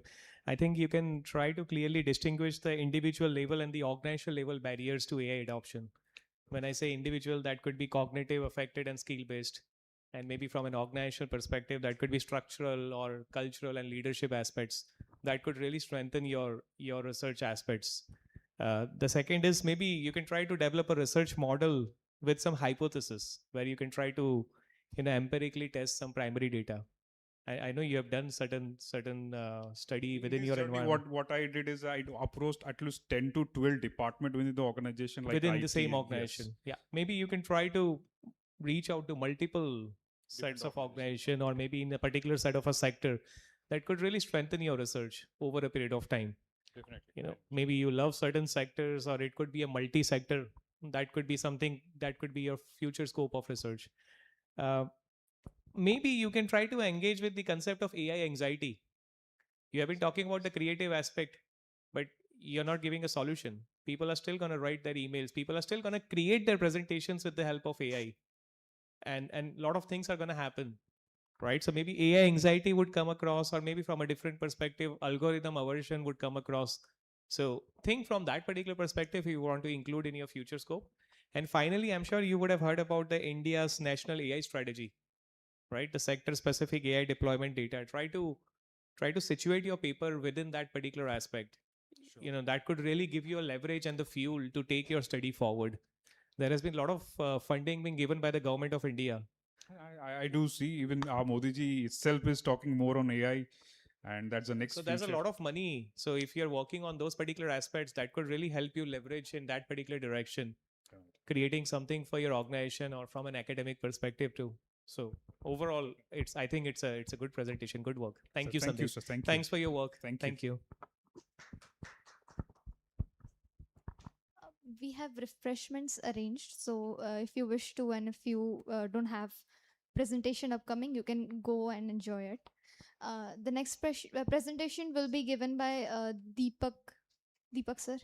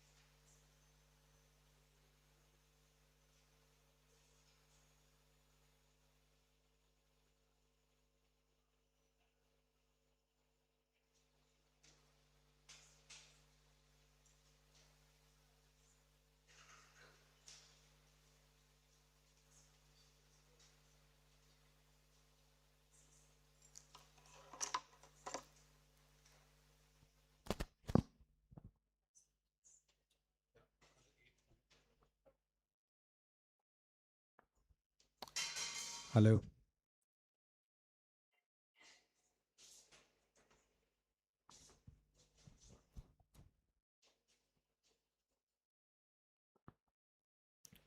All right then.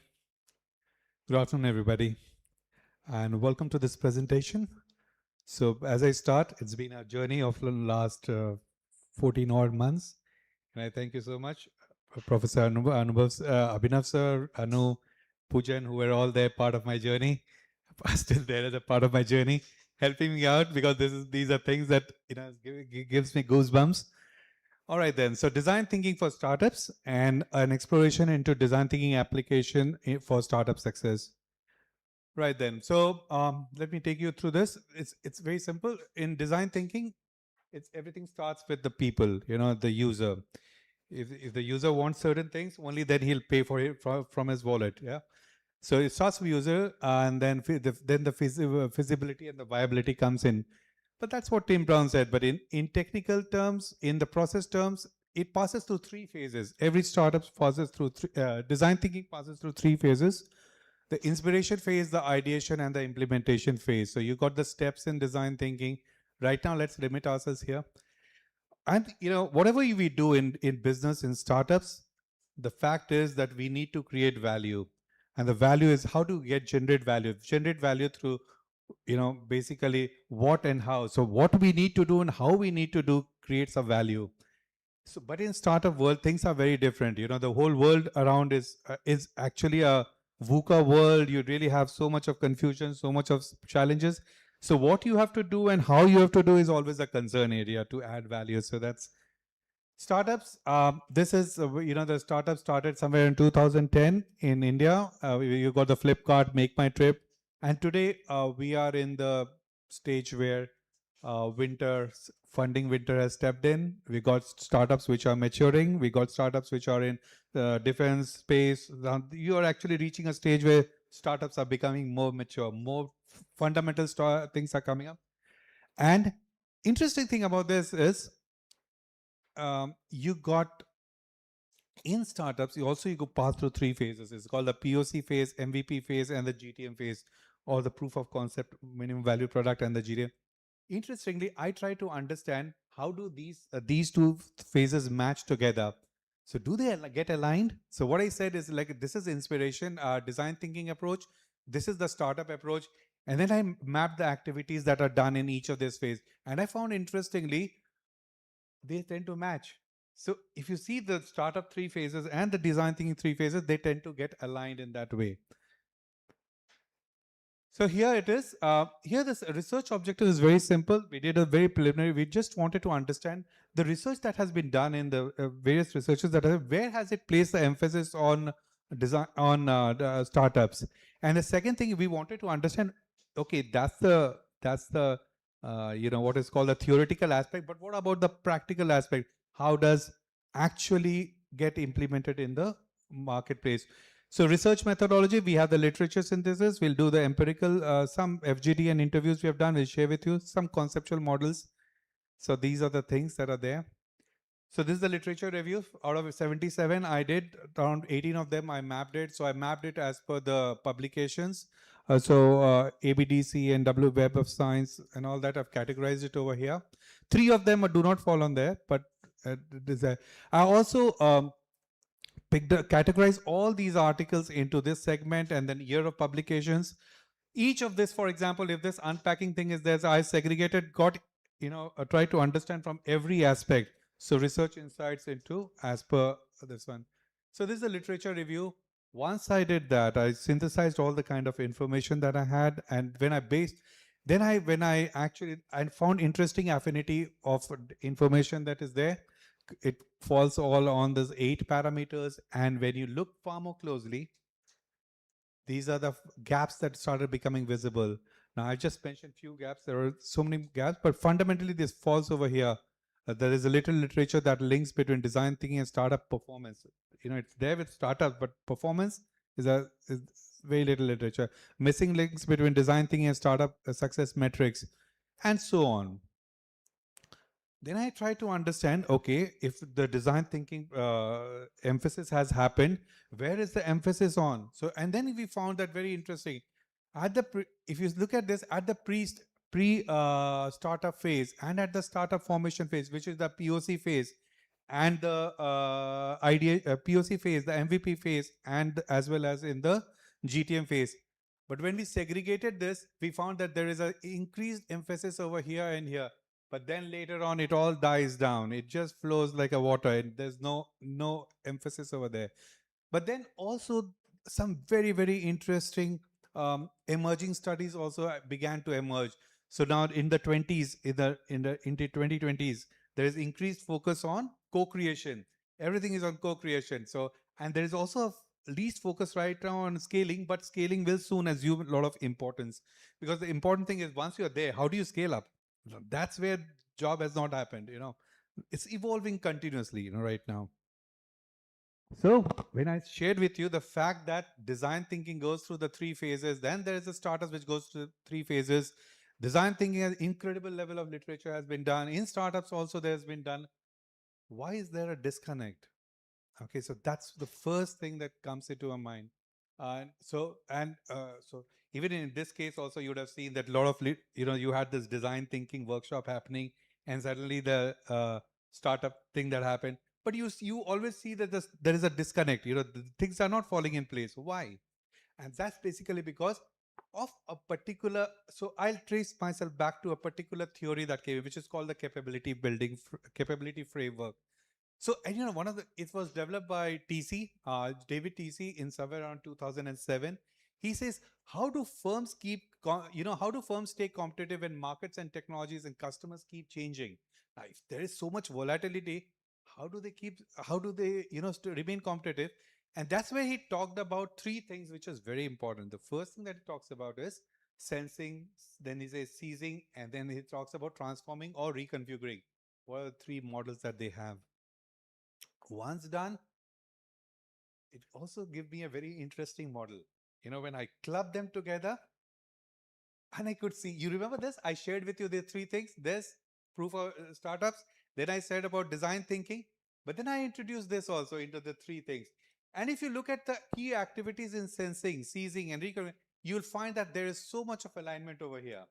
Okay, so as I started configuring this, I realize I'm beginning to realize theoretically that, listen, there is a sense of capability, which is, so even if I train you on certain things, it's about your maturity to exploit the situation, sense it, exploit it, and then take it forward.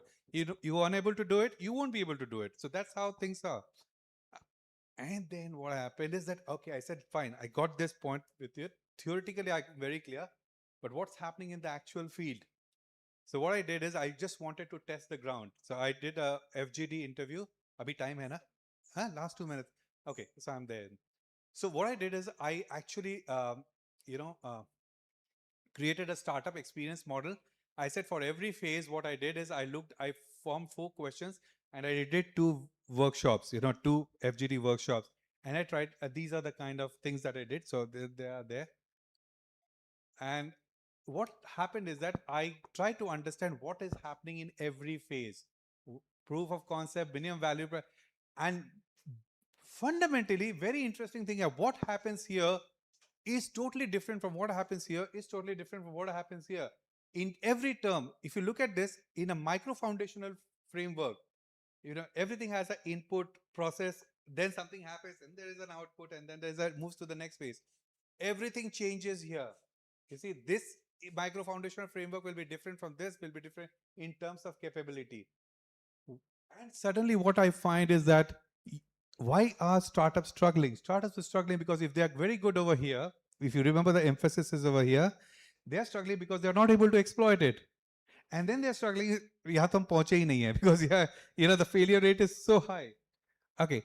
Now then I did also a one-to-one interview. So what I did is I took an in-depth interview of around 40 minutes, around 6 people ka. मैं 3 लोगों का document करता हूँ. And 3 of them are actually, what I did is they're fairly successful, but they are not, they've started making light money. I'm still at the, but this is one as they AI platform startups, एक है talking device for children, एक medical students के लिए. Interestingly, same thing was being reflected here. If you see this person actually adopted the build first, understand and understand later approach. This person was doing observation, insight, and idea, then approach. This fellow was experimenting, insight, and now what was happening here is that they were also facing challenges, and it was also started reflecting. I'll not get into detail right now because it's paucity of time. But the outcomes started becoming very visible. So one of the key things that was visible is sense of yahan to sensing mein, which is at the POC stage or at the inspiration stage of design thinking, things are very strong. But as the things move, it becomes problem. At the seizing phase or whatever you call it, the POC phase or the MVP phase, things are going for a toss. Okay, reconfiguring. So at the GTM phase or at the implementation phase. So, but this has terrific implications on founders, on mentors, on ecosystem, on theoretical implications are also there, and also on incubators and accelerators. So if you see that this kind of study has a tremendous impact on people over here, and you take the startup world, you take the ecosystem, you take the, and limitations, obviously, this was just a fundamental, just trying to do some work, try to have a feel of what the system looks like. And there might be bias in with the way I have configured whatever I've tried to say. Yeah, 10 minutes done. Okay, then. With this, I think I'm also end of the presentation, and this is what it is. So many thanks for listening me out. Any questions that if you have, I'll be more than willing to take it. Thank you very much, Deepak ji. It was a great presentation. Anyone from the audience who would want to take a shot at design thinking, entrepreneurship, innovation, go-to-market strategy, minimum viable product? Anyone? Sensing? Anyone wants to seize the opportunity? Okay, wonderful, sir. Sir, I'll just provide some of my perspectives. I think I didn't get access to your paper, but this is very in-depth work. Especially getting in touch with startups, it's very difficult, and it clearly shows that you've spent a lot of time. Startups के साथ काम करते हैं तो you need a lot of patience. I was talking about design thinking in 2012, and people used to laugh at me. So when I used to tell them Harvard कर रहा है, सब कर रहा है, design thinking की बात करते हैं, सब बोलते थे क्या होता है? What is this? And I did spend a lot of time in the world of incubation. So I used to do pretty much the same thing, but it was kind of difficult. So I understand. You need to have a lot of resilience and patience when you're working in such kind of a topic. So kudos to you on that part. I think the application of design thinking is practically grounded, and especially right now in the management practice, pedagogically, it's very important. So it's a nice paper, especially pretty aligned. Also, you're talking about innovation management and entrepreneurship, so quite relevant. Hot topic है. ये रहेगा. थोड़ा सा AI वाला भी आएगा बीच में, but then it's always gonna be there. And when I talk about India, the context of startup ecosystem still evolving. I think this paper creates an immediate value to all the different sets of the startups. अगर आप कुछ framework निकाल के आते हो and you're trying to bridge the gap, you know, the relationship and the everything is strong at the very start. Proof of concept है. Everybody loves their idea. I used to tell my students, don't fall in love with your idea. Yeah. वहाँ पे हमेशा strong रहता है. But जैसे ही MVP आता है और GTM आता है, it becomes weak and डामाडोल हो जाता है. So that is something which you have been addressing. You understand those things, which is nice. Academically, there could be a lot of good things which can come out. इसके अंदर से बहुत अच्छे research papers आ सकते हैं. And I'm not talking about any research papers. I'm talking about some international publications with high impact factors and all the other things. इसके अंदर से आप cases भी लिख सकते हैं. Yeah. I think you should be writing a lot of cases out of this particular aspect. I just had a word with him. Yeah. So but anyway, sir, you know, methodology, try to choose a right methodology or clear methodology when you're writing your research paper. Maybe you're analyzing startup case studies, जो आप कर सकते हो, because you have been doing that. Indian unicorns को आप reach out कर सकते हो. Try to have a cluster of all the different sets of startups. Maybe an early stage startup, someone who is making good money and somebody who is already there at the top. And so, you know, that could really give you the depth and the breadth of your study. मुश्किल होगा, but if you reach out, that could happen. Because you already have the ground site. आपका floor site हो गया, आपको ceiling का आप देखना है. The pillars are there. Engage with the limitations of design thinking. इसमें मैंने गलतियाँ करी थी. There are a lot of limitations of design thinking. Wicked problems है, which is difficult to comprehend. Yeah. Complexity, scalability. MVP के बाद scalable नहीं होता. Problems होते हैं और diversity requirements आ जाती है. We are living in a global world, so you know, try to address those part. And I think this is good, sir. Nice work. Thank you very much. Thank you so Thanks much. for your efforts and presentation. Thank you so much. Yeah.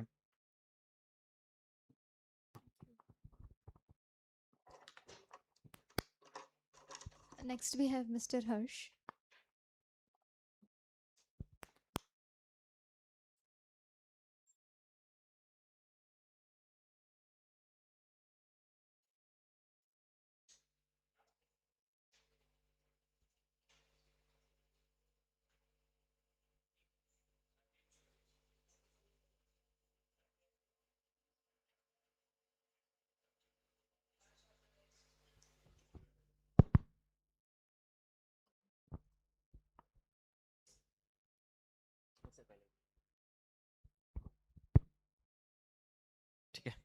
Good evening, sir. Good evening, everyone. So basically, my topic is omni-channel shopping behavior towards smartwatch and comparative study between millennial and Gen Zs. Everyone is speaking about Gen Zs, but no one is going to dare to study Gen Z. So a bit introduction about Gen Z and other studies. During my LR, I found that omni-channel is something different thing which we are thinking. Everyone is now future is all about bricks or clicks. So what are going to do? What will be the future? Everyone is going to do brick, मतलब कि एक shop में जाके purchase करने वाले हैं या online on clicks.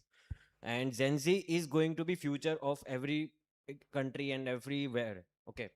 So basically, there is a rapid growth in omni-channel retailing in India. And if I talk about specifically, omni-channel means everywhere, everything. And channel means multi-channel. So any retailer who is connected online and offline, that is covered in omni-channel definition. Integration of online and offline is omni-channel. And why I have chosen smartwatches? Because nowadays smartwatches is just something rapidly growing smart wearable device. If you see parents are buying child smartwatch for their children just to make sure that GPS location is available, that the child is safe and everywhere. So that's a major reason smartwatch is growing rapidly. And millennials whose age is 30 to 45 in today, and Gen Z is 40 to 29 in shopping behavior. So someone rightly said that this is a digital era, and millennial came during the internet period, and Gen Z born in internet period. So bricks or clicks, the main situation will be there. So basically, these are my objectives: to identify the factors influencing the omni-channel shopping behavior, such as convenience, price sensitivity, product availability, and experience. And the second objective is to evaluate difference in customer experience and satisfaction in omni-channel shopping behavior between millennial and Gen Z. Third one is to compare pre-purchase behavior of millennial and Gen Z, because pre-purchase behavior is also important, as uh, if I got if I going to purchase something, and if I know I'm getting details from the online details, online store, and what I'm doing, how I'm doing, so that pre-purchase behavior is also important to decide the future of retailer. So basically, these are research methodology. This will be the descriptive, and because I am examining the omni-channel shopping behavior, and this will be comparative research design, as I'm comparing millennial and Gen Zs. The quantitative approach, this will be quantitative approach, because systematically measure this, statistically compare behavior patterns. And for that, I have taken primary data from Google Form online survey. That is something from millennial who born between 1981 to 1996, and Gen Z from 1997 to 2012. So basically, this is non-probability convenience sampling. I have floated the Google form on social media platform and to my contacts. So it is not probability convenience sampling. For that, I have applied test, reliability test, KM and Bartels test, multiple regression, multiverse test, and independent t-test. So these are the findings which we derived. All values are below 0.7 t in terms of reliability. So that indicates is reliable, shows that good internal consistency. Price sensitivity, product availability, experience, and convenience have a significant influence on shopping behavior towards smartwatch. There is a significant difference in customer experience and satisfaction in omni-channel shopping behavior towards smartwatch between millennial and Gen Z. There is a significant difference in customer experience and satisfaction in omni-channel shopping behavior towards smartwatch between millennial and Gen Z. So basically, during this statistical analysis, there is a significant difference. We can say that millennial and Gen Z's purchase. Apart from that, if I talk about pre-purchase behavior, the millennials going before going to the purchase to anything, they search online, and same goes so with the Gen Zs also. So the both are almost same. The independent sample t-test result reveals the significant difference between millennial and Gen Z in terms of smartphone shopping experience. Shopping behavior does not differ significantly between millennial and Gen Z, which shows that both have tendency to visit physical store before making a purchase. So basically, that means that before making a purchase, they want to feel the product. So the main question is for the retailers, that why they are not able to close the guest or customer at the store only. So that's a major reason that omni-channel is the only option to the retailers in the future to be the market. So basically, this is the mainly generation difference. Millennials are bound with price and brand focused, and Gen Zs are features and convenience focused. So basically, we can say that for pre-purchase, during the pre-purchase, if Gen Z is influenced by social media and reviews, and they both are showroom behavior is also important. So if I say about social media and reviews, if retailer is focusing upon the social media and reviews activities, then definitely they can attract more Gen Z customers, and they both, the millennial and Gen Z, both expecting the showroom behavior. They visit the stores before purchasing.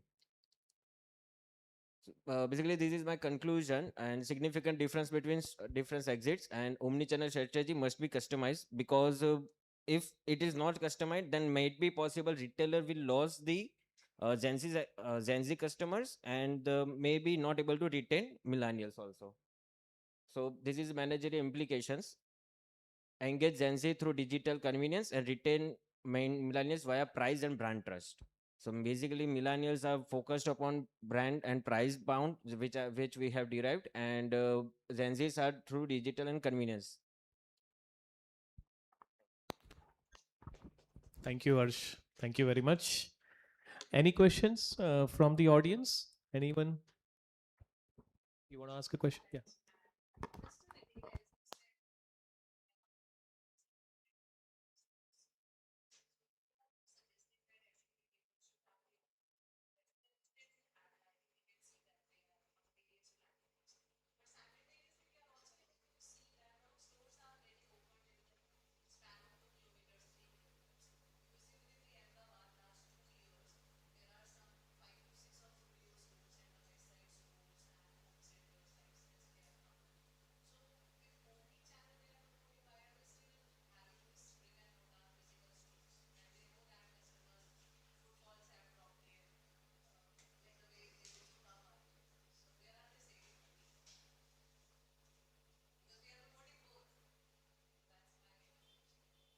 So basically, answering to your question, omni-channel is important. If supposedly I'm going to a store, okay, let's take an example of Zudio. I'm going to Zudio, okay, and I went to Pantaloons, then I went to West Side, but I have decided something. I have seen something in Zudio, and I don't like it. I liked it, and but I didn't find it same thing in another two thing. So I will, as a Gen Z, I will not go to Zudio again. I will prefer to go home and order it the same thing online. So that's the major reason why omni-channel will be useful. If yes,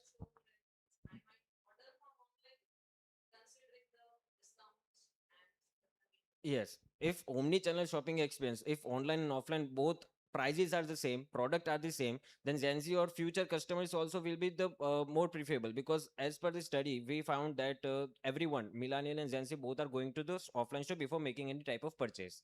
So that's the major reason. If shopping experience, if in offline store, if not that much good, and they went away, but they like the product, they may purchase from the online, but they purchase the same product, because Gen Z, as per the study, Gen Zs are focusing upon the features and the product convenience, but millennials are focusing upon the price.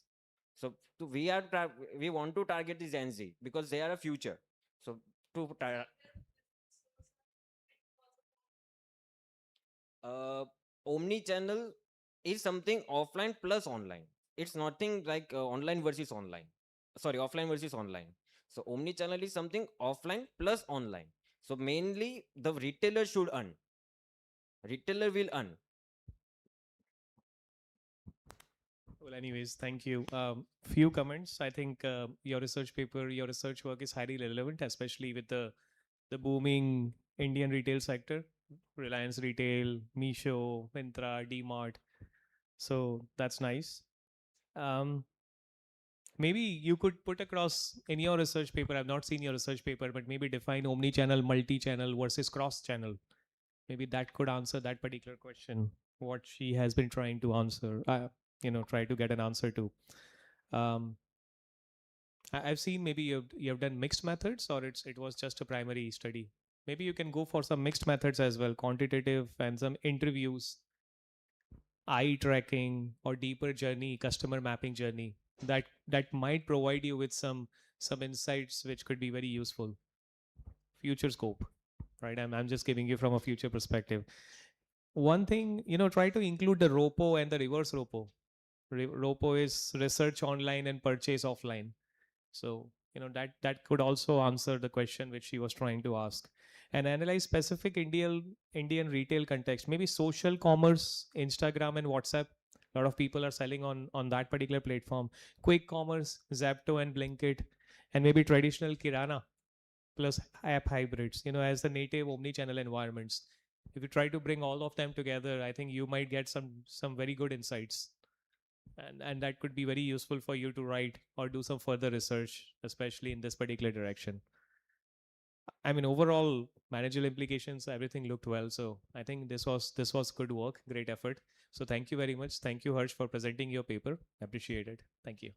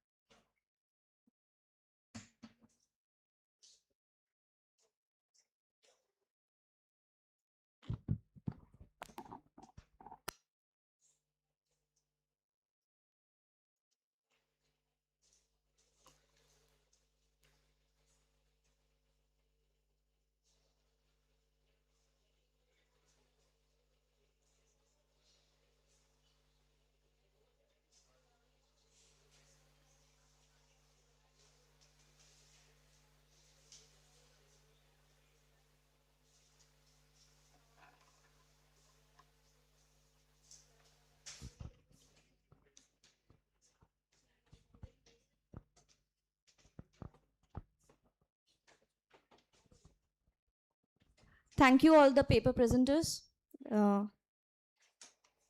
We move on to certificate distribution. I would invite Director Sir to start with certificate distribution.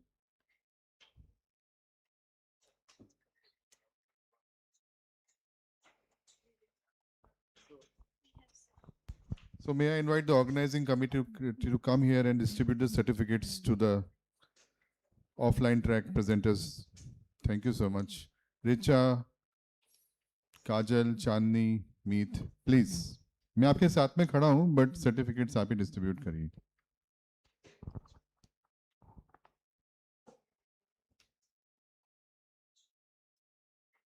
I invite Dr. Lavina from School of Commerce and Management, Dr. Subhash University, to collect the certificate.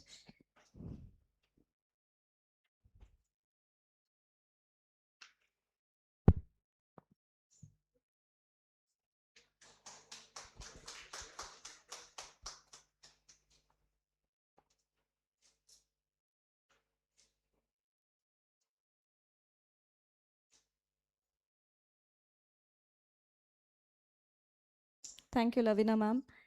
I would now request Ms. Aparna Gupta from JG University to collect the certificate.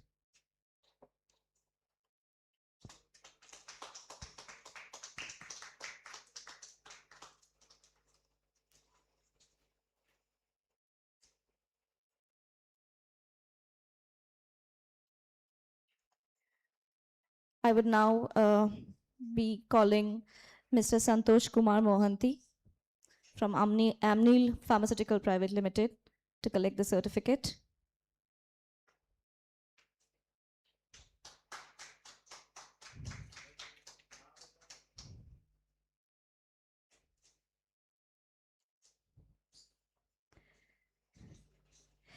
I would now like to invite Mr. Deepak Kumar to collect the certificate.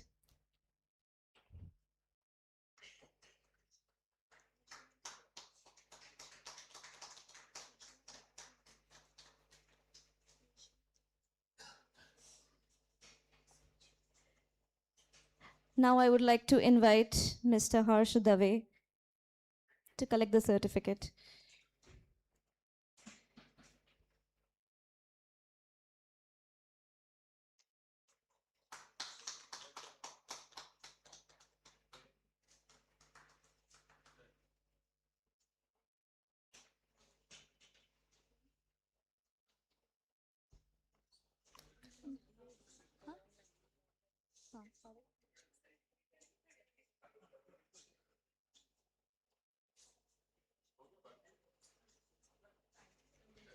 I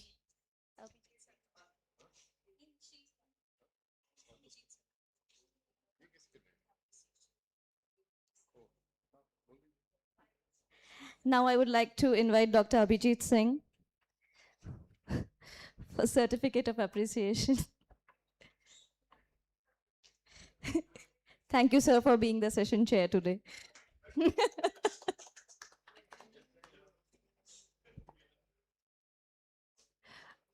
So just a minute, we have also Memento for you.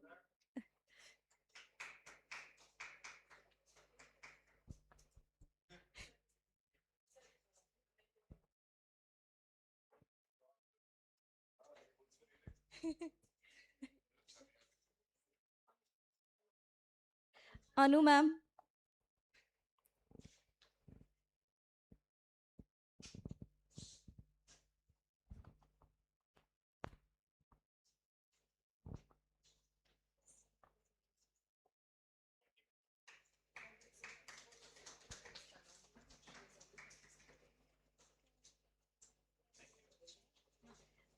We also have Jadav Kirti with us.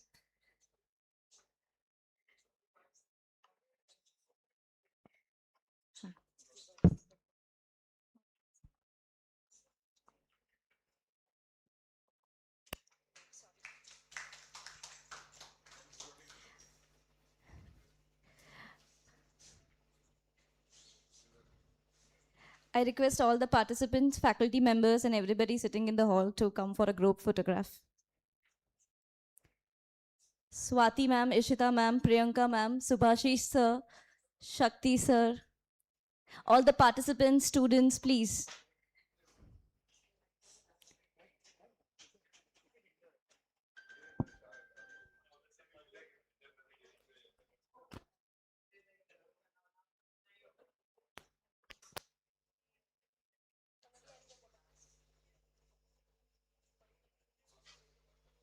Sakshi ma'am, Riyaz.